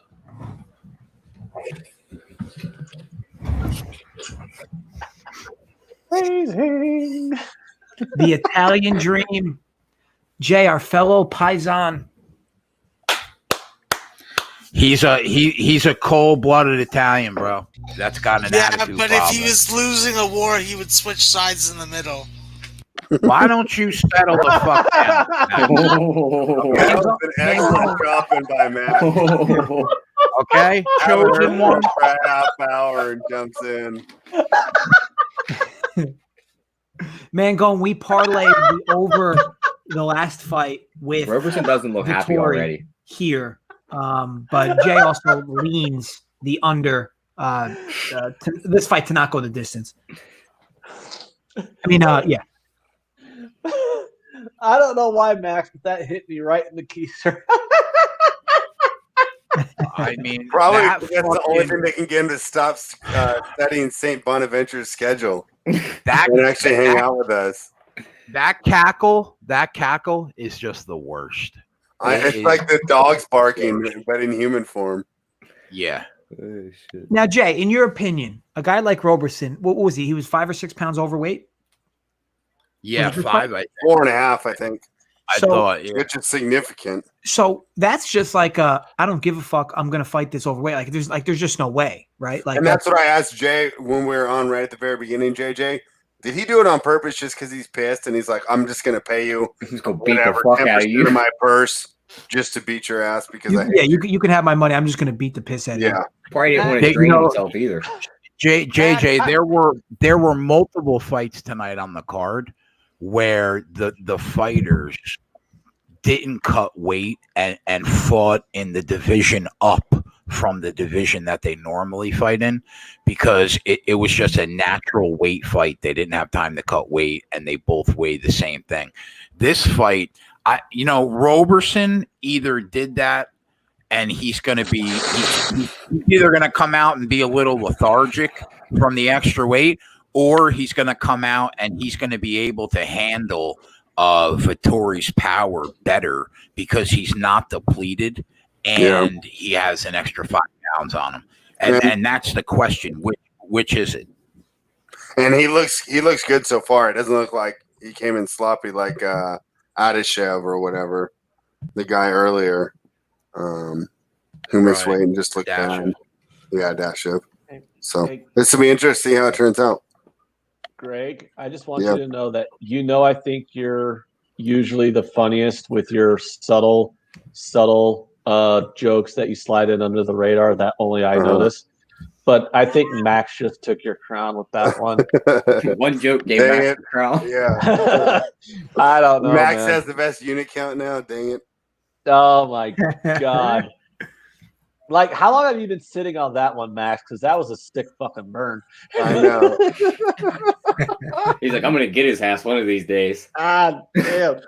That got me. I don't know why, but that got me more than anything else that's ever been said on this show. That one got me. I watch a lot of TV these days, so. Oh. I sure hope everyone's up on their World War II history for them to have appreciated that joke as much as I. All right, let's see this fight. I bet on Roberson. Roberson's the underdog, so I bet on the underdog to win inside the distance. Okay. Imagine. Well, I bet the underdog to win inside the distance, and I also bet the under. So I'm kind of hoping. I mean, neither bet was big. I bet a half unit on the under, and I bet a quarter of a unit on the inside the distance for Roberson. And by quarter of a unit, JJ, I mean $250.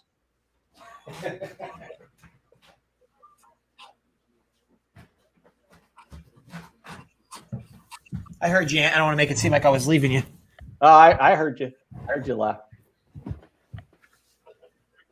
My TV was about to turn off because I haven't touched anything on it in 4 hours. These guys are throwing bombs. I could definitely see this going inside the distance.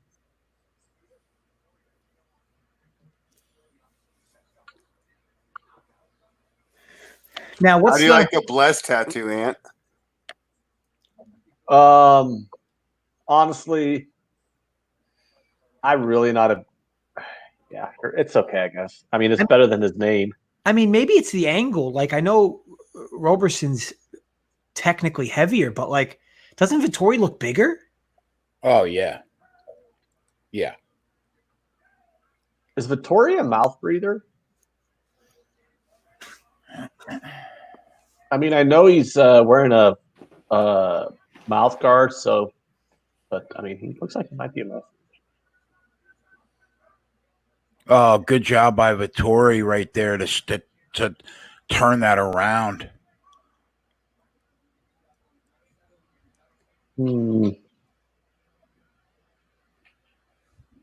Yeah, I just saw that. Wow, he did. That was really nice. Now, Jay, almost getting your back taken the top position. With these guys, I mean, it's pretty clear. A lot of people at least think Roberson's path to victory would be KO. What I mean is Vettori's path just kind of do what you do for 3 rounds and take this by decision. Well, I mean, the problem is what we talked about last night is Roberson's probably a more technical striker, but I don't think he has the power of Vettori. And when Vettori can put it all together and match his technique and power, I think he is going to be a fucking monster.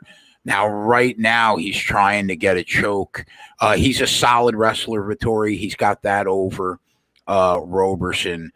He has more paths to victory, I think, personally. That's pretty tight. Oh, Vettori lets it go. What a fucking great first round of action, boy. I mean, Oh these man, guys, yeah, that looked. Damn.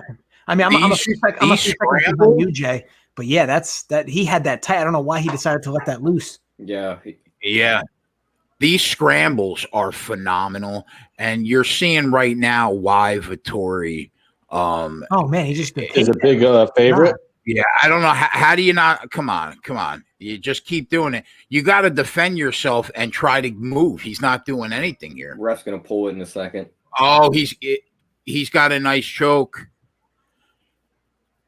Oh, why do you keep? Just get the rear naked. What are you doing? Yeah, I mean, come on. Another minute of this. Keep punching. Yeah, the ref's got to do something in a second. Put the hooks in. That-a boy. That's tight. Put it on the board. Yeah, there we go. Woo! I love being like right. 15 seconds behind and be like, "Did we win? There we go. The under and Vettori. What a time to be alive. That under was, if you would have bet that fight to end in round 1, that would have been like plus a shitload. Bro, I have not been wrong tonight. We're 10 fights in. Woo! Oh, dang it. I lost on the guy to win by knockout. Whatever. I got a nice plus number on the other bet. We hit the parlay and we hit that, so we need one more. We got to get this last one home. Jay, right, I don't care, official, non-official. These winners get posted on at least the social media. Jay, I have a question for you. All right. Now, I'm not going to lie, Jason, I'm not going to lie. I did not read any of your articles. I did not listen to any of your shows or whatnot. So I need you right now to tell me, what we're going to do. Oh, by the way, it doesn't matter if I read your articles because you said earlier in the show that you gave out both sides of 2 different articles. So what are we betting on this fight? The first time, bro. How many articles do you think I've written? 300 maybe so far?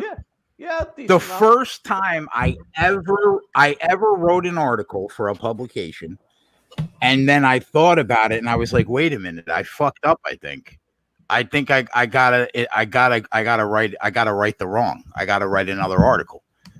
So yeah, the main event comes down to this. Number one, is Jessica I healthy?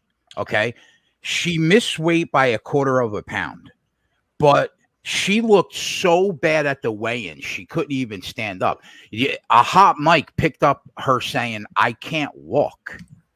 Okay, so now in 24 last time we watched Abroad not be able to stand up at a weigh-in, she got knocked out in the first round of the chick fight, and she got knocked out in the first round.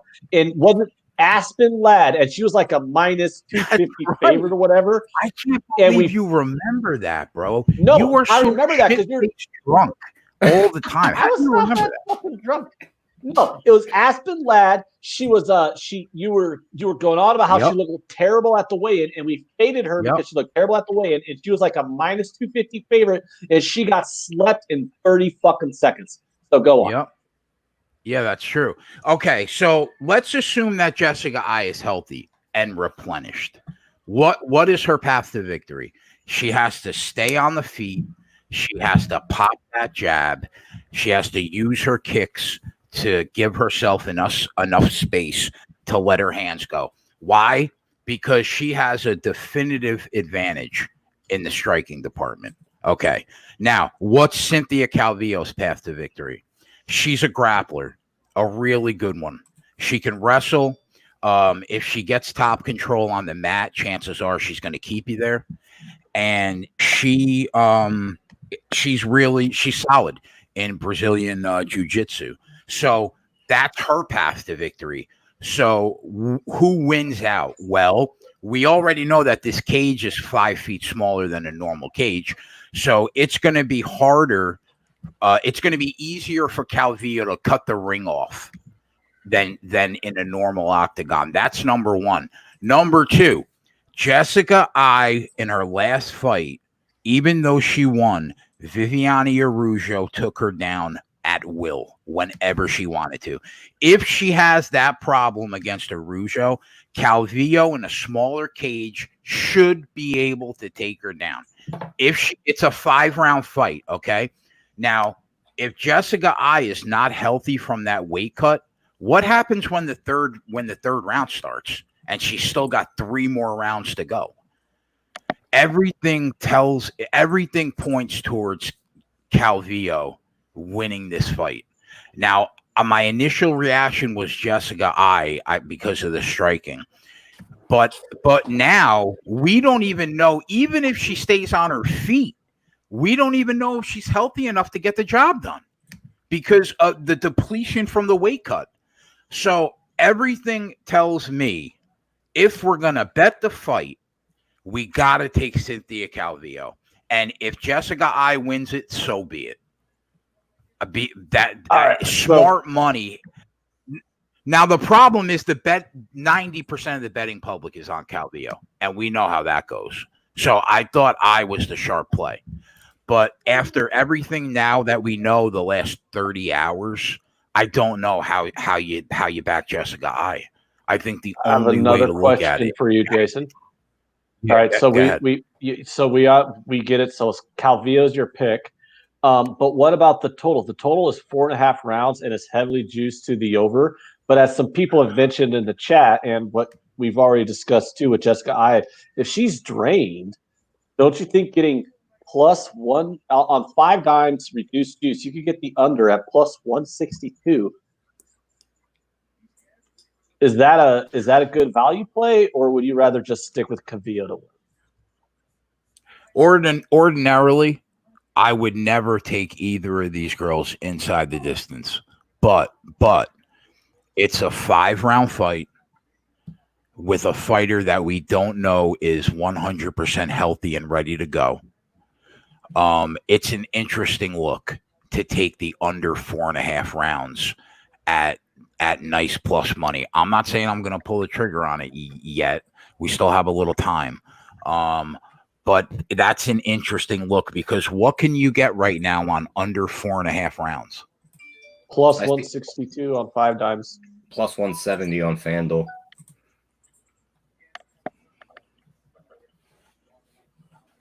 That's interesting.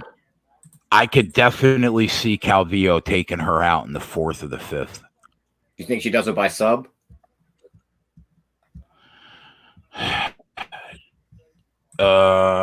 I think that she's good enough at Brazilian jiu-jitsu that she's got, if she gets her on the ground, she's got just as good a chance to end it in a submission as she does in a ground and pound. Okay. I think she has just a good a chance. All right, you can take Cynthia Calvillo. You can take Calvillo by TKO or sub at 3-1 +300. Where are you getting that? That's not bad.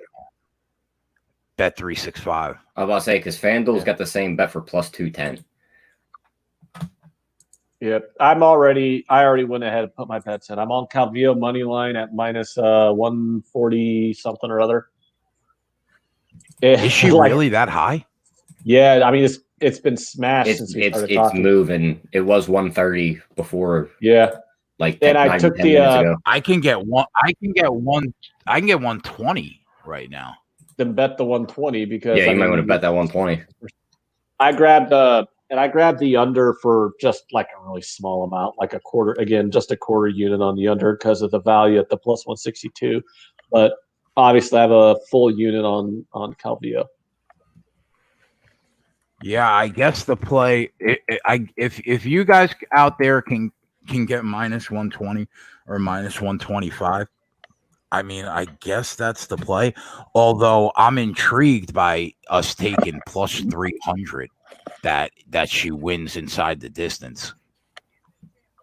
Rich G says she's moved 10 cents in the last 5 minutes. Which it's funny when we do. The more we do these UFCs, like the funnier it is because like literally the favorite always moves another 5-10 cents like 5 minutes before the fight. Like once one fight's over, it's like everyone's betting the next fight, and then it's like you just see this pattern every time on these shows.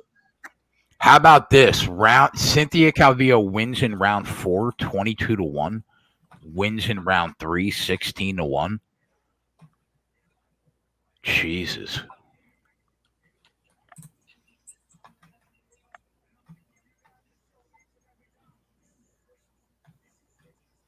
That's interesting. I bet a unit on Calvillo at minus 125. Oh, Jay, Greg pointed out in one of our chats, like you realize you're 10-0 tonight, and Dave has posted some tweets, and Dave is like 6-0. So you guys are like a combined 16-0. Have you and Dave ever? Do you guys just ever get tired of not sucking at this? Dave's on I. He said he'd take an I plus 110. Yeah, I when I talked to Dave yesterday, I told him that I thought I was going to win the fight. I have to go the other way based on everything I saw at the weigh-ins. So here's what's so interesting. It might this fuck is- me though. And this is just me talking from an odds perspective. So if the winning method, the biggest favorite for winning method is actually Jessica I by decision at plus 162. Calvillo by decision is plus 200. So at minimum, sportsbooks feel that if this fight goes the distance, Jessica I will more than likely win. So again, we're talking 40 cents difference, but ultimately, and the other option is, of course, Calvillo winning by submission, which is very slightly above both people to win by decision. Just something to consider because you don't see that often, right? Like one fighter's favored, but if it goes to a decision, the other fighter's favored. I just find that interesting. But Jay, you said you liked the potential of Calvillo inside the distance. Yeah. Why not just throw a half unit lean? This is still going to be a tremendous night regardless. Half unit lean on Calvillo to take this inside the distance at what, 3-1?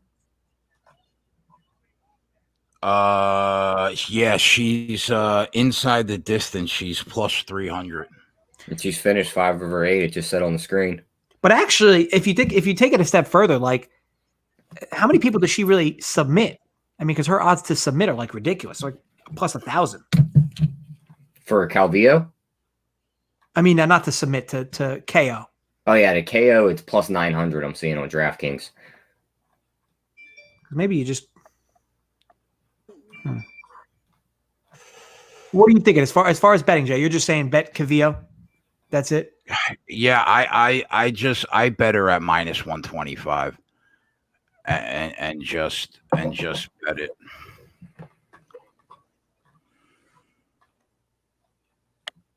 Yeah, I'm in.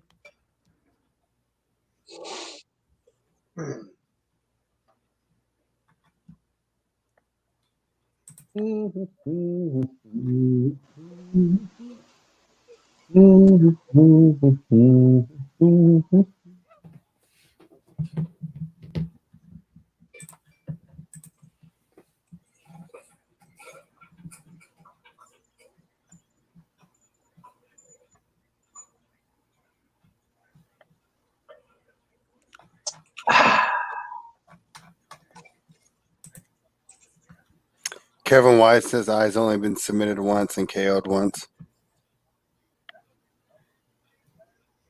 Which one is the champ? Neither. Oh, it's just a 5-round fight because it's the main event? Yeah, because they suck. Yeah. Technically, I's the number 1 contender, isn't she, Jay? Yeah. How is I a number 1 contender? Last fight she was in, she got her head kicked off. Yeah, the division is weak. Did he, apparently? I don't know. I don't bet on broads who got their heads kicked off. I know she was fighting Hannah Cyphers and all. Well, what weight division is that bitch going to be in? Was her name Agapova or whatever? I'm not sure. I'd have to check. I'm waiting for Jay to answer. I think he's frozen. at Invicta. Can you hear me? Now I can hear you.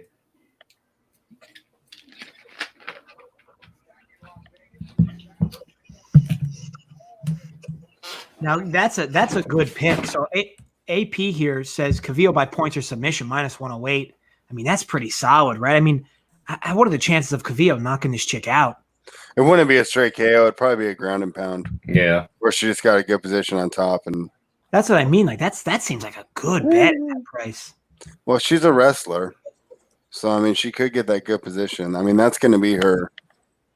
I mean, my simplified way of breaking down the fight was if Calvillo is able to get takedowns, she wins. If it stays on the feet, Jessica, I win. So, when it goes to the ground, is definitely that ground and pound chance. The fight about to start. I'm getting bored. Let's see some fucking action. God damn it! I want to see Ai's head get kicked off again. They usually don't show the bad highlights before the fight. Yeah, I mean, but that was such a great highlight because they literally had to go into the crowd, retrieve her head, and get it sewn back on. Oh my gosh! I mean, it just got knocked so far off. I mean, it's not every day you see a fighter get decapitated with a head kick like that, but yeah, I mean, she did. Hey Max, what are you watching? What? What are you watching over there? You look pretty into it. Oh, I was watching Deadliest Catch. Oh, okay. You're watching Deadliest? Yeah, it's fucking USA versus Russia. I love fucking competitions. It's fucking great. Gotta catch that fucking Alaskan fucking crab.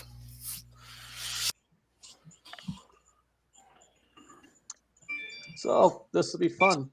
I've never heard of Calvillo, and the other chick got decapitated in her last fight. What a great main event, UFC. We appreciate this.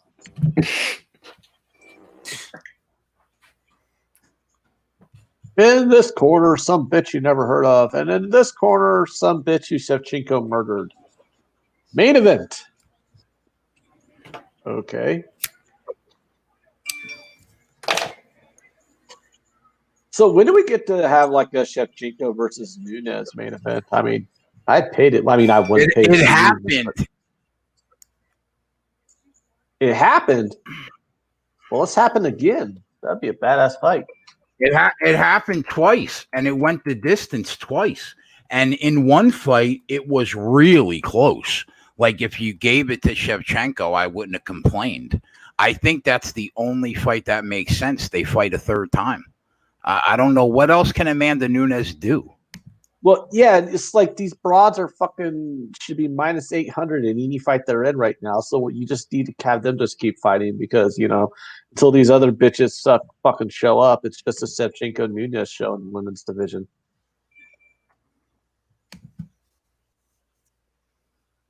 Remember when Ronda Rousey was the thing? Would they ever do some super purse for a best of 4 fights or something, or best of 5 fights, or best of 3 fights?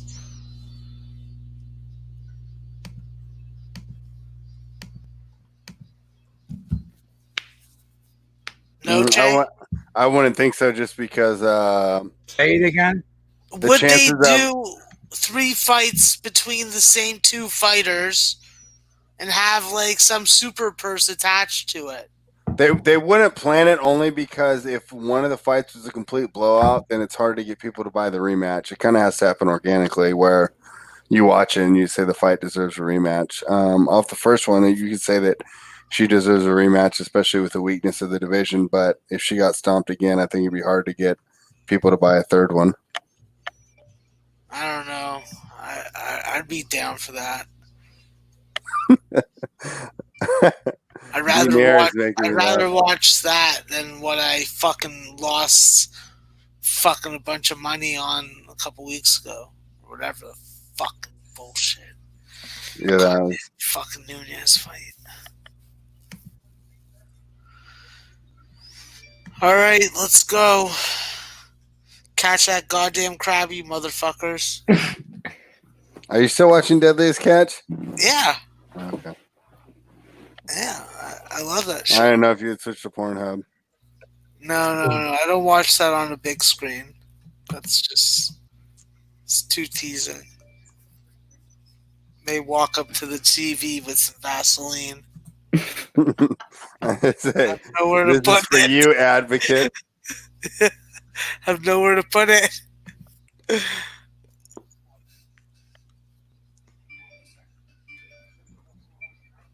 No, these guys are in like a literal war against the Russians. Like whoever gets the most crab. Yeah, could we talk about how awesome the Deadliest Catch is for a minute? Why? I've never love seen that it. show. It's Oh, a really dude, good it's reality like- show. It's like crack. How Bro, bad do like- those guys probably smell when they get off those ships after? Oh, 3 they weeks? probably stink. They probably fucking reek. Like I don't know how you wash that smell of cod off of you when you've been cutting cod for a fucking week. But they make serious fucking money doing it, and you got to be a little crazy. Max, to those guys that are on the not who what boat? What's the name of the boat with the two brothers? The one guy that was drunk because the one guy died at sea. Remember? The Wizard. The Wizard. Okay, those guys on the Wizard Bonnie in and one Keith. King Crab. In one King Crab season, which took them about 3 weeks, every guy that was on the boat, the deckhands, made $90K in 3 weeks catching king crab, bro. Yeah, they had like over. Never 3 million mind all the other types of crab that they catch, because they got like 8 seasons where they go out and catch all types. Those guys are pulling in like 250K to go fishing. Yeah, they for got like 4 months. They got Opelio and then Baradine. Yeah, but don't also like half of them die or something? No, not half of them, but there are boats that go down every season. It's especially in the winter. In the winter, it's crazy. It's crazy dangerous. Because the seas are the waves are still 30 and 40 feet, and you just have to deal with the ice. So if your boat goes down and you get into those fucking those life rafts, that shit's getting tossed onto fucking ice. So if you go down in a big storm, chances are, if you even stay in that raft, which is highly unlikely, the fact that the water's throwing you into ice will eventually kill you. It's fucking dangerous. Could we be honest? I get seasick on a paddle boat. Okay, like in a lake. Now those guys in their 30 and 40-foot waves, I don't know how they're just not throwing up like every minute that they're out there. I don't know how they do it. I don't know how they don't fall off the boat. That's what I am so amazed by. I'm like, these guys must have great fucking balance, because like I would have looked over at the wave coming and I would have fallen off. Like, yeah, I would have been dead real quick. It's tough work also, though. I'll tell you what, Jessica I looks like an OG. Yeah, bro. She started like 1-5, I think, in the UFC, and since then has gone 4-1. She's got the most spectacular knockout loss in women's MMA, I think. Shevchenko kicked her in the head, and her head went into like the 4th row. You heard it. It was so crazy. loud. It was sick. It's not like her skull got fractured.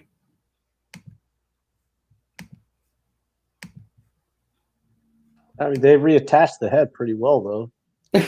So based on just the submissions alone, I mean, you want Calvillo to take this to the ground ASAP, right?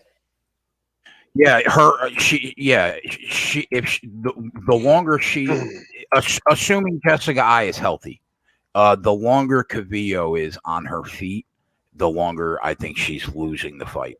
I think she has to get it to the ground and do what she does.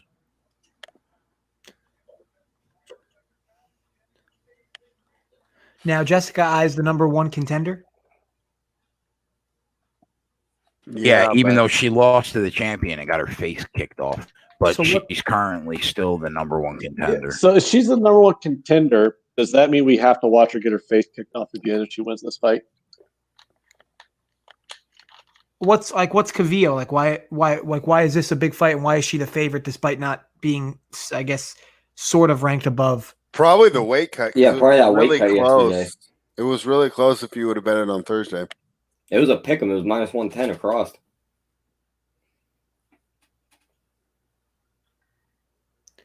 Yeah, because she definitely, easily looks bigger. Jessica. Yeah, She's about 2 yeah, inches taller. Calvillo, I think went up a weight class. I'm pretty sure. Well, you think she doesn't look that much bigger? I guess I'll have to see them next to each other, but at least from the solo shots at each, Jessica looks bigger from afar. But I'm interested to see what they look like next to each other. Pretty close. So I guess have a it's close, question. yeah. How easy of a job would being a UFC referee be? Like you literally just go, okay, fighters fight, and then when someone gets knocked out, you just Imagine stop. trying to pull one of them heavyweights off of each other as they're trying to beat the other one's face in. Imagine trying to pull Francis Ngannou off of somebody as he's trying to pound his head into a fucking hole. Honestly, like maybe it's hard, but it just seems to me like it's an easy gig. So you see, I popping that jab early. Yeah. That's her path to victory. Pop that jab, give yourself some space, and throw those hands. Calvillo's not afraid to scrap though, and she's really good on the ground. How many times has Calvillo fought in 5-round fights? That's a good question, bro. Because she's I don't not. think she ever has. But I don't think she's ever had a gas tank issue either, where she looked even tired in the third round. So. Oh yeah, gas tank. Usually when we get to the main event, like we're all getting excited. This is the big fight, and then this is what we get. Bro, this is huge. This is for a perfect night. I'm gonna puke if we lose this. Oh gosh. I think he was talking about we're getting to the main event and it's a fight no one gives a shit about. This is the worst main event since probably you guys. We've all been doing this together. It probably is. But look, still credit to Dana White for putting these things together. Better than nothing, right? Yeah. Yeah, and Fight Island is coming up. That's going to be an insane. I'm very interested to see how that is. What happens if it starts raining? Do we just rain delay a whole pay-per-view? I don't know. I can't remember what Bovada used to do when they had their fights outside. Well, no, it was Bodog. Sorry, my bad. That's the same thing. The tide just changes on the beach, and all of a sudden half the octagon's underwater. As a Calvillo backer, I don't like that I haven't even seen an attempted takedown yet. Yeah, but she's winning the exchanges. I like that kick to the head. Yeah.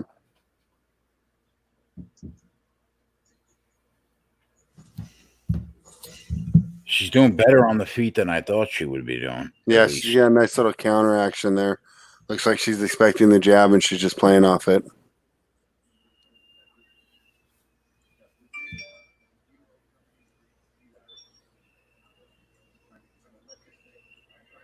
Now, is I just going to try to stand up the whole fight? Like she won't even go for a takedown if it comes. Yeah, I don't think she's going to go for a takedown.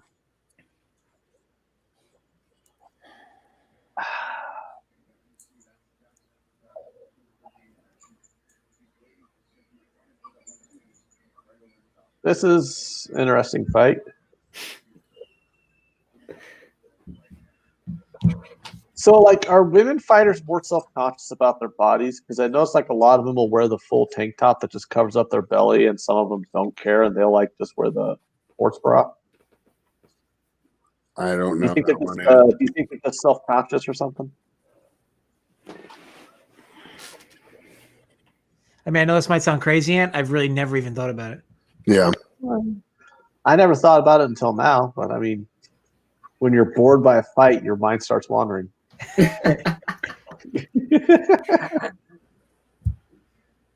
Ant's like looking behind the octagon, trying to figure out what's going on out there. It's like, what's that guy doing back here?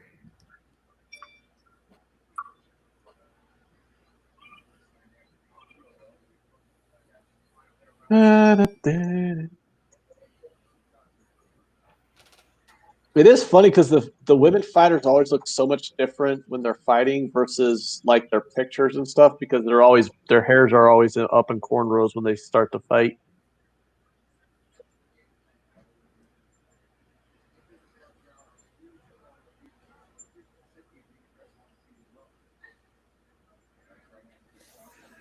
I mean, they're punching each other. That's kind of interesting. I can't really tell who's punching each other more, though. I mean, what do you think this is, Jay? A 10-9 round either way? Oh, yeah. Whoever won it 10-9 for sure. You could steal around here in the last 30 seconds, 20 seconds. Yeah, it's just kind of. Calvillo did land pretty well, I bet you, on the strikes, but Eye looks really composed and maybe a little more fundamentally sound. I wonder if the judges will favor that. Yeah, I mean, she is. She's better on the feet. I mean, there's just no doubt about that. Calvillo got a couple nice head kicks in. Now, that wasn't bad. She's pacing herself though in a 5-round fight. So it was you think her corner's going to tell her to get down there? Yeah, it was 28-25 significant strikes, 3-0 leg kick, 28-25 Eye in favor of significant strikes, and 3-0 Calvillo in leg. On 5 dimes, Eye is minus 144, Calvillo is minus 104. I think that round was a toss-up, but you probably give it to Eye. Yeah, and the fact that the fight went, how I would rather have it go. You know, I mean, they were fighting the fight that I and her team wanted. So let's see if Calvillo in her corner can maybe implement a little more aggressive wrestling, and she could start making this fight play to her strengths.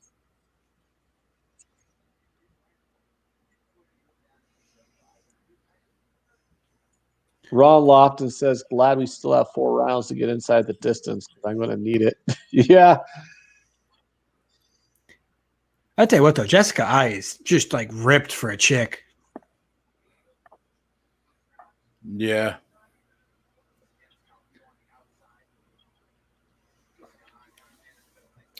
And Shevchenko is so good that I didn't even deserve to be in the ring with her. That's how good she is. Well, it's because Shevchenko is like minus 800 every fight right now.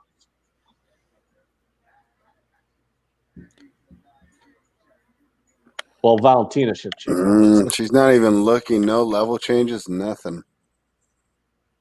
I don't like this. Calvillo's not even. I mean, she's not even faking. She's not even fainting that she's going to go for a takedown. She's just staying at the high level.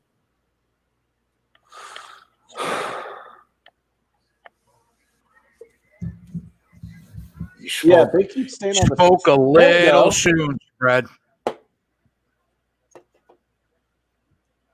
Yeah, we got to take down. Cool. You know what, Spread? We'll take it. Spread, just say Calvillo's not going to knock her out, so she knocks her out. Is this submission okay? Yeah, anything. Just fucking end this fight now.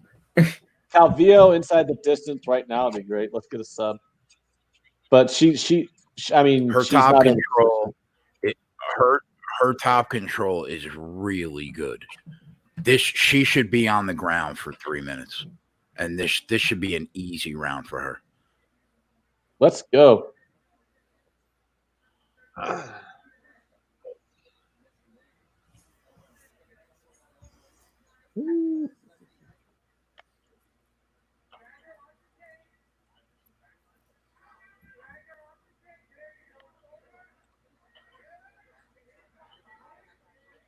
Twist one says, keep talking, Spread. That's twice. First the head kick. Yeah, I know. I saw that, but I didn't really know what to say. Like I'm watching they're almost stalled out. Oh, there she goes. The nice transition. Because I was saying they're stalled out in that half guard. Let's see how this was going to work out. If Calvillo can get the back.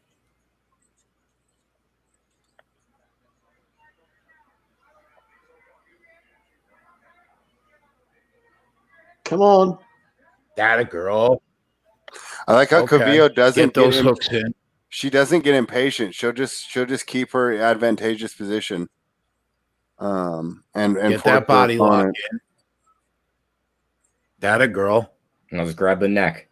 You're a little higher on the back than I would like. You're a little higher on the back than I would like, but you got those hooks in now. Yeah, you do. Yeah, come on. Let's get her. Yeah, use those hips to flatten her out. Yeah, flatten her out there. Flatten her out. Get that arm free. That technique Is she going right for an arm bar here? Is she trying to set up for an arm bar? That technique right there was so good. So patient, huh, JJ? Yeah, I mean that was crazy. Woo, boy. Well, at worst, it's going to be a 1-1 fight. Yeah. At best, we're up 2-0. Yeah. Yeah. Yeah, I mean this round was, hands down. This was all Calvillo. See, now what she needs to do is get that with 10 seconds into a round, and then you'll see a 10-8 round. If she could just dominate.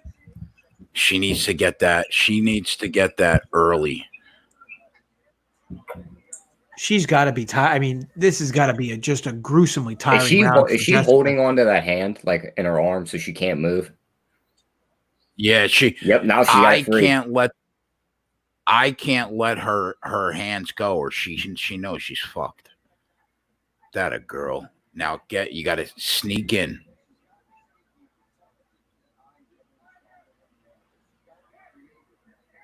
Come on. Let's get a sub here. Let's get a sub right now. We're fighting the clock right now, too. His ground defense is pretty good, though. But you know what, though? Spread, all she needs to do is this for 3 rounds. Yeah, no, I agree. And when I was saying, man, I like Calvillo here, this was basically the reason why is unlike some of the other fights we watched, once it went to the ground, it didn't get back up. So really credit to Calvillo's patient wrestling there. Was that a 10-8 round, you think? No. Ah, man. I wanted to hear 10-8. I mean, what a round. I mean, now she's dominating for the fight in significant strikes. Not significant, but what's the live line now? It's Connor Butler says minus 270. Calvillo minus 240. Eyes up to plus 157. Fight goes the distance is minus 326 right now. Mm-hmm.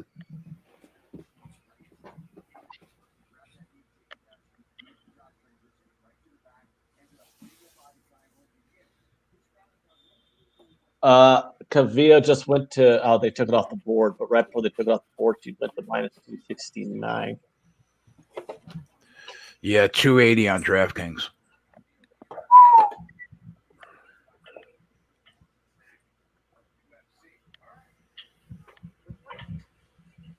Do you like the purple hair, JJ?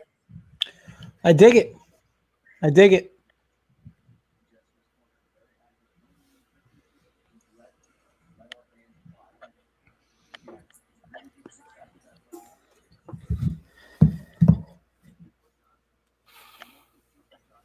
All right, let's see this third round.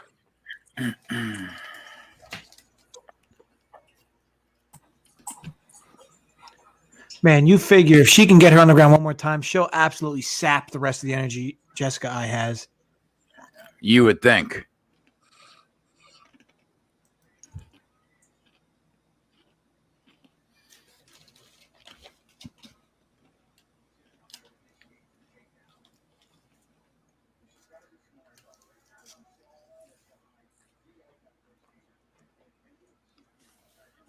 All right, come on, girls. Let's get this. She's at least feinting a little more level change here. Calvillo, you kind of piggybacking on last round's success there. So see if she can grab a takedown here pretty soon. Yeah, I like the sound of that.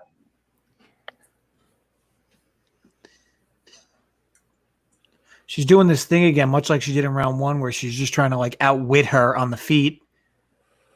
But she looks more active compared to round 1. Her head movement's a little better, and eyes not leading with the jab. Calvillo's kind of dictating, That's true. That's true. the engagements. Whereas in the first round, eyes jab was a much bigger factor. That could be more towards maybe I getting a little tired, maybe. Yeah, that's where the weight cut comes in. Is in the later rounds.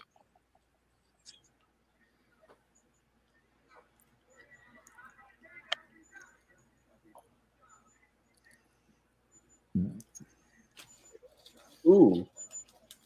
Just punch dive. Good fair.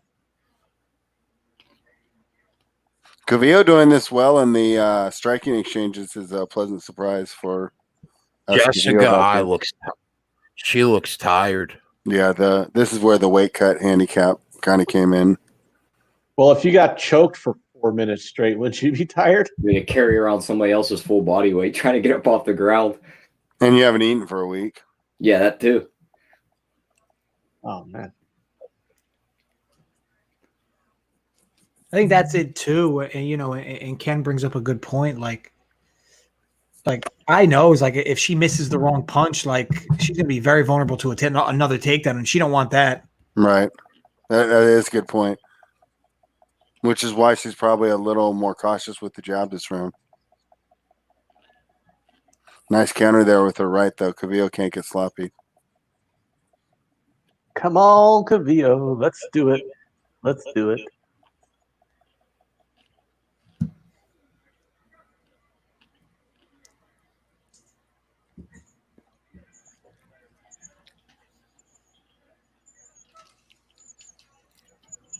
Who do you guys got winning this round? I think Calvillo's winning it. But I might have missed some counters, and it's hard to tell, especially on the striking. Sometimes the judges miss certain counters. We can get a strike count up on the screen. Nice. But the judges don't have that either, takedown. though. Big takedown with 1:12. That could take a round right there. Yeah. Now the round. Yeah, I think it does because it was argued. I thought Calvillo was slightly ahead, but you can make a good argument for she had landed some nice counters, and I'm not aware of the strike counts, and I'm obviously biased because I have money on Calvillo, but yeah, I think that kind of settles it. Do you think at minimum we're up 2-1? Yes. And at worst, I mean, best case scenario, we've already won the fight if the judges gave her the first round. I mean, because that first round could have gone either way. I almost feel like, I mean, it's going to take a lot for I to win because the stamina advantage is going to be just so much more ridiculous. Calvillo already had it without the weight cut, with a stronger gas tank, and now what we're seeing is just one fighter looks exactly like she did in the beginning of round 1, and the other one looks fatigued. Her corner's got to tell her to get this takedown in earlier in the round, you would think, and tell her to go because she gets it every time, and she's getting close to that choke. But she's not leaving herself enough time. Yeah, maybe. I mean, she's playing it safe and doesn't want to leave herself open. All right. Okay, we're up 2-1. Hopefully, we've already won because it's 3-0. But we're up 2-1. We can say that with confidence, right? Yeah. Yeah. All right, let's go. Yeah, baby. Woo! Can you believe I watched? Do you want to turn it up, Jay? What are they saying? They're saying I looks like shit. That's what they're saying. Oh, minus 697 live right now. On Calvillo? Yeah, on 5 dimes. Woo! All right. Oh, minus 832. I spoke too soon. Let's go. Holla. I'm excited.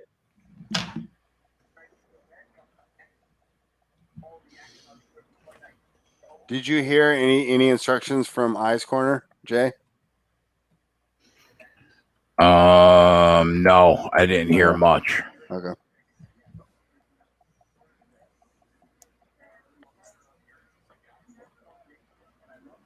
Round 4. Let's end it right here in round 4, Calvillo. I want her to sub her right here. I want the under too. I don't know if you're going to get a sub from Calvillo. Yeah, I don't think I'm going to get the under, but She's so patient on the ground. She's not going to risk position.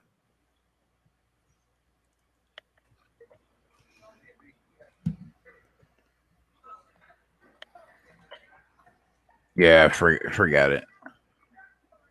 That's now you're going to see a 10-8 round. Is it going to stay on the ground for the next 4 minutes, you think? Yeah. Unless we get our choker or ground and pound. I barely got that knee in there to prevent the side control, and it's gone.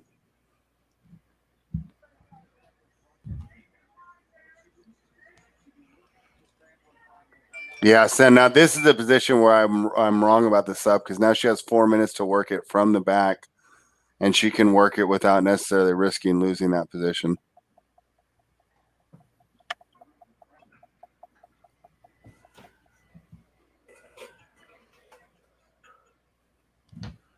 I don't know. This fight, that first round was like kind of even, and ever since then, it's just been complete domination by Calvillo. Well, I mean, in my real brief synopsis, it was like if Calvillo takes her down, she wins. If it stays standing, I wins, and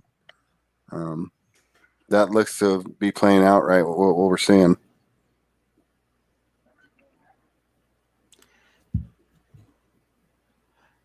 I mean, to her credit, she is so technical down there.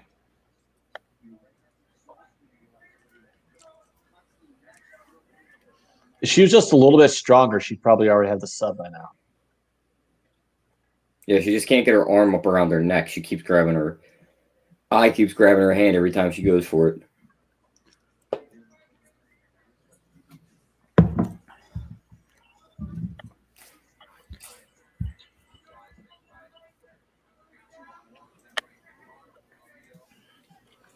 The fact also that I's not really trying a lot in the way of escaping this position isn't giving Calvillo a lot of openings.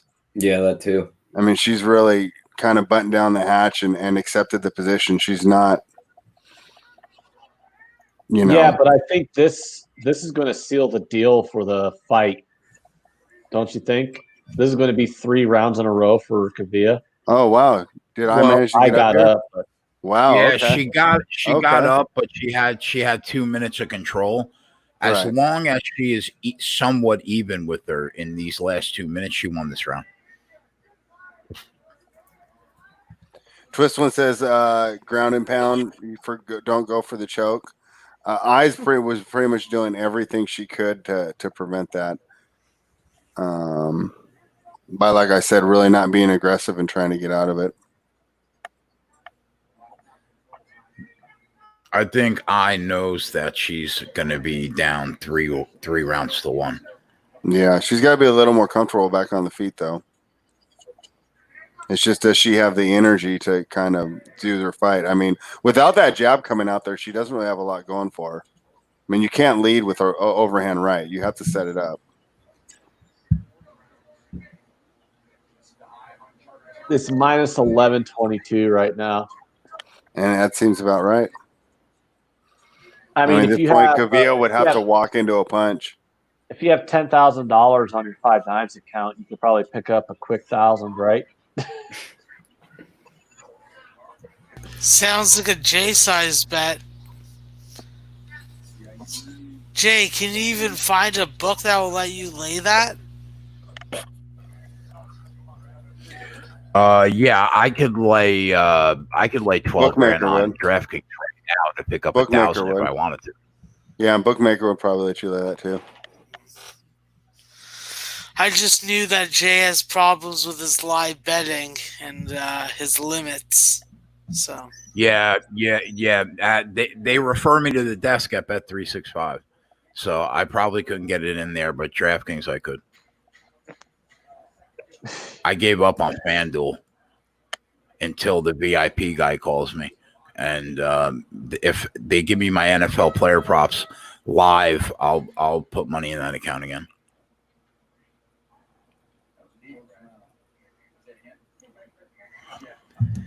So All right. We won the fight, right? As long as it's Yeah. not finished in this is a one fight. Yep. The live betting's off the board now.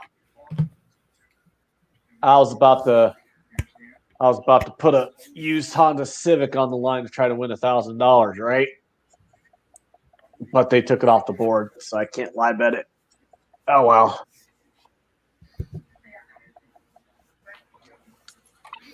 Now all we got to do, we got to nail this race tomorrow at Homestead and call it a nice weekend. Yeah, I want another winner from fucking NASCAR, please. Yeah, Max, get ready for that show tomorrow. I'm just going to pre-bet Harvick and Truex, and neither of them can fuck me like they've done the last 2 times. Well, Harvick's due, and I like Harvick, especially in his group, in the group prop bet. Wow. 5 Dimes took Calvillo off the board, but they'll still let you bet Jessica I at plus 586. What does that tell you? Oh, plus 60. Yeah, they won't let you bet Calvillo, but you can bet I. You can waste your money if you want. I can bet her at minus 1250 right now. I mean, she's ultimate. She's got to knock her out. Like, that's the only victory. So, or knock her out or submit, I guess. Oh, that was a nice right hand counter by Calvillo.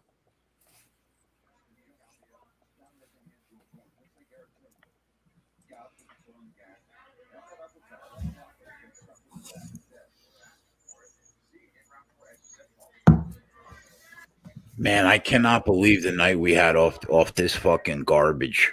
I mean, we called it all week. You were like, this card sucks. Yeah, you were like, this card sucks. And all three of us were like, double up the units. Get ready. Take the night off. Just become a fan for the night. If he hates the card, it's awesome. Guys got some fucking balls on you. We did about 35 fight casts, and we lost money on 5 of them. Every time, Jay, you're like, this card sucks. It's a terrible card. That just means that's when they dominate them. Yeah. Cap the capper, boys. Cap the capper. That. Cap the capper. For all those guys in the chat who are like tailors, like, listen, fucking cap the capper, and then it leads you to the fucking promised land.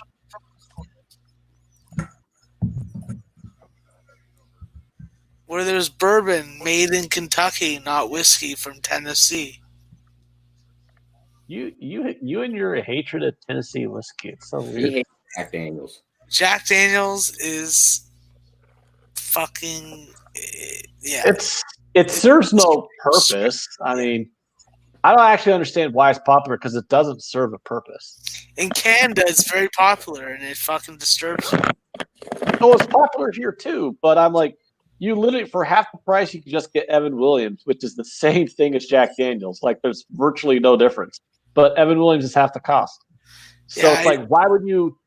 Because no one goes, oh, gee, I want Jack Daniels on the rocks. You always get Jack Daniels mixed with Coke or something. So, like, if you're going to mix your whiskey with Coke, why would you just buy the cheaper whiskey that tastes the same called Evan fucking Williams? Yeah, bougie people in Toronto don't think about that. Yeah, but it's like, but at the same point, though, if you want to drink whiskey on the rocks or neat, you just go one step above. You'll got Maker's Mark, and then, above Maker's Mark, that's when you start getting the nicer stuff. But Maker's Mark is like that entry level drink on the rocks type of whiskey.